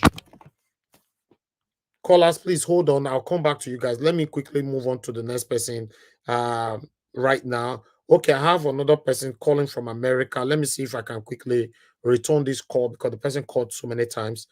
This is the only call we can take right now, so that I can take at least 3 or 4 panel. Okay, you are not even picking. That's fine. You know, let's move on, guys. Please know the right time to call in. May God bless you all. Let me call on the next person on the panel right now, which is sorry, Mr. Elvis. Yes, before you proceed, the caller that spoke about Tunumbu's allegedly certificate, allegedly certificate being with EFCC. Can we then say allegedly that was the reason why, you know, when he got into office, they raided EFCC office and did some abracadabra there. So maybe that, because I think to somebody, there's another guy that said, if you check around now in Nigeria, you may not see anything that pertains to Tunumbu, maybe in EFCC, and I think under institution that is against these crime syndicates. So, to be honest, my brother, if you have to look at it, if it is real, what that woman just said now, may God bless her. If it is real, and EFCC, they shut their mouth at that time, they not talk. May EFCC boss make it rot in jail. Because you see, this is one of the things I talk about. What do you deliberately, pretentiously ignore today? You know the truth and you ignored it. Can I mention a name? If you permit me, I think Mayegun said it. That because when Tinubu got into office, you see all of those nonsense that they were doing in EFCC office, where they went to shut down their office, did all of those nonsense. He said at that time, what they were trying to do is to shut down whatever has to do with Tinubu. You cannot find anything you cannot find anything that pertains to him with regards to maybe forgery and all of those things in their office. My brother, this is one of the things I talk about. I just put my right up there. A man could become the next victim of the evil he celebrates today. Don't defend evil because it favors you now, because it could work against you tomorrow. So if EFCC is part of this whole thing and they ignored it all this while based on favoritism or nepotism, whatever reason, best known to them, but today EFCC boss, Ideje, let him rot there. That's Naja watch, sir. Yes, sir. In your WhatsApp, this letter from FBI is there. I have put it since beginning of today's program. I was thinking if you meet it or if you find out, you might even showcase it. It's there. The FBI release letter is there. Details that was given to AFCC. They first started in 2003. That was the first time this case showcased. Right? Sir? You send it to a video, right? Yes, sir. Yes, sir. Okay, that means it's somebody else that played from a video. Okay, I'll check it now if it's something I can check. Yes, sir. So you will see details there. A school in Chicago today, where the female, there's a female that bears that name, Bola. A school in Chicago, one of the community college, came out. You know, Chicago is hiding their own stuff, and that school came out with the result of that lady. And so what they now said is that allegedly maybe Tunumbu got hold of that certificate of that lady and then used that to go to Chicago. Allegedly, you know, that's screaming that out. I mean, when there was him say that this guy bears Amoda, bears Yekini, bears Ogunde, and all of those, it's just for all of this evil that he does around the places and all that. So that's okay. Anyway, Elvis, Let's just give me 30 seconds. If you can okay. recollect, you know this so-called Minister of Aviation now. It right up, if suing before about his certificate, you forgot. If you can recollect, now the people baggages a lot of baggages. That his result is not is fake. All his life is fake. They know this. So EFCC, if you know about this, let it rot in jail because I'm just tired of all these people there. Thank you. Thank you. Thank you very much, my people. It's oh God, how did we end here? Now wow. This is our last hope. If you like, accept. If you don't like, not accept. But I'm telling you, it's our last hope. So the only reason why you and I will smile as a Nigerian, we survive this hope. If we not survive this hope, it's done. Yes, some of you might dispute it, yes, or disagree. That's fine. It's our last hope because the country is captured. The country is captured. Let me call on the next person to talk to us. I like Madam Patricia, please talk to us. Let me hear from you now. Good evening to you, ma'am. Please talk to us. You have your 8 minutes. Thank you very much because you always give everybody time to talk. It's like it's becoming a cheating to you now. No, it's okay. Thank you. Good evening again, and thank you for the opportunity. Thank you, Mr. Eric Gabriel, for hitting the nail on the head. I was waiting for it, and then bam, it came.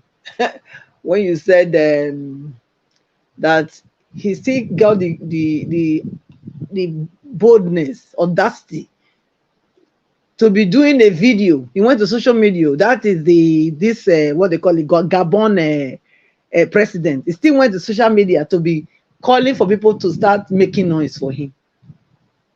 Why they should, why while he should have been dug under pit, because they still dignify him a little bit and let him stay in his house. He's still having the guts to go online, calling his criminal friends to come and rescue him, as though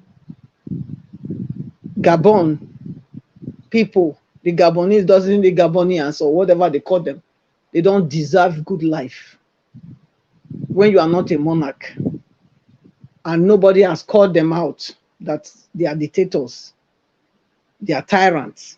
None of these Western countries have called them out. Because why? They were him and his father. They have been puppets, Western puppets. So they've been using them to siphon all the money, all the natural resources of that country to fuel other people's economy and not and why his people are suffering. Do you know what it means for one family to be in control, in charge of the nation's, one nation's leadership and all the minerals and all the power for 56 long years? 56. This one is not like they are not like, it's not a king, it's not a monarch. They are individuals that came to power, and then his father was there for 42, and then he now how many years, and again he still want to continue. So I think the military, they did a very good, they took a very good decision, because he was also going to toe the father's line. That's what he was planning. He was preparing his son to take over from him. So who will allow that? And that also goes to even Nigeria. If you look, it's still the same people that sold out Nigerians during slave trade and all those things, even sold out the kingdom, our Oba. They're the same people that are still in charge, you know. So it's high time we take the bull by the horn. Wiki has told us now that it's social media, that's where we have our power. So since he thinks that's where we have power, we have to now walk the talk.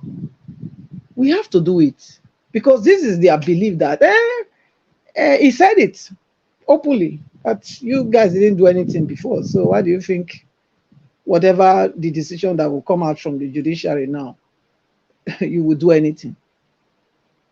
Yeah, so I think that's the biggest challenge for Nigerians now, to really know that unless Nigerians, we collectively say no to these oppressors and destiny destroyers and destiny killers, dream killers, they will not stop. They will not. They don't even have the intention to stop. So it is only we collectively that must stop them, because they are bent on doing evil. They are bent on going the same direction that they've ever went. What we are seeing is Wike being sent, to come and test the water. That's what he's there for. And you can see the arrogance to which he spoke, letting you know that if you do nothing, that's what he's saying. Because there is no repercussion, there is no consequence, there is no accountability to whatever they are meting out to Nigerians. Nigerians are like swallowing everything, both hook, line, and sinker. They swallow everything down. So until there is action, physical action to these people, that from us to them, they will think we are playing. And that's what it looks like. That's what he's still saying.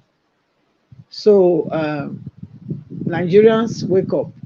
And I want to stress that the judiciary know that whatever evil you want to allow today, because you decide to take bribe, that evil will come back to you. Yes, it must surely come back to you. Because you can't say because something is favoring you now, then you let it go. Take a clue from Bauer. Take a clue from him, from what is happening to him now. Take a clue from, what's it called, Mefele. What's happening to him now. And also who was Mahmoud. Don't worry, what you have done, yours is just, you are in line to be the next person. So I don't think, knowing Tinubu, I don't think you will walk free for long if he's left to be there. Because what he's doing now is trying to cover all the trace, his track. That's what he's covering, and he must come back. If Tinubu is allowed to be there, at the end, this Tinubu will still put Mahmoud Yakubu in jail. Mark my word. But we will not wait to see that day when it will be Tinubu that will do it, because definitely judiciary, you will do the right thing. If you don't do the right thing, I can tell you that the Nigeria that you people are hoping that it will continue the way it has ever been, it will not be like that for you. It won't. Because Nigerians have been pushed to the wall and they must bounce back. They must fight. They must fight. They must fight for their rights. It is their right. If you say it's a democracy, then since the structure of democracy from the electoral point has failed, then the judiciary must not fail. Otherwise, then we don't have a country. Then Nigeria doesn't fit to be a country anymore. Then let everybody, everybody to his tent. That's what it will mean. So I will counsel you to do the right thing. I will counsel you to do the right thing. That's what I will tell you people. And let's hope Nigeria can still survive all these shenanigans after all this. So do the right thing. All eyes are still on you. No eyes are, we never remove our eyes from Una. So we are waiting. And I can tell you that if people fail to do the needful, even in diaspora, we will hunt you people anywhere you people go. Yes, we will find you people, because you cannot make our home unlivable for us when you come and live here. It's not possible. Thank you. Thank you very much, Mother Patricia. God bless you. Thanks for your submission. All right, Mr. Edwin, sir, please talk to us. Good evening to you once again, sir. You have 8 minutes. Talk to us. Mr. Edwin, are you Thank there? you very much, Nigeria Watch. I Thank you, sir. appreciate fellow panelists and the comment section. I greet all of you. Let me start with the issue of the FBI EFCC. EFCC wrote clearly to FBI in 2003, followed up until 2011. They responded, and it was clearly stated that he never enrolled and he was never enlisted into Chicago State University, period. So that letter is out now, it's in the air.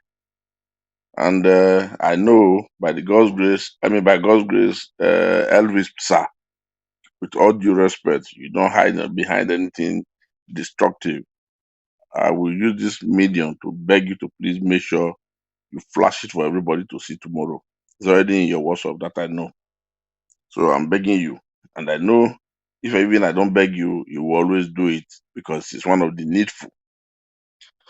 So that is on that ground. And Wike summoned the courage and found a way to embrace the infantry and the confidence to come and rant, telling Nigerians, 200 million Nigerians, that it's business as usual. It has happened before, and nothing goes, and nothing will go again. It is clear from his body language that this man is one of those who wants to see Nigeria going down in flames. Why? He was expecting Nigerians to come out so that they will not use the military power to buy them and see everywhere in flame. That's what he's saying. But our principal said, let's be calm. Let's salvage this country. Let's keep it. Let nothing go destroyed. Let no soul be wasted. I'm not telling him this is the opposite of what he saw that makes Nigeria to be what it is today. It is not foolishness. It is not fear. And it must not take it as a pride and as a guarantee to come to the air and voice this rubbish before over 200 million Nigerians by telling us nothing happened before. No, that's wrong of you. You see, as a man who believes in whiskey, most of the whiskey you take, I believe some of them has expired, mixed up with ethanol, because where you are from, people are good in doing this thing. I think it has tempered your sense of reasoning and your sense of direction. Otherwise, a minister, a sitting minister, would not talk sarcastically and carelessly the way you did in this interview. Ask yourself what you've just said. You said nothing but to bring down yourself. It shows that you have never been humble to yourself and you have never been humble to the country, Nigeria, and to its citizens. Nothing I have been able to read out from your body language more than being foolish. So it pains me. And when I look at all these things, well, I look at it with understanding. Now, what is the understanding? The understanding is when a man who is said to be mentally fit chases a madman in the street naked, both of them are automatically becomes mad. So Nigerians will not chase you the way you want them because you were hiding. You want to go and lay ambush for them. Once they come out, people should do this to them. But it didn't happen. The tomatoes you wanted to see flowing did not flow. Now you came out to say, yes, they could not do anything. No. We know better than you. We also reason. We have directions. And we are blessed with wisdom. But wisdom has departed from you. Wisdom has departed from you. So don't see yourself to be a man You're not contributing. You're only ranting and making noise. And that makes you the best noise maker for now as a minister.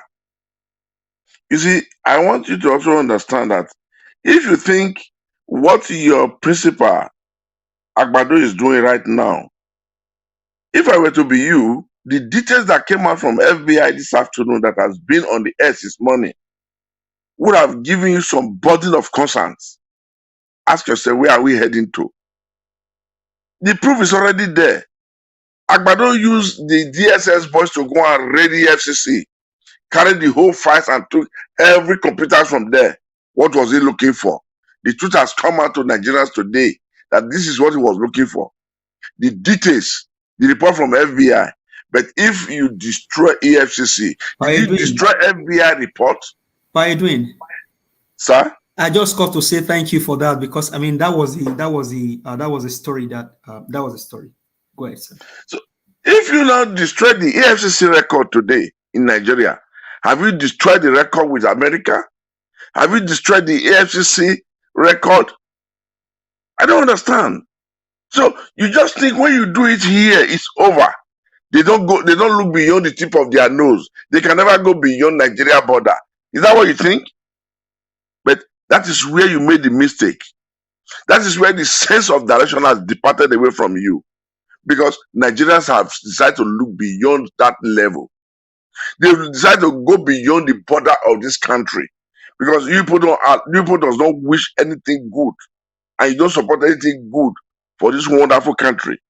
So for that simple reason, Nigerians decide to go more than you all expected. You are keeping the FCC boss there so that he doesn't open up and doesn't collaborate what is on ground. So he doesn't confirm that this history, this story of forgery, certificate forgery has been there and it is confirmed to them. You want to go and pick him up and keep him there. But FBI have said no. They decided to do the needful. And it's right there for us all. And I pray, which I'm even sure, I'm very, very sure that my wonderful Elvis tomorrow will air this thing and put it on the air for everybody to see and read for themselves what the FBI have sent. So it's painful when you think you can always remain like this. You are referring to Obi as a social media, a president of social media people. Why don't you listen to yourself? All your voice and all you voiced brings nothing more than it tells us whom you are. It tells us the category of you belong to, the class you belong to. It shows us that you went through the walls of education, but education never went through you. This is why your presentation this evening really came to classify and define, and define who you are for it.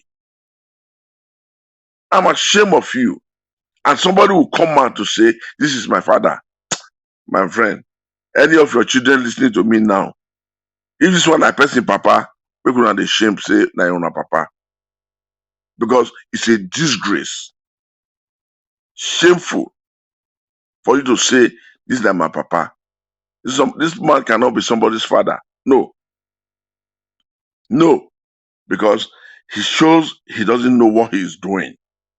And whichever way he now sees it, he should see that Nigerians are not stupid. And he should not see Nigerians as idiots. He should not see Nigerians as people who have who has misdirected. No. They all know what they are waiting for. And they will continue to strive until they achieve the goal, until they achieve back the stolen mandate from them. Nigerians never voted any of you. What pains me much is that the way the thief is crying that they've stolen from them, the way you people are crying now, you people are crying more than the bereaved. And I wonder what gives people this courage to present yourselves like this, to act in this manner, and to think it will remain like this. A man that walks that doesn't look back is a dead being. When you are with your senses, when you walk a while, you should look back. Otherwise, you are a dead being. I pity where you people are going to find yourself when the time comes. And you know one thing? People like you are very good in crying and begging. People like you are very good in crying and begging. People like you are very good in crawling and begging. Somebody like you, it's not hard for you to be on your nails. Before someone says, "Are you mad?" You're already down. Say, "Oh, my brother, I was only making noise.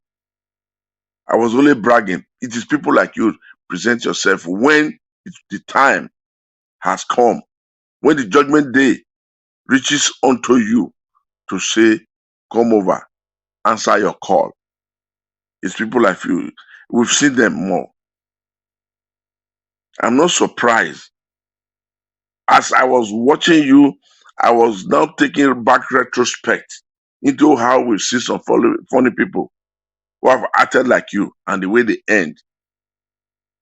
Well, you know one thing, we want to concentrate on this certificate forgery. Let us cement it, finish it up, 1 minute, and sir. then let the judiciary do the needful, give us back our mandate, say the way it is. Then before we now say, let us now ask ourselves if people are worth wasting a dime on. Then we will now know how to decide your fate by the law of Nigeria that people have refused to walk. Because all you were saying, it shows that you believe, and some of you believed that Nigerian law is for a set of people and not for everybody. But I tell you one day, Napoleon law worked for the whole of Europe. Roman law worked for the whole of Europe. But African custodian law will work for the whole of Africa. If need be, the oath of office will be in Shango and Ogun when the time comes. We will drop Bible out of it. This is the stage we are now heading to. Because it can never continue to be business as usual. Business as usual till this time has not given us anything. Then we'll try another narrative. We'll try to introduce a different thing entirely. If need be, we will use Shango and Ogun. If need be, Ayolala will even be the chief priest to administer it to you people when the time comes. We are waiting. We have time. You people have time. But I will tell you one thing. A man that has fallen is never afraid to fall again. But the only man that is afraid to fall is a man that is still standing. Thank you. So I yield. Thank you very much. Thank you. Thank you, Mr. Edwin. God bless you, sir. Thanks for your wonderful Mr. submission. Elvis, Yes, sir. just 10 seconds. I saw the letter from the FBI. Have you read it already? No, the one Mr. Edwin sent to me, it cannot be verified. I watched that video. One guy just talking No, there. this is a picture. It's a picture. I will send it to you to your WhatsApp. Yes, send it to me. But the one you sent to me, Mr. Edwin, is a YouTube channel where one guy No, this is one is a talking. picture. I will send it now. Yeah. Hold on. Yes, you just said it, sir. Send it. No, the one you sent to me, Mr. Edwin, for me, what I cannot verify, I won't play it here. That letter inside that video, sir. Now Lagos or Luwole, then I for type am. Not be if that one not they come from my FBI. So I don't know where they for carry a course. So for my platform, I don't feel bring that kind of paper come here. And I did not see any sign of FBI there throughout. Now only ASCC I see signed by one EFCC in 2011 and all that, and everything look fake. The pen where they take sign now, where they take write is different from the general ink. The pen look new. The write up look old. Everything is something else. One thing that you guys must understand, I'm not trying to dispute that information, but one thing you guys must understand, I'm not better than anybody on media, but on my media, another thing that I want you guys to understand about media, many people come on air with unverified information just to get view. Some people carry the picture that is not in existence to their thumbnail just for you to get view. Some people carry the title that is not in existence. When you start click the video, you are seeing different things. Anybody can type anything and bring it up to get view and get subscribers. In all my life, I cannot do that, because for me, Just come here with you here for here. Quote me wrong if you know say I deceive you. Now me they do. Any other person that is doing their job, that's fine. I'm not here to spoil their work. But for me, I cannot play their video. That's what I'm saying. If I know that your video, anything you talk about, is I cannot be verified. I not bring and come here. That's one thing. Yes, if you see that they play Oraka video all the time, yes, everybody know Oraka, and he's talking directly from him. Oraka not they show anything when they talk. You know, they show any video, say, see this video, see that, on unverified informations. So when I check that one with Mr. Idris said just now, for me, I not feel follow people like that, and I not feel listen to people like that, because everything look too zigzag and too much desperation to get people to watch your video, and I'm not part of that. So if I let me see the one that Mr. Henry will send to me now. If yes, it's confirmed, of course, I'll put it on the screen. Thank you. God bless you all. Let me see. Oga, before I call on somebody else, hold on, sir. Let me appreciate Dr. Alexander Gomez. Thank you very much, sir. I saw your super chat earlier on. May God bless you. Thank you, sir. Guys, press on the dollar sign, support us what we're doing here. I would like to quickly appreciate Mattis Benjamin. Thank you very much. I don't play the music for you already, sir. Thank you very much for your super chat. May God bless you. Madam Tusabi, thank you very much for your super chat. May God bless you. I appreciate you all. And Madam Stella Imasavedo earlier on, thank you very much as well. Thank you very much, my people. Press on the like button, help us share. Okay, go ahead, sir. Black Panther, 30 seconds. For those of you that are staying in Europe, if you don't know how these things work, let me educate you people. Who they the stay FBI. Europe? Who they stay for Europe? You say those of you, not put me, not let the kite quarter when me and give us mad quarter, not let me and you quarter. Me and gas not the Europe, I beg. Let me educate all of you. You see, so you won't drag Mr. Elvis now, right? Don't let Mr. Elvis throw you cannot to generalize. Augustine, now Europe we're not the Europe. We are not part of them. Okay, so, okay. Let me educate those people that lives. Let me educate people that lives in the Queensland talk to and Madam Patricia. Now Madam Patricia, talk her straight. You see, make I talk now. You see, when people were talking about FBI, when people were talking about FBI report, everything you saw about the drug cases, which the court uses to implicate and proceed to take the $400 and something thousand from his account, we are all FBI driven. Those reports you saw online that the court, the evidence you saw in the court and the evidence was brought forward to you, all FBI investigation. So the report is there, except if you want a signed one directly from them, but you cannot do it. It can only go through, this Interpol, whatever. That is what it is. So everything at the process from the court investigation to where it landed in the court, they are all investigated by FBI. And it has been concluded. That is why you have lawyers that proceed, government lawyers, the FBI lawyers that present to the court and convict and settle the case. So those are all FBI proceeds. So we should get that. That is how American FBI works. Is it then fair to say that Mr. Elvis, now if you look at this other the Obi and Datti guys, I think he also did some kind of extensive analysis on that of that thing today. And so that's where I also got to hear that a kind of community college also released the results of that lady called Bola. And so maybe that's the one that Tinubu allegedly picked up, and then so I don't know if you want to look into that and then probably just get some information from there. But to what Black Panther said, it will be hard for you to get to, as a person, to get a copy, but all of those things, since they've not been used, they are now in the public space. Anybody can probably lay on them, and then just since it's been released. Okay, thank you very much. May God bless you. All right, let me put this. According to what you sent to me, Mr. Henry, I just saw it and I have it on my phone right now. It's still similar to what Mr. Edwin recommended earlier on. I still cannot project it. You know why? This information, is coming from one media called NN News Media, and it's a blog. All right, it's a blog. There's what we call mainstream media. There's what we call a blog. So You're right. You're right. Yeah, sure. yes. So because it's a Yeah. blog, I don't work with You them. don't put it there. I just want to show you. That's what I'm. No, Yeah. yes. Thank you, sir. I really appreciate you and Mr. Doing, because you guys are trying to help me with information.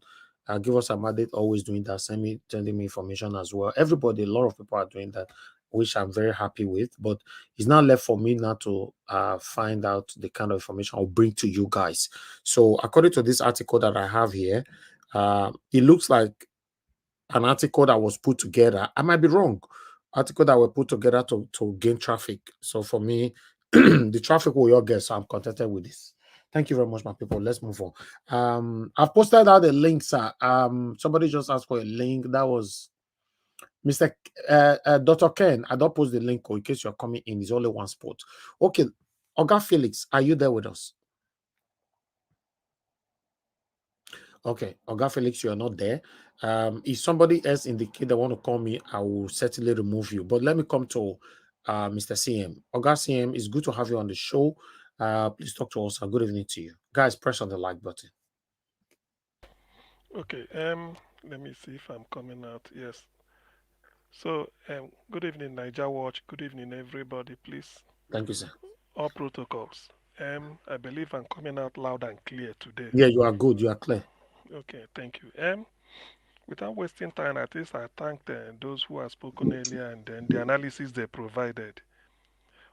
I would like us to have this time. I listened to what the rant from Wiki. Actually, I think has thrown the gauntlet. It's no longer to PDP. That I remember the line he said, what is it called? Expel me. Who will expel who? The way he talks. One thing I want to say is this: not that I'm a fan of PDP or whatever, but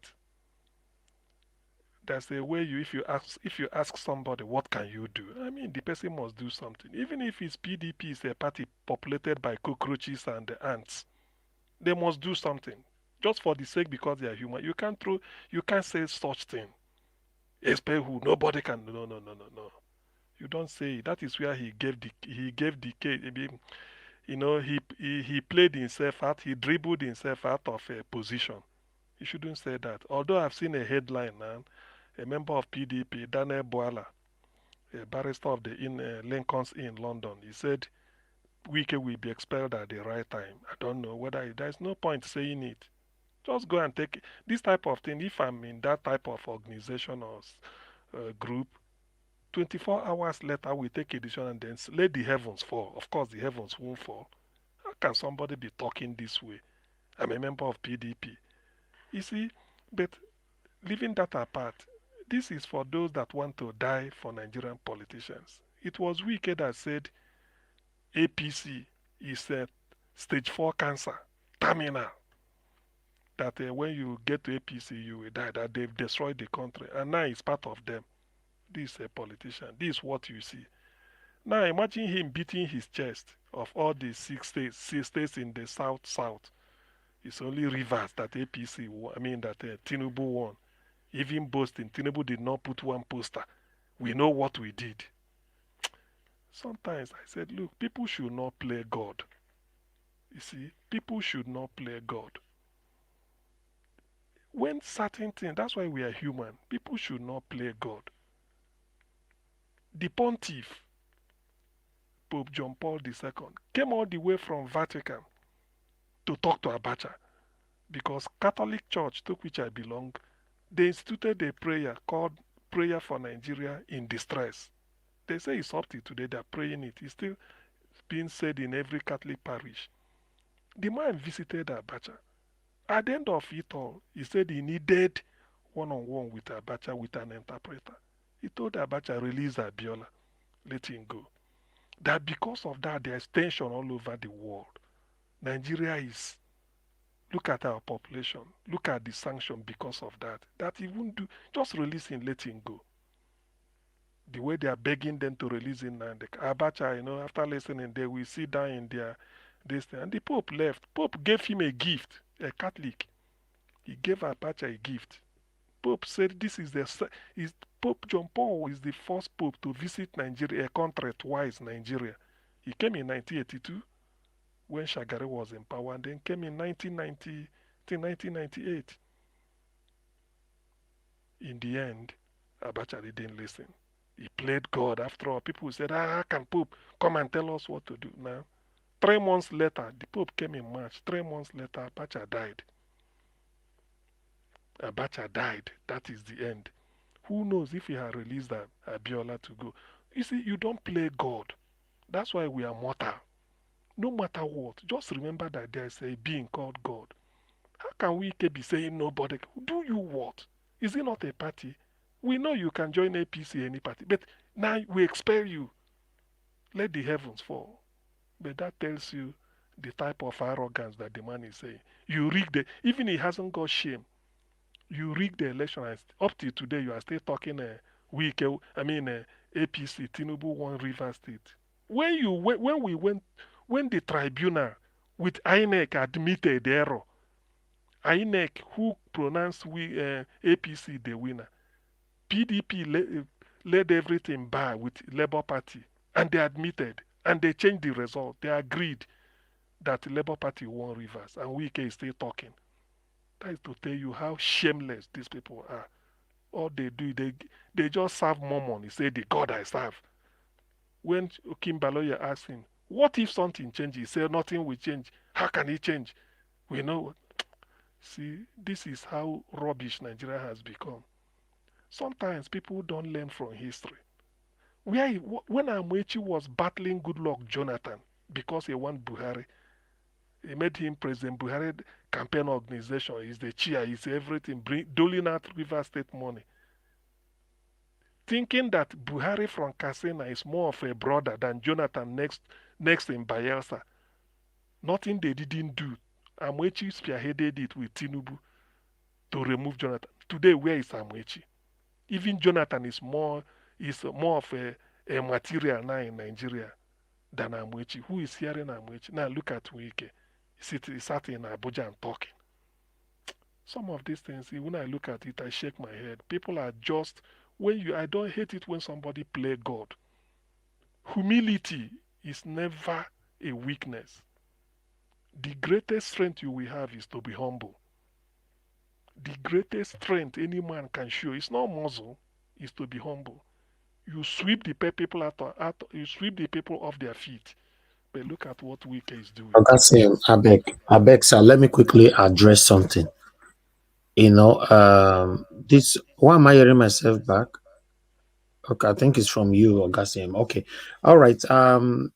This is specifically for Mr. Edwin and Mr. Henry. Thank you very much, guys, for that information you sent just there. You see, I believe with this, now many of you will have so much respect for Nigeria Wash. Just a few seconds ago now, David Undain, just the same thing why I talk. If I say maybe they listen to me, because I'm if I talk, can you just posted this one right now? That is the fake document. Say, kindly stop spreading this document. I've seen a version of this document saying something else entirely, and the name on it is also misspelled. Tinubu, not Tinubu, instead of Tinubu. This is a distraction. You see, at least with this, we're going to know, say, we have what we stand for. Nigeria was not able to see anything to come here. And the day I deceive my followers, that means I want to lose them. I can never deceive my followers because I don't want to lose any of you. So this is David Oden. I just tweet this one now in less than a minute. Now make me carry an account right now. So anybody that is following him on Twitter, go there. He just tweeted it right now. Although I've retweeted it on my Twitter account as well. So for you to know, we are not the kind of people that will see things that will run to YouTube and quickly because of views. Many of these people that you people follow, information one they hear from them, one they careful. Not all that we can showcase here. I just wanted to bring that in. Thank you very much. And let me quickly appreciate Amaka Fojebi. Thank you very much, madam. Your text goes like, Mr. Elvis, please don't be angry with what Wike said. He was only talking the normal way he talks. We can't be scared of him. Please have a cup of coffee. Obi is coming. Yes, Obi is coming. It's just that these people, these satanic people, sometimes we think about where we are coming from. It's so annoying, to be honest. But thank you for your advice and thank you for your support as always. Thank you very much, madam. God bless you. Augustine, please go ahead, sir. Sorry for the interjection. So the high point of what I'm saying about Wike is that when you play God, that will be your end. This is quite unbecoming. Even up till now, I still had the shame. It's still shameless to say APC won reverse. It's because of it. Tinubu didn't put even one poster. We know what we did. What did you do? You were given instruction. In the end, everything should. And then they reversed it. You can't just say, be celebrating you scored a goal, only for referee to look through it and then say that it's not a goal, or realize that it belongs to another opponent, and you are still saying it is your own. That shows the man hasn't got a single atom of shame, and he brags so much. He went to school. Which school did Wike go, sef? These are people that went to university to parade certificate. That's all they do. Come out. When I look at the man, I feel like convulsing. What does Wike really know in it? What does he knows? So in fact, anyway, PDP, I'm not a PDP spokesperson, but to me, I mean, that's a height of insult somebody cannot take. If I'm somebody in PDP, a meeting will be summoned immediately, as long as that tape has been looked into, expelled. Then let the heaven fall. Let's see what will happen. Who is he challenging people? Even if he's saying it, you can't say it. Who are they to? Nobody can do it. For what? Who are you? Who are ordinary Minister for Federal Capital? Can I interject you, sir? Okay.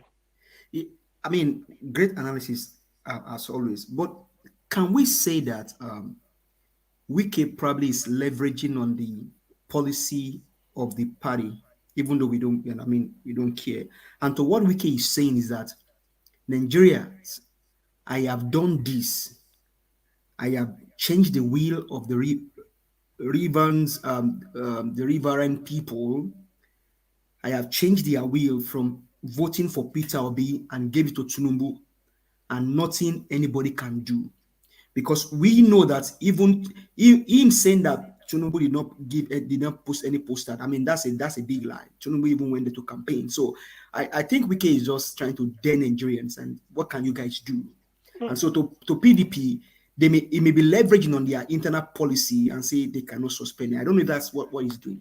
See, listen, I've made it. Let's say PDP is populated by cockroaches and rats. Look, there's an extent. So as long as they're up to 1,000 men, every state they have PDP. No matter how corrupt, you can't dare this. You can't. Imagine it's very daring. Say, I dare them. I dare them to expel me. I think we all had it. I mean, who are you? Who are you? You don't let those, according to who, said those who don't learn from history are bound to repeat it. If I'm in PDP, even if I'm a full soldier, I must instigate that they have a meeting immediately, board of trustee or whatever, the highest organ. The next minute, we get expelled immediately and tell the police. It cannot be taller. It cannot be taller than the party. It can never. Look. No matter who no matter who you are, even if let's just say, I mean, it's like me coming to Niger Watch and say, look, who I dare. Who are you? Who are you? Or Niger Watch, who is the owner of the platform, will just dare or say, look, people will leave you and tell you to do your work because you don't play God. That absolutism, belongs only to the greatest being, is God. That we all mortals. No matter the power you have, you don't dare God. You don't play it. That's what Wike is telling them. Challenging PDP. Who? So there's nobody in PDP that can say, look, because of what? Anyway, well, that serves them. Anyway, I mean, I'm not, but if I'm in PDP, I know what to say because this is a challenge. I don't like people playing God, no matter what. That somebody is humble. Augustine, I will challenge you in this position. Somebody being humble, humility is the greatest strength. That's what my father taught me. When you are humble, that is when those that are intelligent will respect, know you're a human being. That is the way it's done. Anyway, on Magnus Oraka said what he said is true. You know, the problem with Nigeria, although it's hypocrisy, I say, but I know it's rooted in tribalism. Innocent manufactures cars. The government of Mali came all the way from Mali to buy innocent cars. Senegal came to buy innocent cars. South Africa asked innocent to come and open a plant in South Africa and help them so that they will go. Innocent said no, that all his plant will be in Nigeria. He's still in Nnewi for now. And they still bought some cars. So does it matter that one ethnic champion or some people do not? But it doesn't mean. After all, Germans manufacture Mercedes, BMW, all these things. Yet we scramble for it in Nigeria. Do German government, do they recognize us? Volkswagen and so many cars like that. Nigerians ride Japanese cars. Are they Japanese? You see, I don't know. That's why sometimes when you look at the way Nigerians look at issues, it baffles me. Why must it really be there? Today, everybody building houses in the east. People will go and tell me, oh, look at Anambra, everywhere, big, big houses. The cement, it comes from where? Not from eBay to Nnewi, who has a cement factory before. But Buhari, they make sure they close it down so that only Dangote will be, and BUA will be supplying cement. Yet we buy it. What does it matter? When people start to talk, okay, in Nigeria, we even buy cars from, what is it called? Daewoo Racer, Daewoo car from South Korea. Do they know do South Korea care about Nigeria? Are we Koreans? We buy cars from every part of the world in Nigeria. Do you gain anything? You that is using Mercedes, has German government or Daimler-Benz in Stuttgart ever come to tell you, oh, clap for you, you did well, come and take this award? Then why must buying car from 100 miles away or 200 or 150 miles away from your ancestral land, why must it be a big deal that you want to buy all this? You see, that is why black people, sometimes the way we reason, I just look at it and said, well, I don't know. But for me, innocent should know that he's in business. And when you are in business, just like Niger Watch opened here, doesn't know who comes any day. That is the beauty of Niger Watch. He doesn't know who will come in. When he puts the link out, it might be the person who is living in the moon. So that is the beauty, because he opened the platform not for specific person, but anybody can come in. So that is what innocent is. I really You are do very not. right, sir. And I've never sent link to anybody privately. So that is the way you know quality. If you like, you buy innocent. If you don't like, you leave. The government of Abia State called him, this labor man, said, come and open a this. They now want to make it official car, the whole of Abia. I mean, that is, the fact that Mali, a Muslim country, that's why sometimes when people bring religion or this, Mali is pure Muslim. They came to buy from him. Official government, not individuals. Senegal did. South Africa asked him, he said it in an interview, to come and open a plant, a branch of innocent motor in South Africa. Yet Nigerians are still jumping over themselves. I won't buy, I won't do it. You are talking of Igbo. If I tell you, do you know who designed the Chevrolet? Whether it's Igbo or black man or who knows? But we go for it. Do you know who designed the one they call all this Honda? What do they? I mean, is it Honda, Toyota, all those Spider? I know they give them different name in Nigeria. Do you know? But you go for it and buy. See, tribalism or ethnicity even makes you. What will even be good for you? You won't even know it. Why can't somebody say, look, I live at Ibadan. Innocent, come, I want to be your distributor. Let's reach terms. That is business. That is pure business. He said, look, I want to open. Let me be your distributor in the whole of northern Nigeria. You can go and approach it. It's business. But Nigerians will brag that, I bring in Mercedes from All right, Germany. Mr. CM, 1 minute, sir.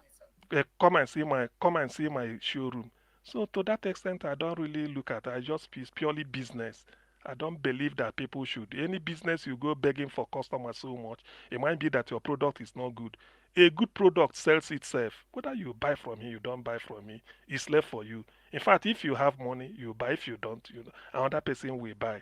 So such things, I know why Magnus Oraka bring it up, because he felt that should have been a foundation for us to take off. After all, you can see, even if it's not on individual basis, let's say federal government would have said, since we have made in Nigeria car, officially anything federal must be made in Nigeria car. Yes, an individual, you can buy from the moon. It's your choice. But because it's federal, we want to encourage indigenous enterprise and creativity. But they won't do it. They rather prefer to play primordial, crude ethnic politics that is draining, that is making Nigeria to be a giant on clay foot. We are going nowhere. And we all know it. So why pretend? Thank you. I'm through. Thank you. Thank you, Augustine. Thank you very much. Let's do the right thing to have a better Nigeria. That's my stand. All this division, while they don't create for our head. So they divide everybody. I can see how many languages. I beg, can somebody tell me how many languages we have in Nigeria? They say it's about, according to Professor Onigu Otite, John Kingsley Onigu Otite, Yorubaman. He said Nigeria has over 340 ethnic groups. Therefore, I will believe that there are many languages, and the guy is an authority. It's over 500. No. Can you imagine over 500? Over 500 languages. Onigo Otite says about 340. That's what he quoted. So I'm quoting him as an authority because he's it's a professor. 511. Because you know what? Because you know. The Rhapsody is being translated into those languages. It's over 500. 511. 500 living, over 500 living languages, not the dead ones. You see the problem with these people create for us. Now see the problem we did for Nigeria. How can we have 511 languages in one country? Oga Niger was planned. Mr. That's the language, not be our problem. Now our assets. See, our culture is so rich, even in the way we dress, so the way we eat, the kind of food, and our dance, is so rich that the world is proud of us. Even the UNICEF heritage, even the COC will be assets to the world. Nigeria, the thing we say now, few people. I disagree. I disagree with you. The problem with this whole thing about Nigeria, now small problem we get, and the problem with this small problem. Make I just share my point. Say, if you watch carefully, now few people in all go school with a wicked, with they very evil in society. Now they put fire for the whole country. If you look at Peter Obi coming, emergence into the political scene. He opened many things that they put for dark secret before. You go no say not be tribal be our problem. You go no say now few people say they don't collect money, thief money somewhere, make illiteracy block their people so that they don't go they see the light say they bring out. Only they can't interpret unto them. Now I blindfold many people. Now they bring this tribal thing. Look at the new generation where they emerge. Make you just look at the future Nigeria. See how they look beyond tribe. They say now Peter will be the right person. I go till today, the things in the whole ground is built up. Now few elites, we they call them elites. For me, I don't see them anything like elite there, but we they call them elites. Now few people, they are in their few hundreds. Now they say, we could not allow the Igbo, we could not allow to associate, we could not allow this. Now only few of them, because they are caucus, now they do them. And I be the core of the OT. Once Peter will be break up, and they tell you, everything go there normalize. And even though not say you go say, you know, go somebody go say, hey, this Igbo man, not say you go say I'm bet, you know, go feed the go water, you know, go hold meaning again, you know, go even the see him. And they tell you the truth. Peter will be say this thing will take some time, but just watch, you know, the follow as they go. Tell the people will support them. If not for tribal line, how many people now vote for Atiku, make them come out for the whole thing. Peter will be not give chichi. Look at that kind of thing. You know, they tell you something, say people don't they resonate. Something they resonate to today, the future of Nigeria. All the young people, they know they think about religion. See how they marry anyhow, they marry across anyhow. Our old people, they say, look, no, that get for me. Now, Igbo get, what you go find for Igbo, please? No, I don't go give my blessing. Now, old people, they talk that thing. Now, to them again, you are right. Everything not the change, brother. A matter of time. Not be me talk before, say someone. Mr. Niger Watch. Now, they put us for problem all day, so. Not your interjet. I know interjet. Now when I talk, now don't put me for back window. Use your minis. Use them for inside your minis, Oga. You don't play game here. Where you say the game? Everybody's here. You don't turn to INEC. You carry Mr. C and come to my front. I dey see am for television here. Okay, F Emmanuel. No. It's not your turn. Yes, it's Black Panther. I don't they rig the No, fight not here. I your was turn. Black almost Panther. going to go to court for F Emmanuel say F Emmanuel first Dr. Maybe CM come now. he come back, but according to what we have on the stage, after Black Panther Naim, after him, he go beat Dr. Ken. Mr. Okay, CM don't we don't get become Mahmoud Aka Yaku here. for Nigeria watch with that now. No, Mamun never reach here. Never reach. Not see your percentage. You don't reach things. Now you be the chairman. See how you carry CM come my front. Black Panther, it remains 6 minutes for your 8 minutes, sir. Really? We'll go court. That we will go England. That So England, I will come there. you don't become Dino Birato. You don't become Dino. Oh, thank you, everybody. More grace to your elbow, Mr. Niger Wash. And I want to thank all the speakers. You've been speaking, but I have some objection which I'm going to attack. And CM is one of the persons that I'm going to attack today. And I'm going to logically and I'm going to state it out so that he will know how the regulations and how the protocol goes. Yes, I want to thank all the viewers and I'm still standing on my premises yesterday that we are about to hit the 100,000 mark subscriber. Please, if you are listening and you've not subscribed, just put up your thumb there and hit the subscribe button so that we'll hit the 100,000 so that we can go further to hit other surface in the internet, whatever. So thank you very much for subscribing to Niger Wash. And I want to thank all the commenters. You're doing a great job, and thank you. You are keeping us alive by commenting. I want to start from that Nigeria has dug into a very big manufacturing sector that it has really succeeded in that manufacturing sector. And there's one thing Nigeria has manufactured, and it has succeeded in it. It has, everybody has eaten it seriously. The food, the product from that manufacturing company, we have eaten it a lot. Every one of us have heard, and every one of us have committed that same thing. One thing that Nigerian government, Nigeria as a whole, has manufactured and has given to everyone, except for the newborn baby, they don't know how to, communicate yet. It's what we call tribalism. It was manufactured in Nigeria. It's called tribalism. It has eaten deep. It started long time ago in the 60s. The same road it passed, it came down. It is the same road we are going to pass through and push it out. It's going to take time, and it's got to do with the kind of constitution we are going to put on ground. Mr. Niger was speaking something, one of his speech he made.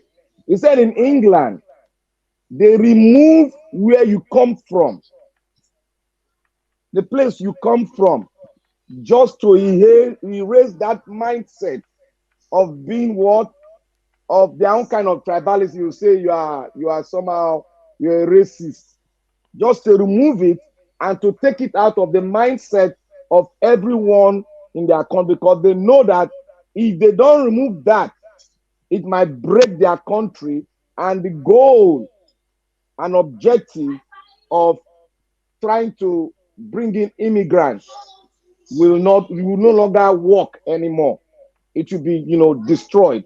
That is why they pick it out and remove it, because they know how much resources and what the immigrants are doing in the country called England. That is why they have to remove it. Now in Nigeria, it has eaten deep into our nation that we have taken it like a daily bread food, like our akamu or gari or eba. That is why some of us that have broken out, that have seen it, that have read history, we have seen it as something that is dangerous for us to proceed in, because we don't want our kids, our children, to linger on that premises of what they have manufactured in Nigeria. I want to say that one thing here is that we all should preach unity. And I want to say this also, that when they are drafting the constitution, they should throw away the state. We should throw away this statism. The state you come from. I think Nigeria should be divided into regions. We should go back to our region and we should forget about state. Because state has given us a lot of problem and it has done more harm than evil. Thank you. I want to digress to the next one that I want to speak on. I want to speak on what happened to the man called the governor of Ogun State. What did they call him? I've forgotten that name. They call Eleyi, Governor Eleyi. You see what has happened between the governor and the local government, where you see the local government now have to go bow down and beg for mercy in the hands of their governor. I want to remind us all here that the local government chairman and the governor, they all stand on a platform that we, the people voted them into office. The people voted both of them into office. But one had to see the other as his king, his God. And he has to bow for mercy. He has to eat from the crumbs of the man's table there. Because it is the crumbs that the governor gives to the local government chairman. That is what the local government survived with.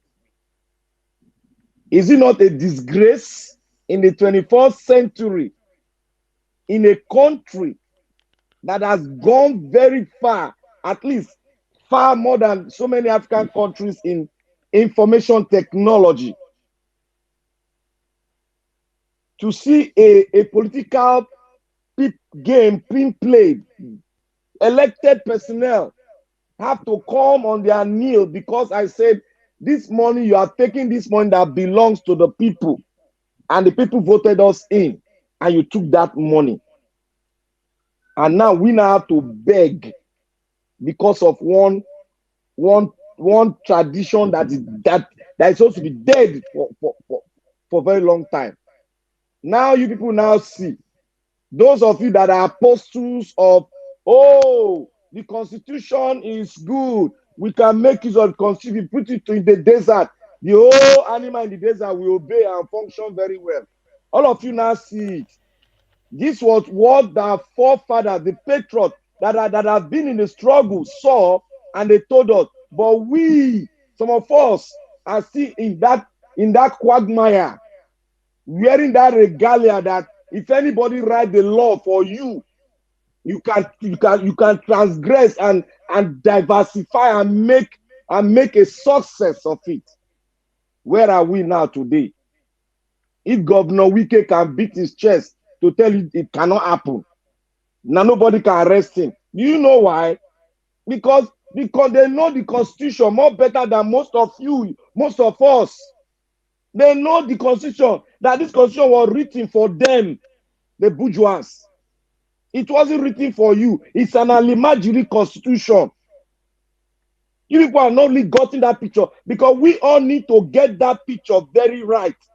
Because if you get into government, if you don't get that picture right, this same constitution you see today, they will use it to disrupt PO government. This same constitution that you think that any man can stand on and excel, they will use it to disrupt PO presidency. Then you will know why, and the reason why PO administration had some breakage. It is because of some of the things that we are going to force him to do. That if some of you will say, oh, he never reached for that one, make it do. Some of you here will say that. But one thing that I will say at the end is that Nigeria, if we stand on the premises of what they have given us, for us to go on our knee to beg, to collect money before we can work for the people. And you people did not see me clearly now. The picture of the constitution is played there. Eleyi of Ogun State has played it. That is the constitution you have. That's the constitution you are seeing there. You cannot speak with authority that is given to you by the people, to your own governor, which both of you have voted into power. And now you now see why the governor said they should not divide the account, they should not give autonomy to local government government. You now see why? Because the local government will always be at the mercy. And I want to state this. There are two SPV that the governors use, that the governor siphon money through. One, the security vote money. Two, the local government money. The contract is just normal, that every one of them the government can do. But those two, the government can take billions, not in a million. They can siphon and steal billions. They steal from the billions upward. And nobody, no constitution can tell them or take them to court, you will lose the case, because your constitution have a lacuna, an open door that will make them to lose. That is why your judiciary is corrupt. Because when you give power like that, then they will exalt their power and use financial power to persuade the judges that don't have power. Because even the judge are at the mercy of the governor and the president. So what do we have there? No growth, no development, and no production. Because your constitution did not, as it is today, we only make people in government very, very rich. And they will forget that for you to make the dollar, it is common sense. Like Oranka said, for you to make the dollar fall in your market so that your naira will be appreciating, getting close to a level whereby your economy will balance and people will start feeling the effect of it all, is for you to beef up your production sector. That is why we say our refinery, Nigeria has no business in taking our crude oil out to refine.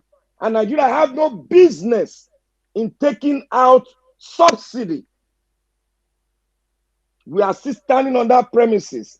And I beg you all, you should take this in, because the fight, Pio has already said it, there's a lot of things that man has seen. The fight is going to be even more tougher when he gets in. Because these people are going to fight him with a lacuna in that constitution. So therefore, we are standing in the gap and we are going to fight alongside. But if he comes in and start saying, oh, mercy, upon people that have done this to the past, that is when you see the bite and the rot of the obedience. I bet you will see it. Because in my premises, yes, in my submission yesterday, I said one thing to the judiciary. The people will never forgive them. The generation, my children, will never forgive them, because I'm going to tell them the story. I will definitely tell them the story. They will never forgive them, because it is what you sow, you will reap. I stand on that premises and I'm going to attack with that premises. And I want to go on to Wiki, where I tell Mr. Siem that nobody. Okay, you get 2 minutes more. 2 minutes more. Okay. I'll you take some of my time, Sha, but I will forgive you. I want to speak on that Wiki issue. You see, Wiki, I don't want to paint Wiki or blow Wiki up. That is Wiki you've all seen. We know him. We know how he makes his noise.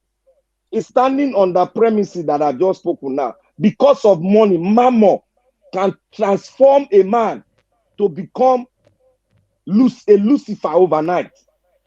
So for that, we know him. Let us leave him away, because he cannot change until God, like what Mr. CM was saying, he wants to thank God, but God is going to deal with him because he created him. He knows him in and out. So I want to say one thing about PDP, whatever, on him. When he said PDP cannot do him anything. Yes, it is true. PDP cannot do it. Who are the PDP? Who are the PDP?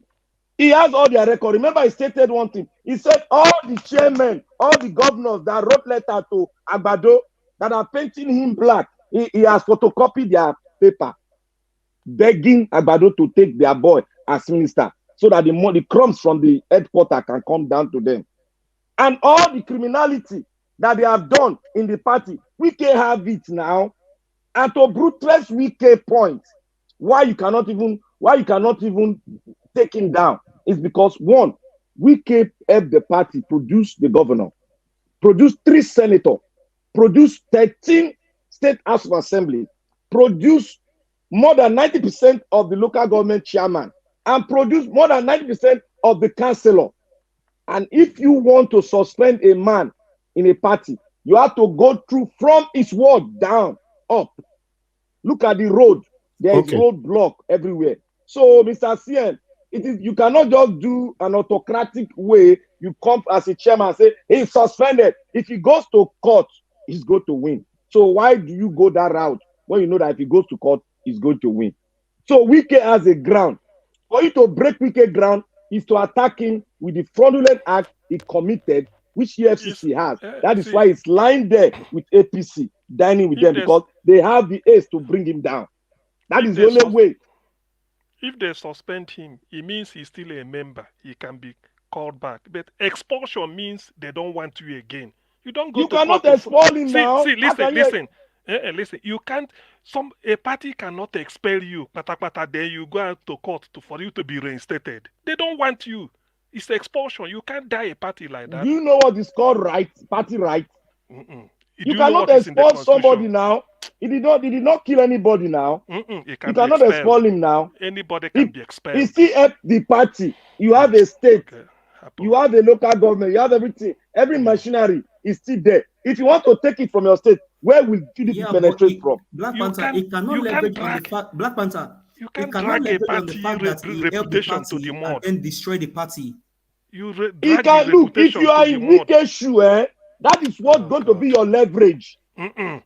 He may be saying it. He may be saying it, but he can be suspended. He may be saying it. They can. He will go to court. He will revert it. That is your court. Your court where you get so. He go revert them. So listen. If they suspend you, suspension is for a while. Maybe it might be when, even if it's 10 years, it's still suspension. But expulsion is that you have been expelled. You can't. Why? What are the reasons? What are the reasons? You can't go on national TV and be threatening that nobody can do me anything in PDP. Who dare them? I dare them. Who? Expel who? They can look. The people that you are saying that you expel, they are the same people that broke the law of the party. How can a criminal expel a criminal? Okay. All right. Thank you. Thank you, Oga Black Panther. Thank you, Oga CM. I would like to hear from others as well. We still have 2 people who never talk to us at all. But meanwhile, on the comment section, I'd like to appreciate every one of you right there. And those of you who are spectators listening to us right now, please share and like our broadcast. We appreciate you all. May God bless every one of us. All right, Mr. Joseph Oji, I saw your comment right there. We've already addressed that. That information is fake, and we cannot showcase it here on our platform. Okay, I'd like us to move on right now. Thank you. F. Emmanuel. Yes, Mr. Evans, I wanted to ask Black Panther that because he said Wike did not kill, did not buy anybody. What about those people that they buyed during the election? Answer now. I say me to answer because it means it's not finished. Make I answer a second. Okay. You dey say how Mahmoud take give Agbado presidency? Answer that one too. Not be them planner together. You don't answer my question too now. You don't answer them now. So you buy now. Now you don't answer my question. That is politics. That is how they do it.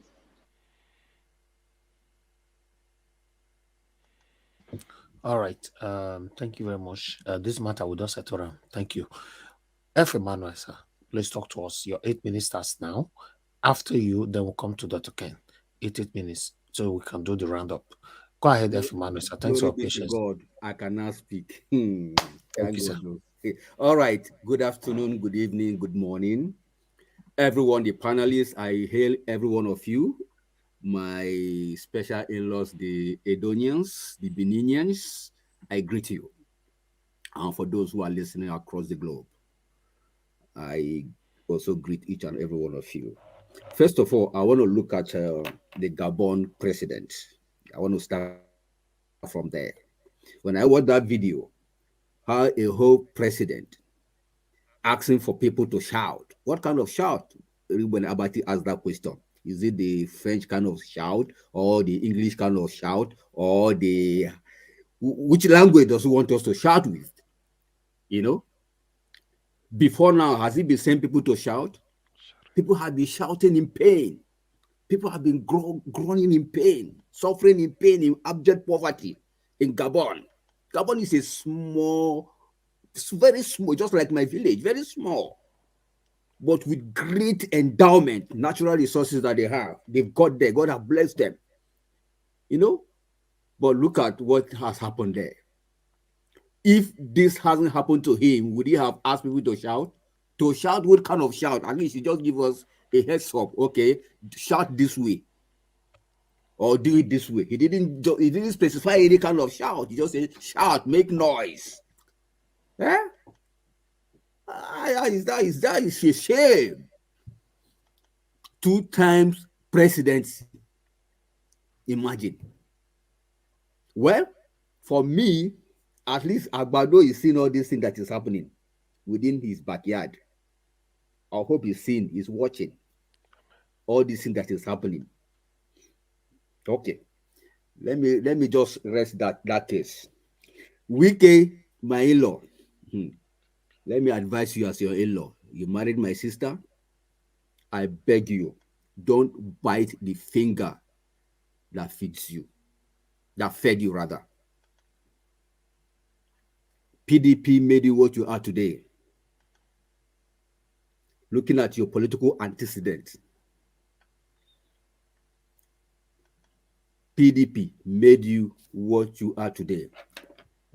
So whatever you're doing, do not frustrate the grace of God upon your life. Do not. Do not. God hates the proud. He resists the proud by every ramification. Be careful. Because those that have pied, you are not bigger than them. Those that have been silent in one way or the other, you are not bigger than them. Please, for the sake of my little cousins, your children, and my sister as your wife, please watch your back. Watch your back and watch your back. Mind the words that come out of your mouth. I'm advising you as an in-law. The power of life and death is in the tongue. Mind what comes out of your mouth.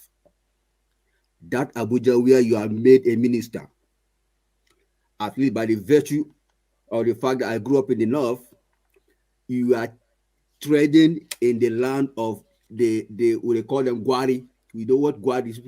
Those people that the Babangida tribe. Those people can do undo.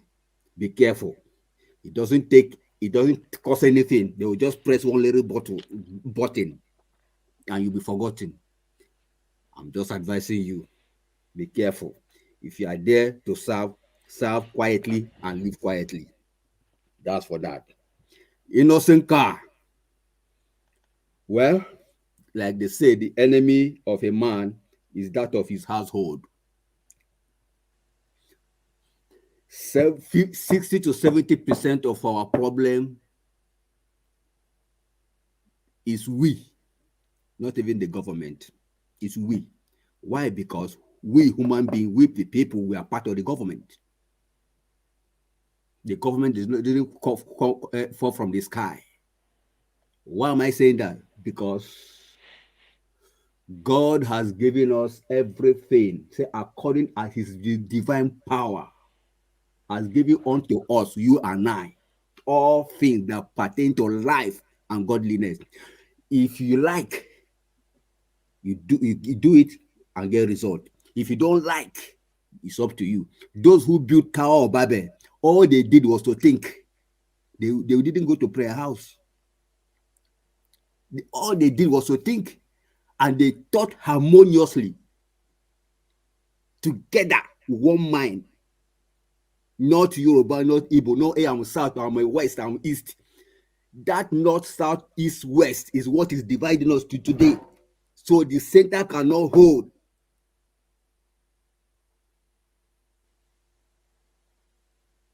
That is one of our major problems. If we want to take head count of all our political juggernaut in Nigeria, how many are they? Are they up to 1 million? Not at all. They are not even up to 500.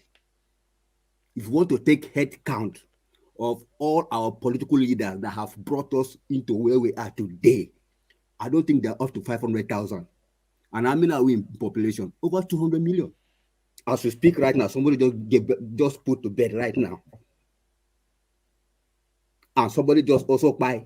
So give and take, we are over to that threshold. I say over 200. It's up to 300 million. If ought to be, we don't even have data to even ascertain how many we are. So please, Nigerians, let's help our own. Let's help our own. I remember that old music, say, Igbo, Beri, Hausa, Biri,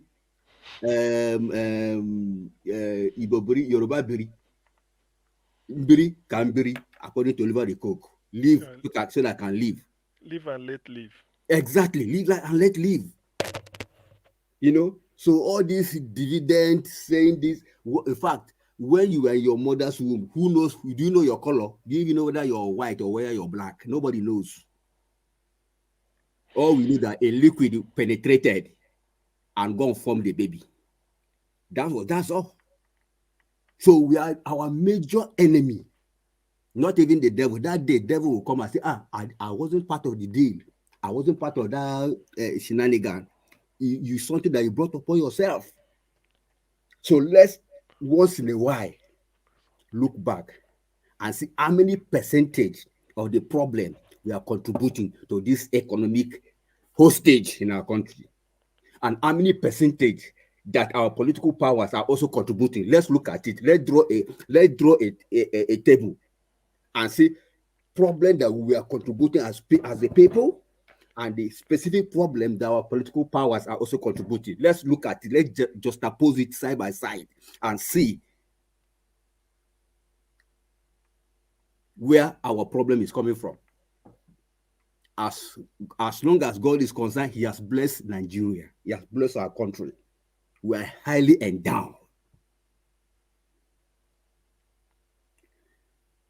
Mismanagement, we will say, is from the political powers. We understand that. The question is, how well are you managing the little resources in your hand? A lot of us, when we just have 1 million naira, hey, I want to go on holiday, hey, I want to go and Dubai, I want to go here. You can't think of investment. You can't think of saving. You can't think like that. Where is all this education that we so-called acquired? We are asking doctor, professors. So we cannot apply. The essence of education is to train your mind, your thinking, so that whatever you want to act, you act logically. You don't just do things as somebody who is not educated. Hey? Please, my people, let's look at this thing side by side. In as much as we're expecting our mandate to be given to us, let's also examine ourselves. What area am I contributing to the downfall of my economy, to my country? A lot of us are here, but we prefer saving in dollar rather than saving in naira. A lot of us are even the one encouraging the fall of our currency back home. I can attest to that. Yet, we are blaming everything government. Not government, they have their own side.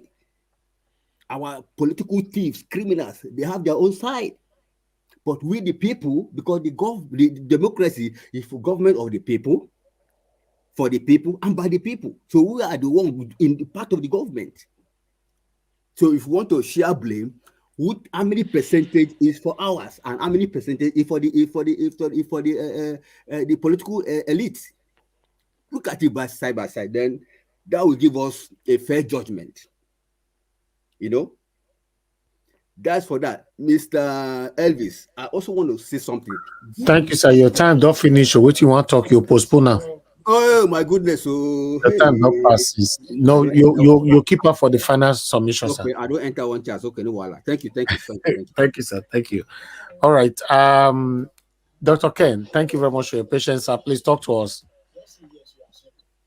How are they?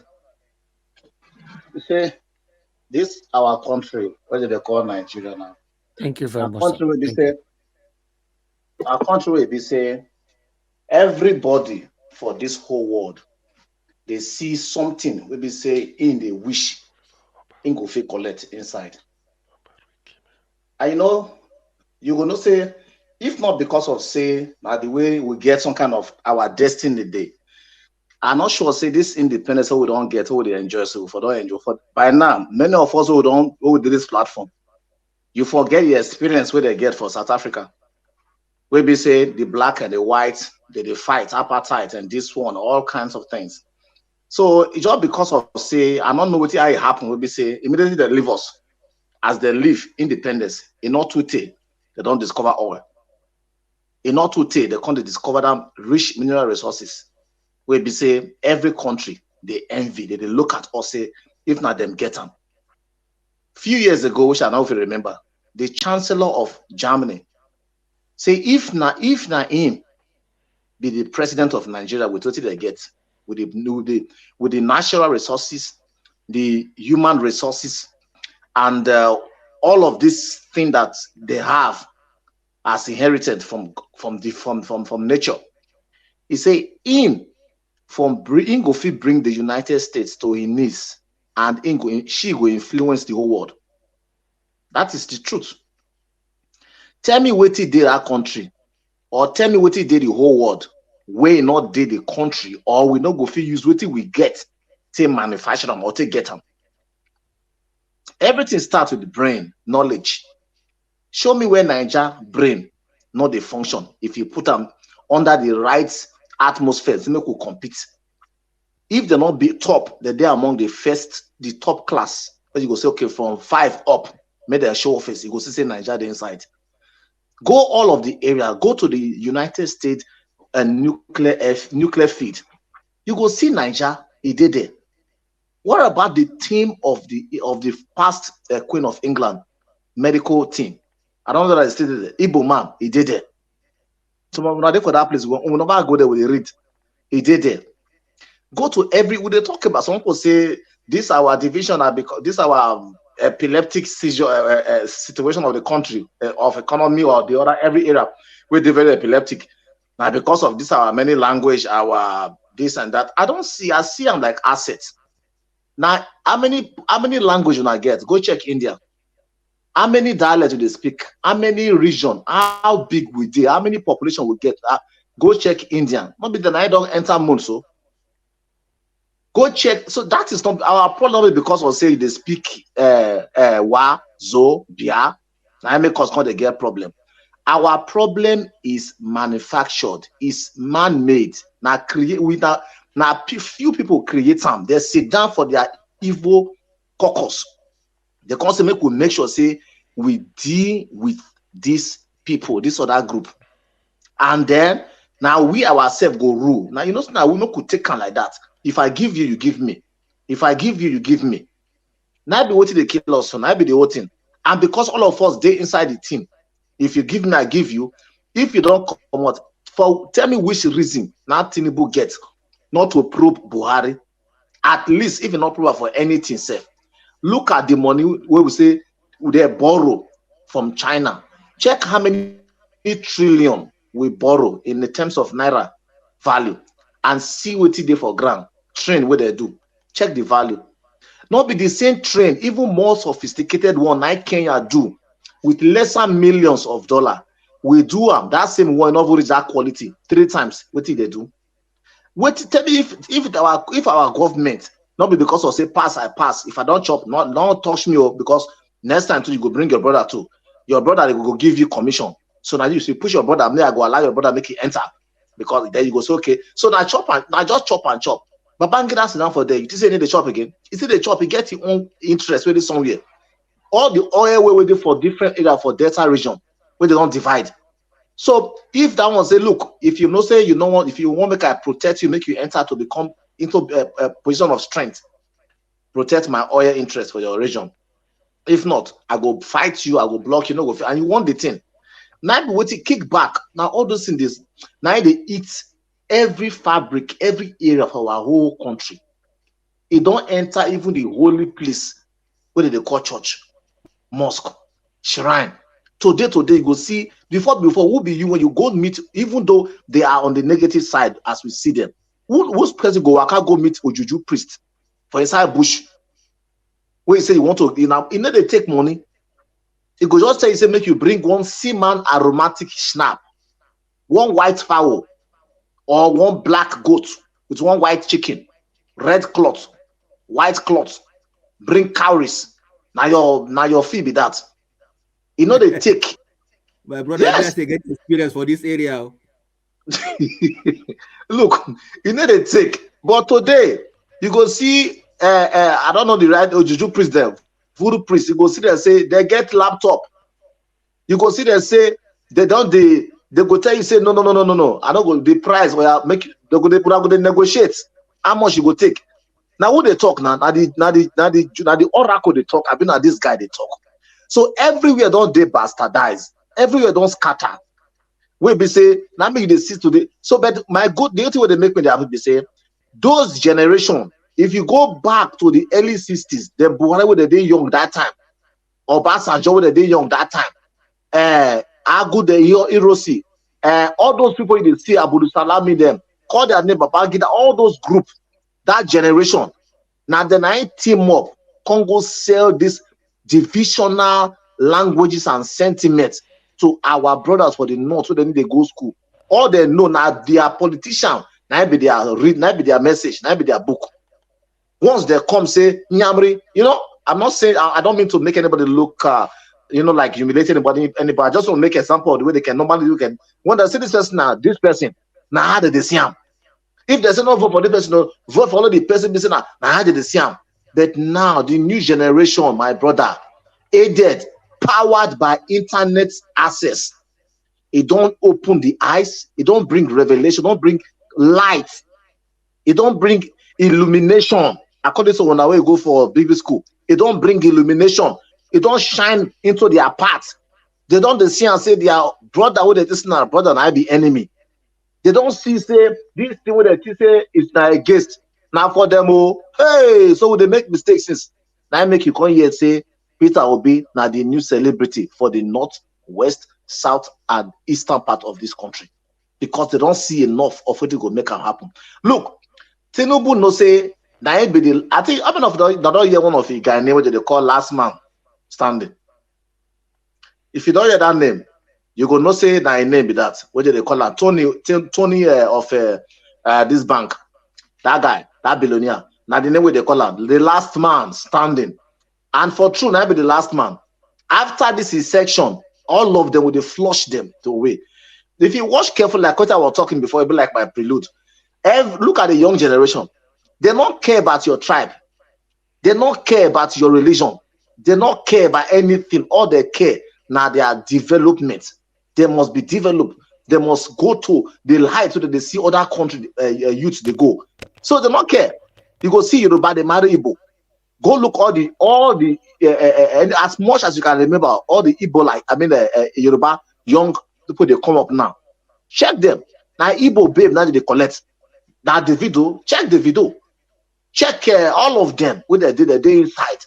Politicians more than they get Igbo babe. So now before like what I talked before, now those our grandfather and our father go say no money for that side. Now Igbo man I want to bring wars, scatter the not marry for this side. Now this one, not marry for that time don't fade. All those reasons don't become a reasonable thing. So now, wait till the whole youth they talk. Look the kind of commanding messages they send from NSAS. This thing not there enough to say this thing where they talk makes sense. See how they can't reiterate them 2023 for election. They can't reiterate that and say this thing and what it will still stand upon. New Nigeria now we want. Is it possible with Peter Obi? let me tell you something. Today, the fear we say every politician will fear today as we talk now. If one thing say United Nations, one kind so stronger power than us, comes okay to settle this matter, we go monitor the election from the interland. Where did they cross river, every village, they go get enough security everywhere at the same time. Everybody must get PVC. Bam. Oh yeah, no intimidation, no send, no anything. Make una vote, make una watch. They go surprise say Peter Obi go win 90%, 95% for every area of the country. They know. Now be that they don't go agree say make they do transparent thing. Now be what they fear. My job is say they go out. All of them don't they flush out. Who they come again? Check who they political line landslide now. Nobody apart from the new breed headed by Peter Obi. You go hear see the show worry. You go hear of the new guys. And you know what? Peter Obi don't also come to tell them say, look, if you never notice it, he don't subconsciously tell the whole Nigerian politicians say, they add another qualification to make you to become leader and for you to be choosable or electable. And that qualification now, honesty, and for you to become somebody that they can trust, who gets empathy. See the way people, the magnet. Peter Obi a human magnet.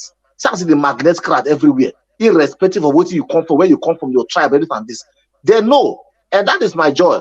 And I like the way they follow the matter they go. And for the new update what they see, from my whenever confirm that they see them, they say, I think we don't do and that they say they make me they smile.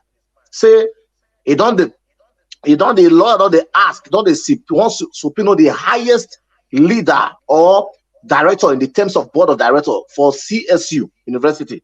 Make him come court, make him question him. And if he question, he go take oath, he go take that stand under oath of the US oath.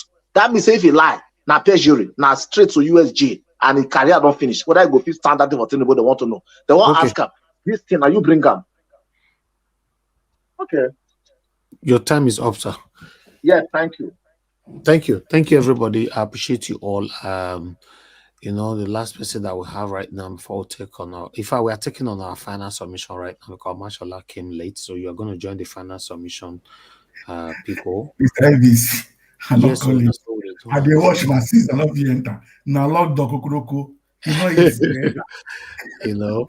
Anyway, let me quickly appreciate Mr. Joseph Orji. Thank you very much for your super chat. You said you saw the information from Obi that the platform. Yes, that's fine, but it's fake, sir. It's fake. We cannot showcase it here.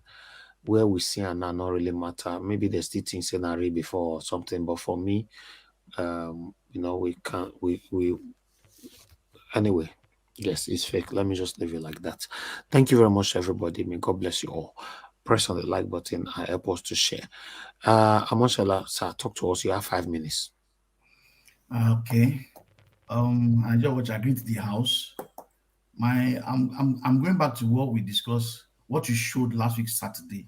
I was not watching to come in about the pastors and the clergymen, that the imams. I want to speak based on what they have been doing and all the wonderful information we got that Saturday. The painful part is that the Nigerians that we are all here fighting for have been brainwashed. And the brainwash is at the highest level. Now, pastors, I do not seem to understand what you benefit by preaching lies and hatred, because that's what you are preaching. I will not understand while you are preaching the gospel. Jesus Christ, when he came, he did not have airplane to move to one place to preach the gospel. Why are you all buying big jets, building big mansions, and you call it a church? Church is not a building. Church is the human beings you bring together and you preach to and say the right things. If you have been preaching against bad government, immoralities, by now, the human being that we have in Nigerians, their brain would have been reset. But because you're always preaching about money, money, money, You might have all the money, but does not mean if you have all the money in this world, does not mean you are successful. Success is not based on how much you have in your bank account. It's based on who you are. Who can I stand for you?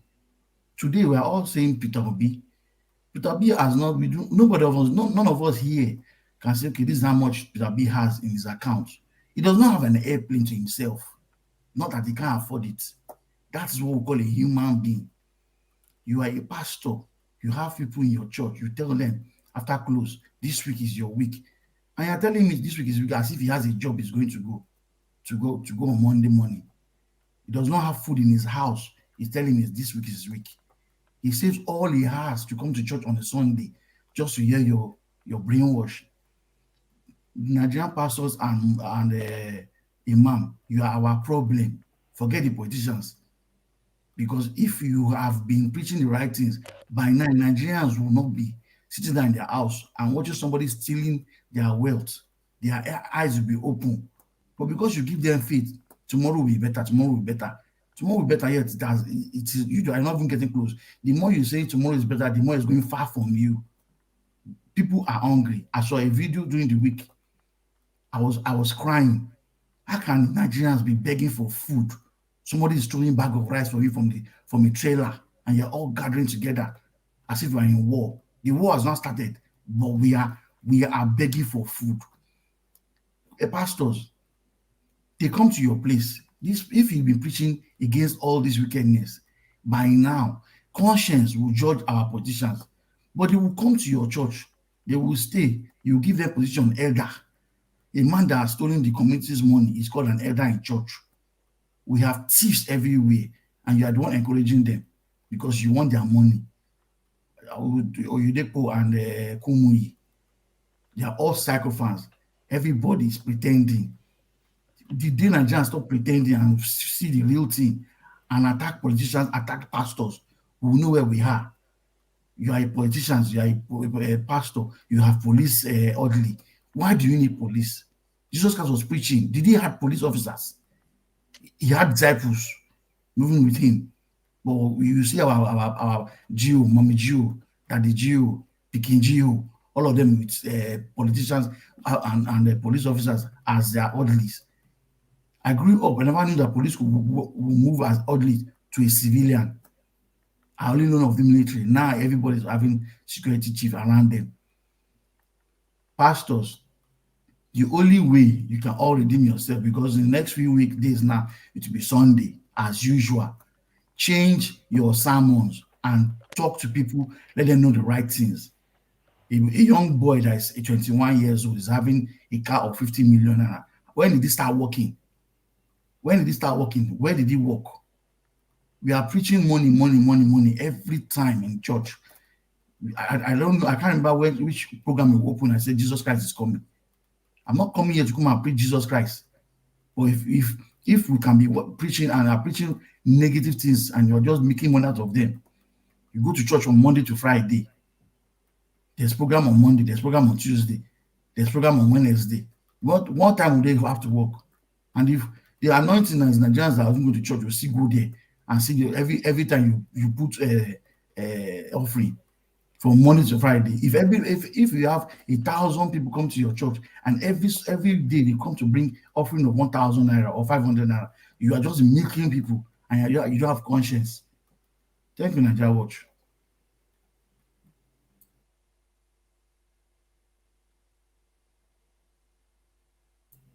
Nigeria Watch. I don't talk now. Thank you.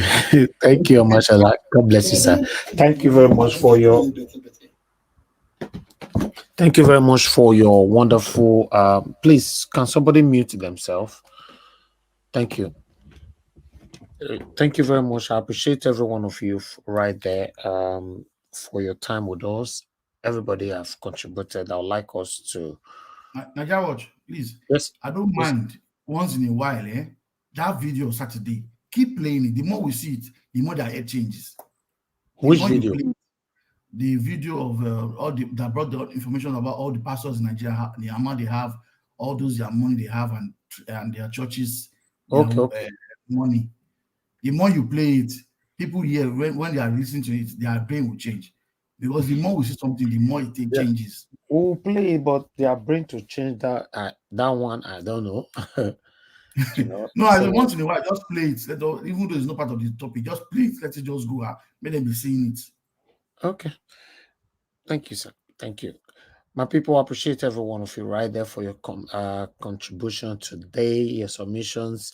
So we need to have our final closure right now. So please, everybody on the panel, we're just going to do 4 minutes. Only for 4 minutes. Please understand with us, and everybody should stick with their minutes so that we can round up this show. We're already above 5 hours now. And I'm not ready to do extension at all. So we need to stick with our final minutes given to us. God bless you all. All right, I would like to go back to give us a mandate, and anybody that is not available, if you not quit talk, I'll move on to the next person. I just assume you don't already sleep. In fact, give us a mandate, don't sleep. Let's move on to the next person. I know. I know. Say you don't see my. you don't see my. Why my be say the day where person they rush, you can't they talk. The day where they not they rush or they call you not they talk. Just by pretending not here now. Eh? Oh, okay. Okay. Thank you very much, everybody. Thank you for the time. Good night. Go ahead, my brother. You remember 3 minutes for your 4 minutes. Thank you. Well, thank you very much for the time. I mean, another wonderful day here again today. Well, not much to say. Honestly, the judiciary is the one. They are the one actually just holding us because we don't know what they are waiting for. I mean, I don't know what judiciary are waiting for. So nothing much to say. The Gabon president calling for help. Well, hopefully he will get help, and he will get help in the Black Maria because he has done more harm than good to the Gabonians. So for me, that should not even be that should be a no-go area. And judiciary. When will you guys decide on this whole thing? Don't put Nigerians in suspense. Do what is right for our nation. People are suffering. People are being pied every day. Young children, some are even being pied because of malnutrition. People cannot afford to go to their farm again. I was just thinking about Benue State this morning, and it just saddened my heart to see the evil that happened during Buhari, and nobody is bringing all of these things to book. So, judiciary, do the right thing for our nation. Let's save our country. If 2.4 million people can decide their own destiny, we are more than 2.4. We have the human power. We have everything to decide what we want to make of our nation. Nigeria can be great again. We can make it happen. Peter Obi said it, that we're not giving shishi. No shishi was given. The election was won by Peter Obi, but Mahmoud Yakub and the drug baron in Aso Rock rigged the election. Judiciary, do the right thing for the nation. Save our country. We cannot continue like this. The 19-year-old boy that pied himself in Plateau would have been your own grandchild. It would have been your son. Save the nation. Over 88 people pied in the election. Save the country. Do what is right for Nigeria so that your name and your families can be remembered. Don't be like Wike. Stand for the truth. Stand for what is good. Panelists, all Nigerians, comment section. Greetings to everyone. Have a blessed. We'll see you again tomorrow. Bye for now. Thank you very much, my brother. Give us a mandate. God bless you. Yes, judiciary, do what is right. Save this country. Nigeria, we can't continue like this. We cannot continue like this. Do the right thing.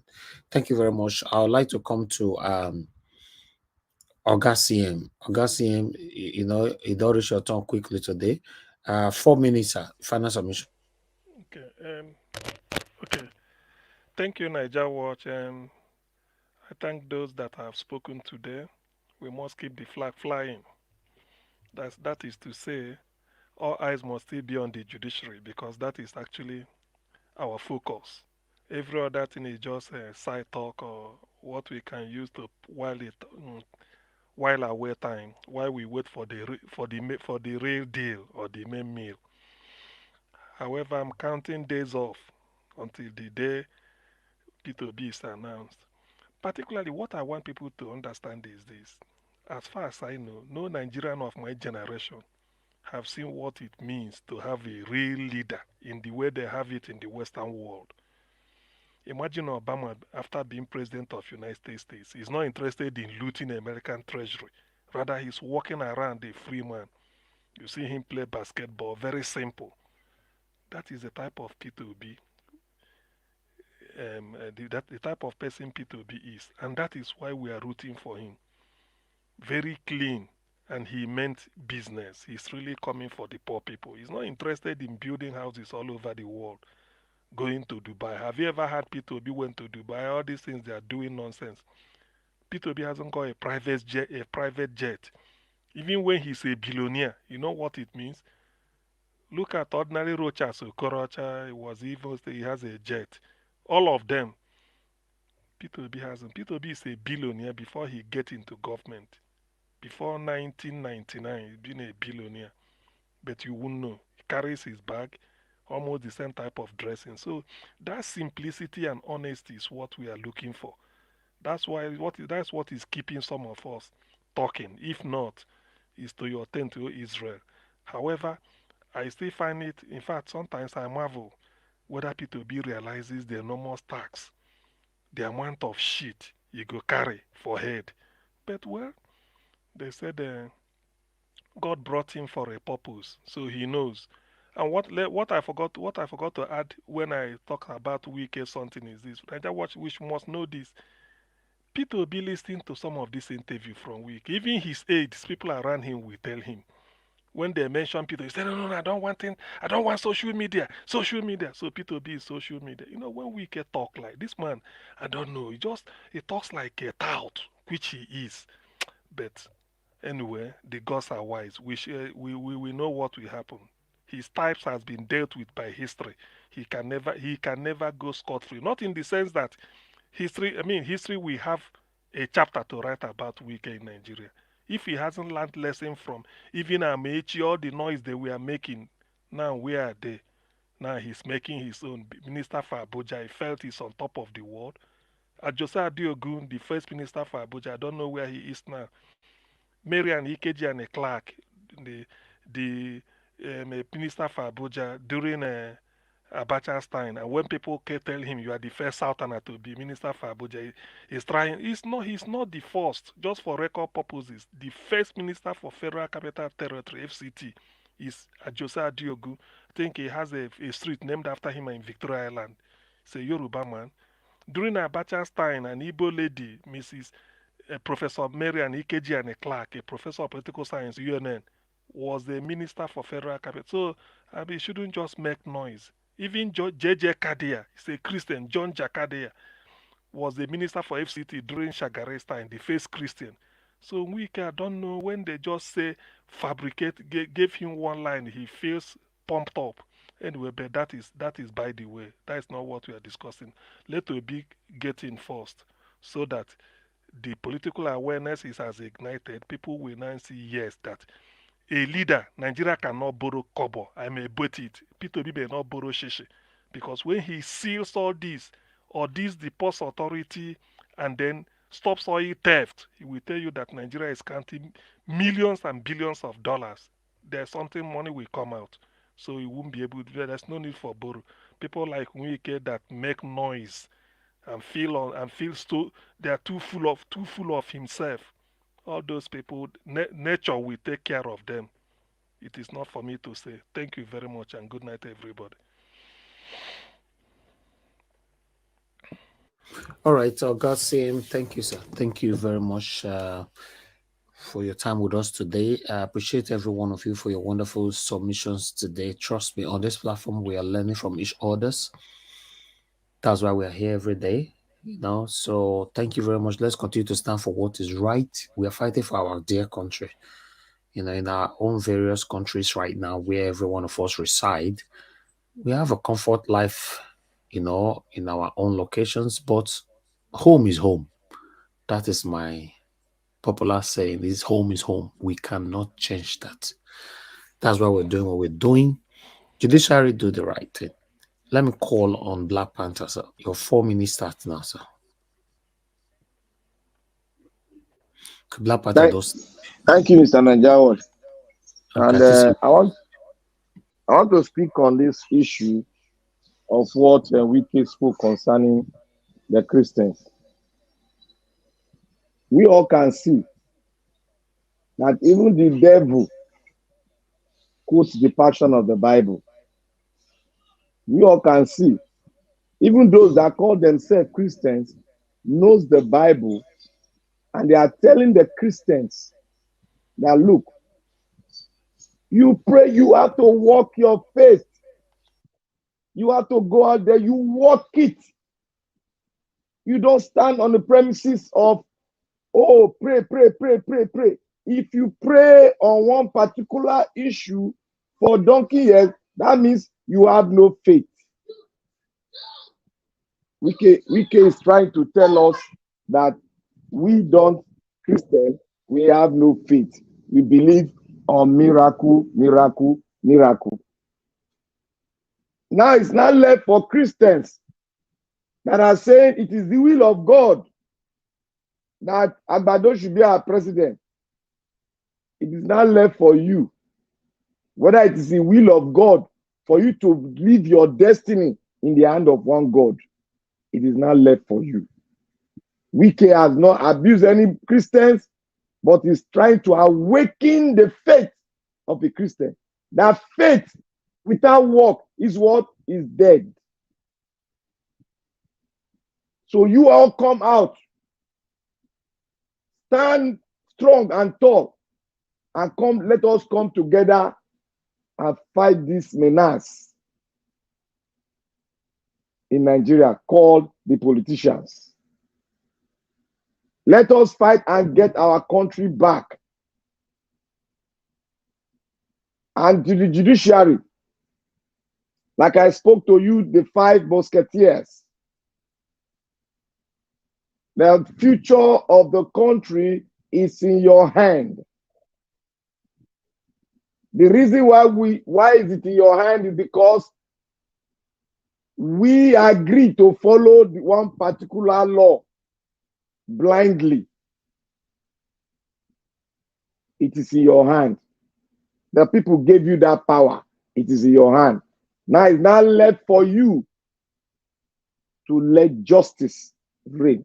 That is the only thing that people that gave you power to sit on that seat, exercising your power of judgment. Our hope is in your hand. Our eyes are watching you. Our hearts are watching you. Even the child that was born yesterday is watching you, because his destiny is everything he got.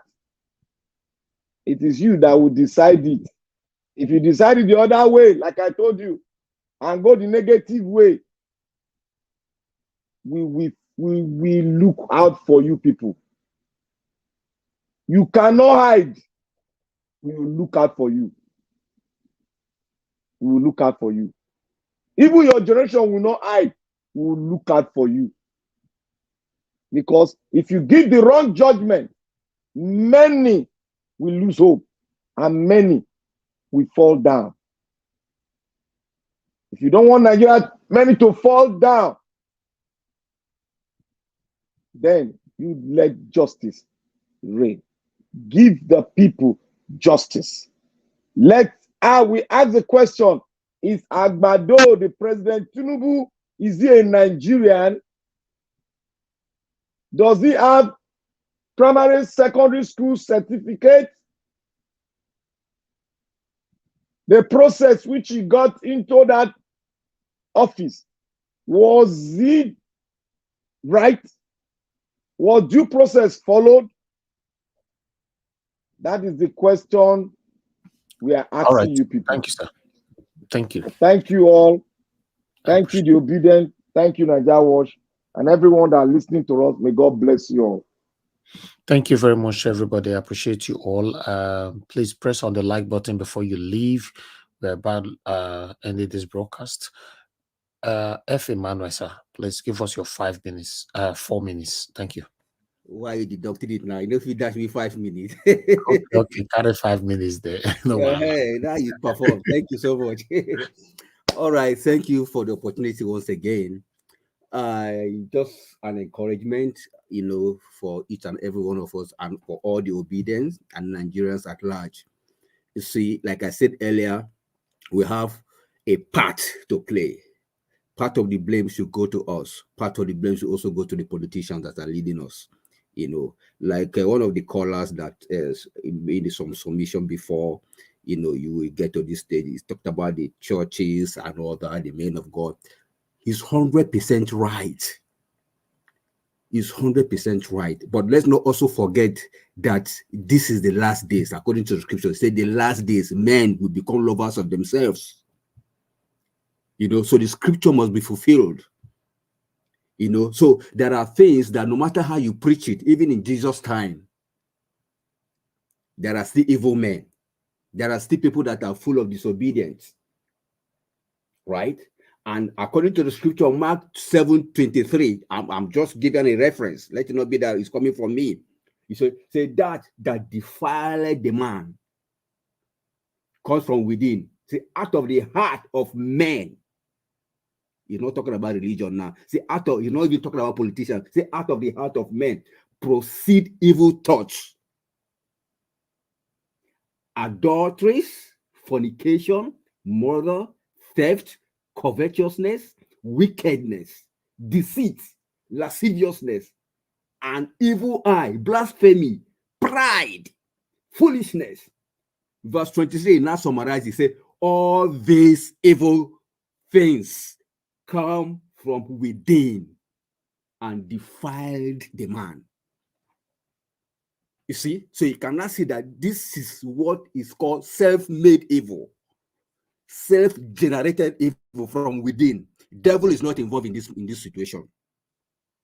In this matter right now, devil is not involved at all. And the only thing I would advise each and every one of us here is greed is one dangerous enemy to a man.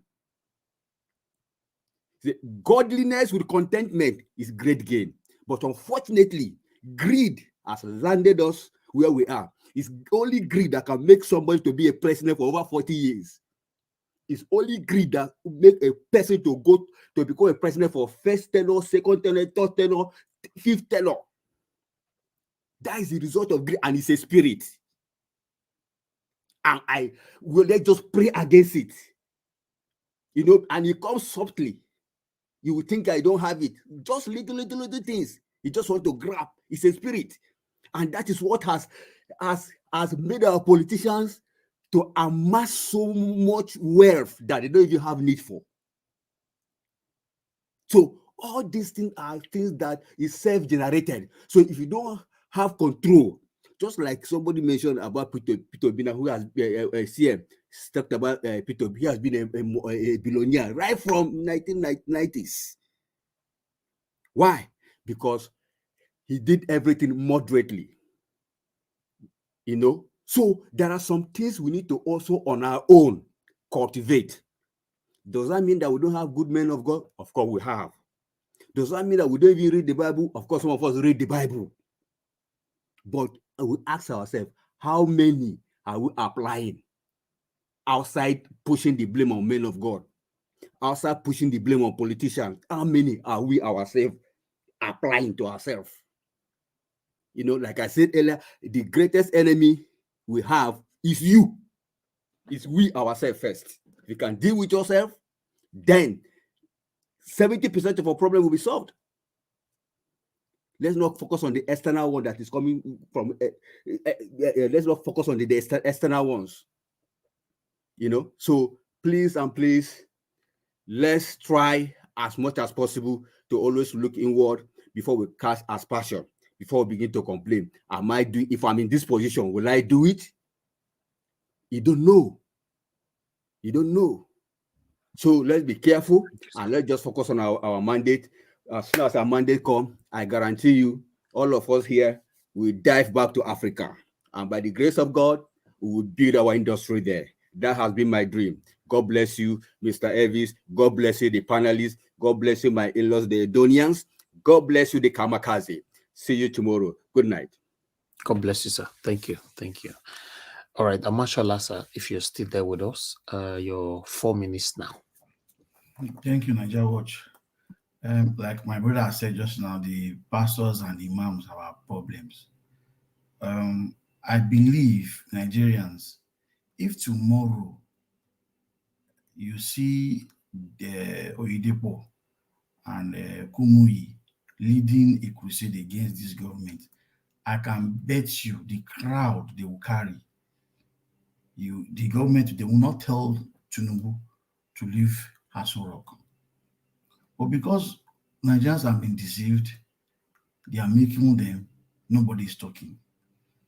Judiciary, we will not beg you, because left for me, I know already what your result is to put Tinubu there. But I cannot imagine what will happen, because already you are indirectly telling the pastors to preach, you are telling them to preach, yes, so let Tinubu be on the throne. It's just for 4 years. Let me assume he does 4 years. Your next president will be Seyi Tinubu, because you rig his son in. That's kind of human beings we have. For me, I won't call politicians human beings. They are animals. They're not domestic animals. They are wild animals. Because every living thing is an animal. But those guys are not normal animals. They are wild animals. It's only wild animals that see his fellow animals suffering and they see descend on eating it. So they are wild animals.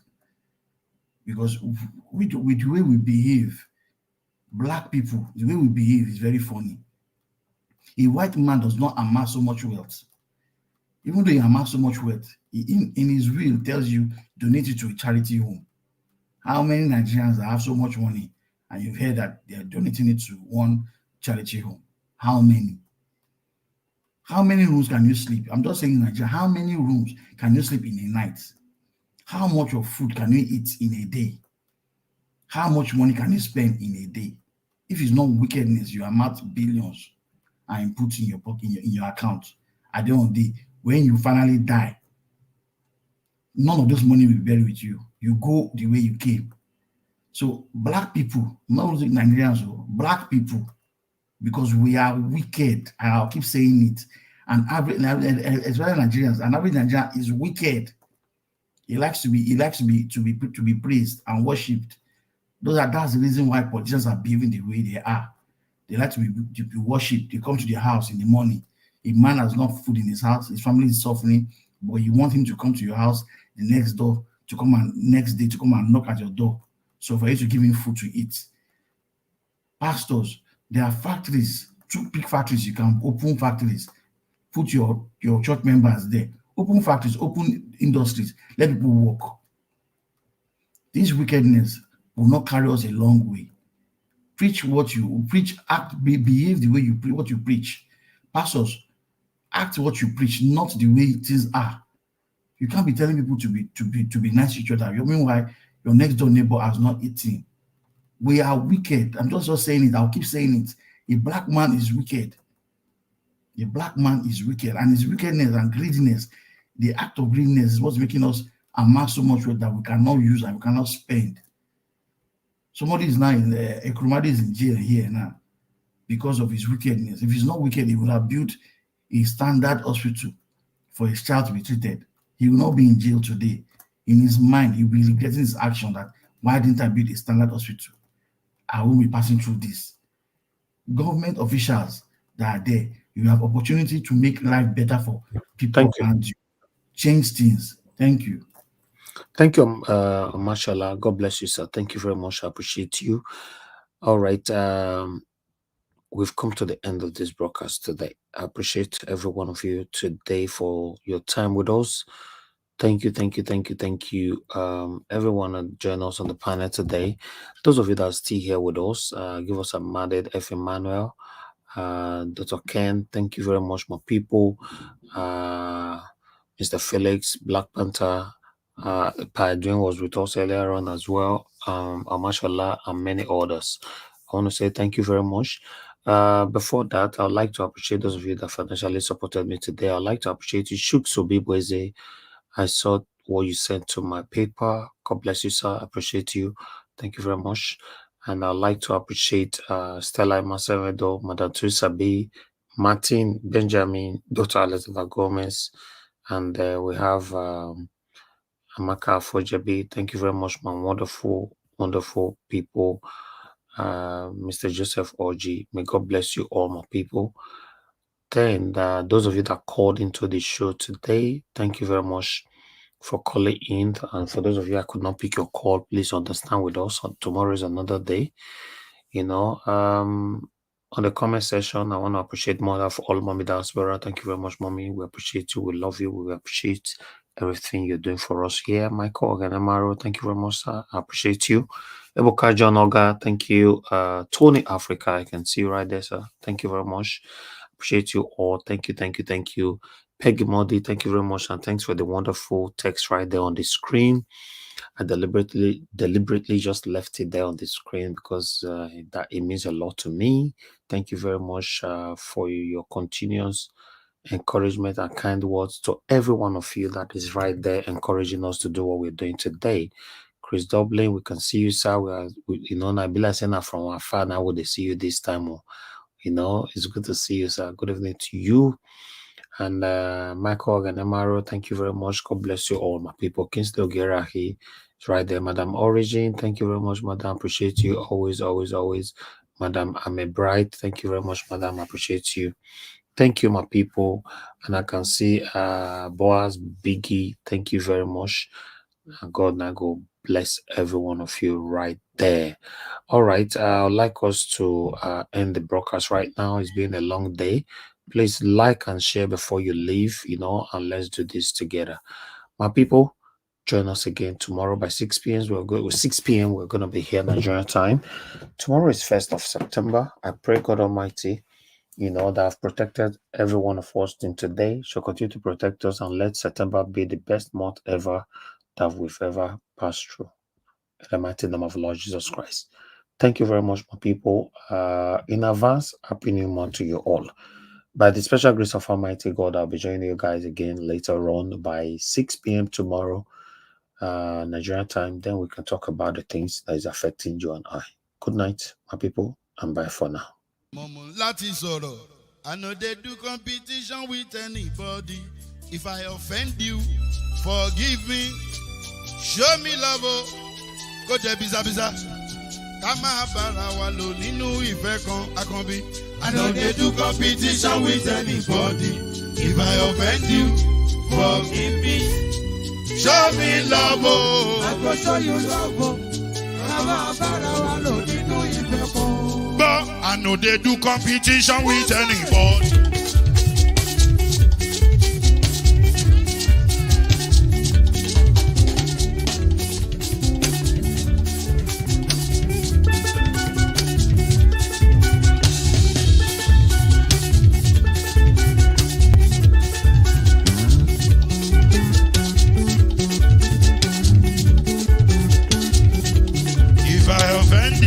Forgive me, show me love, I go show you love. Kama bara walo ninu ife kan. I know they do competition with anybody. If I offend you, forgive me. Show me love, I go show you love. Kama bara walo ninu ife kan.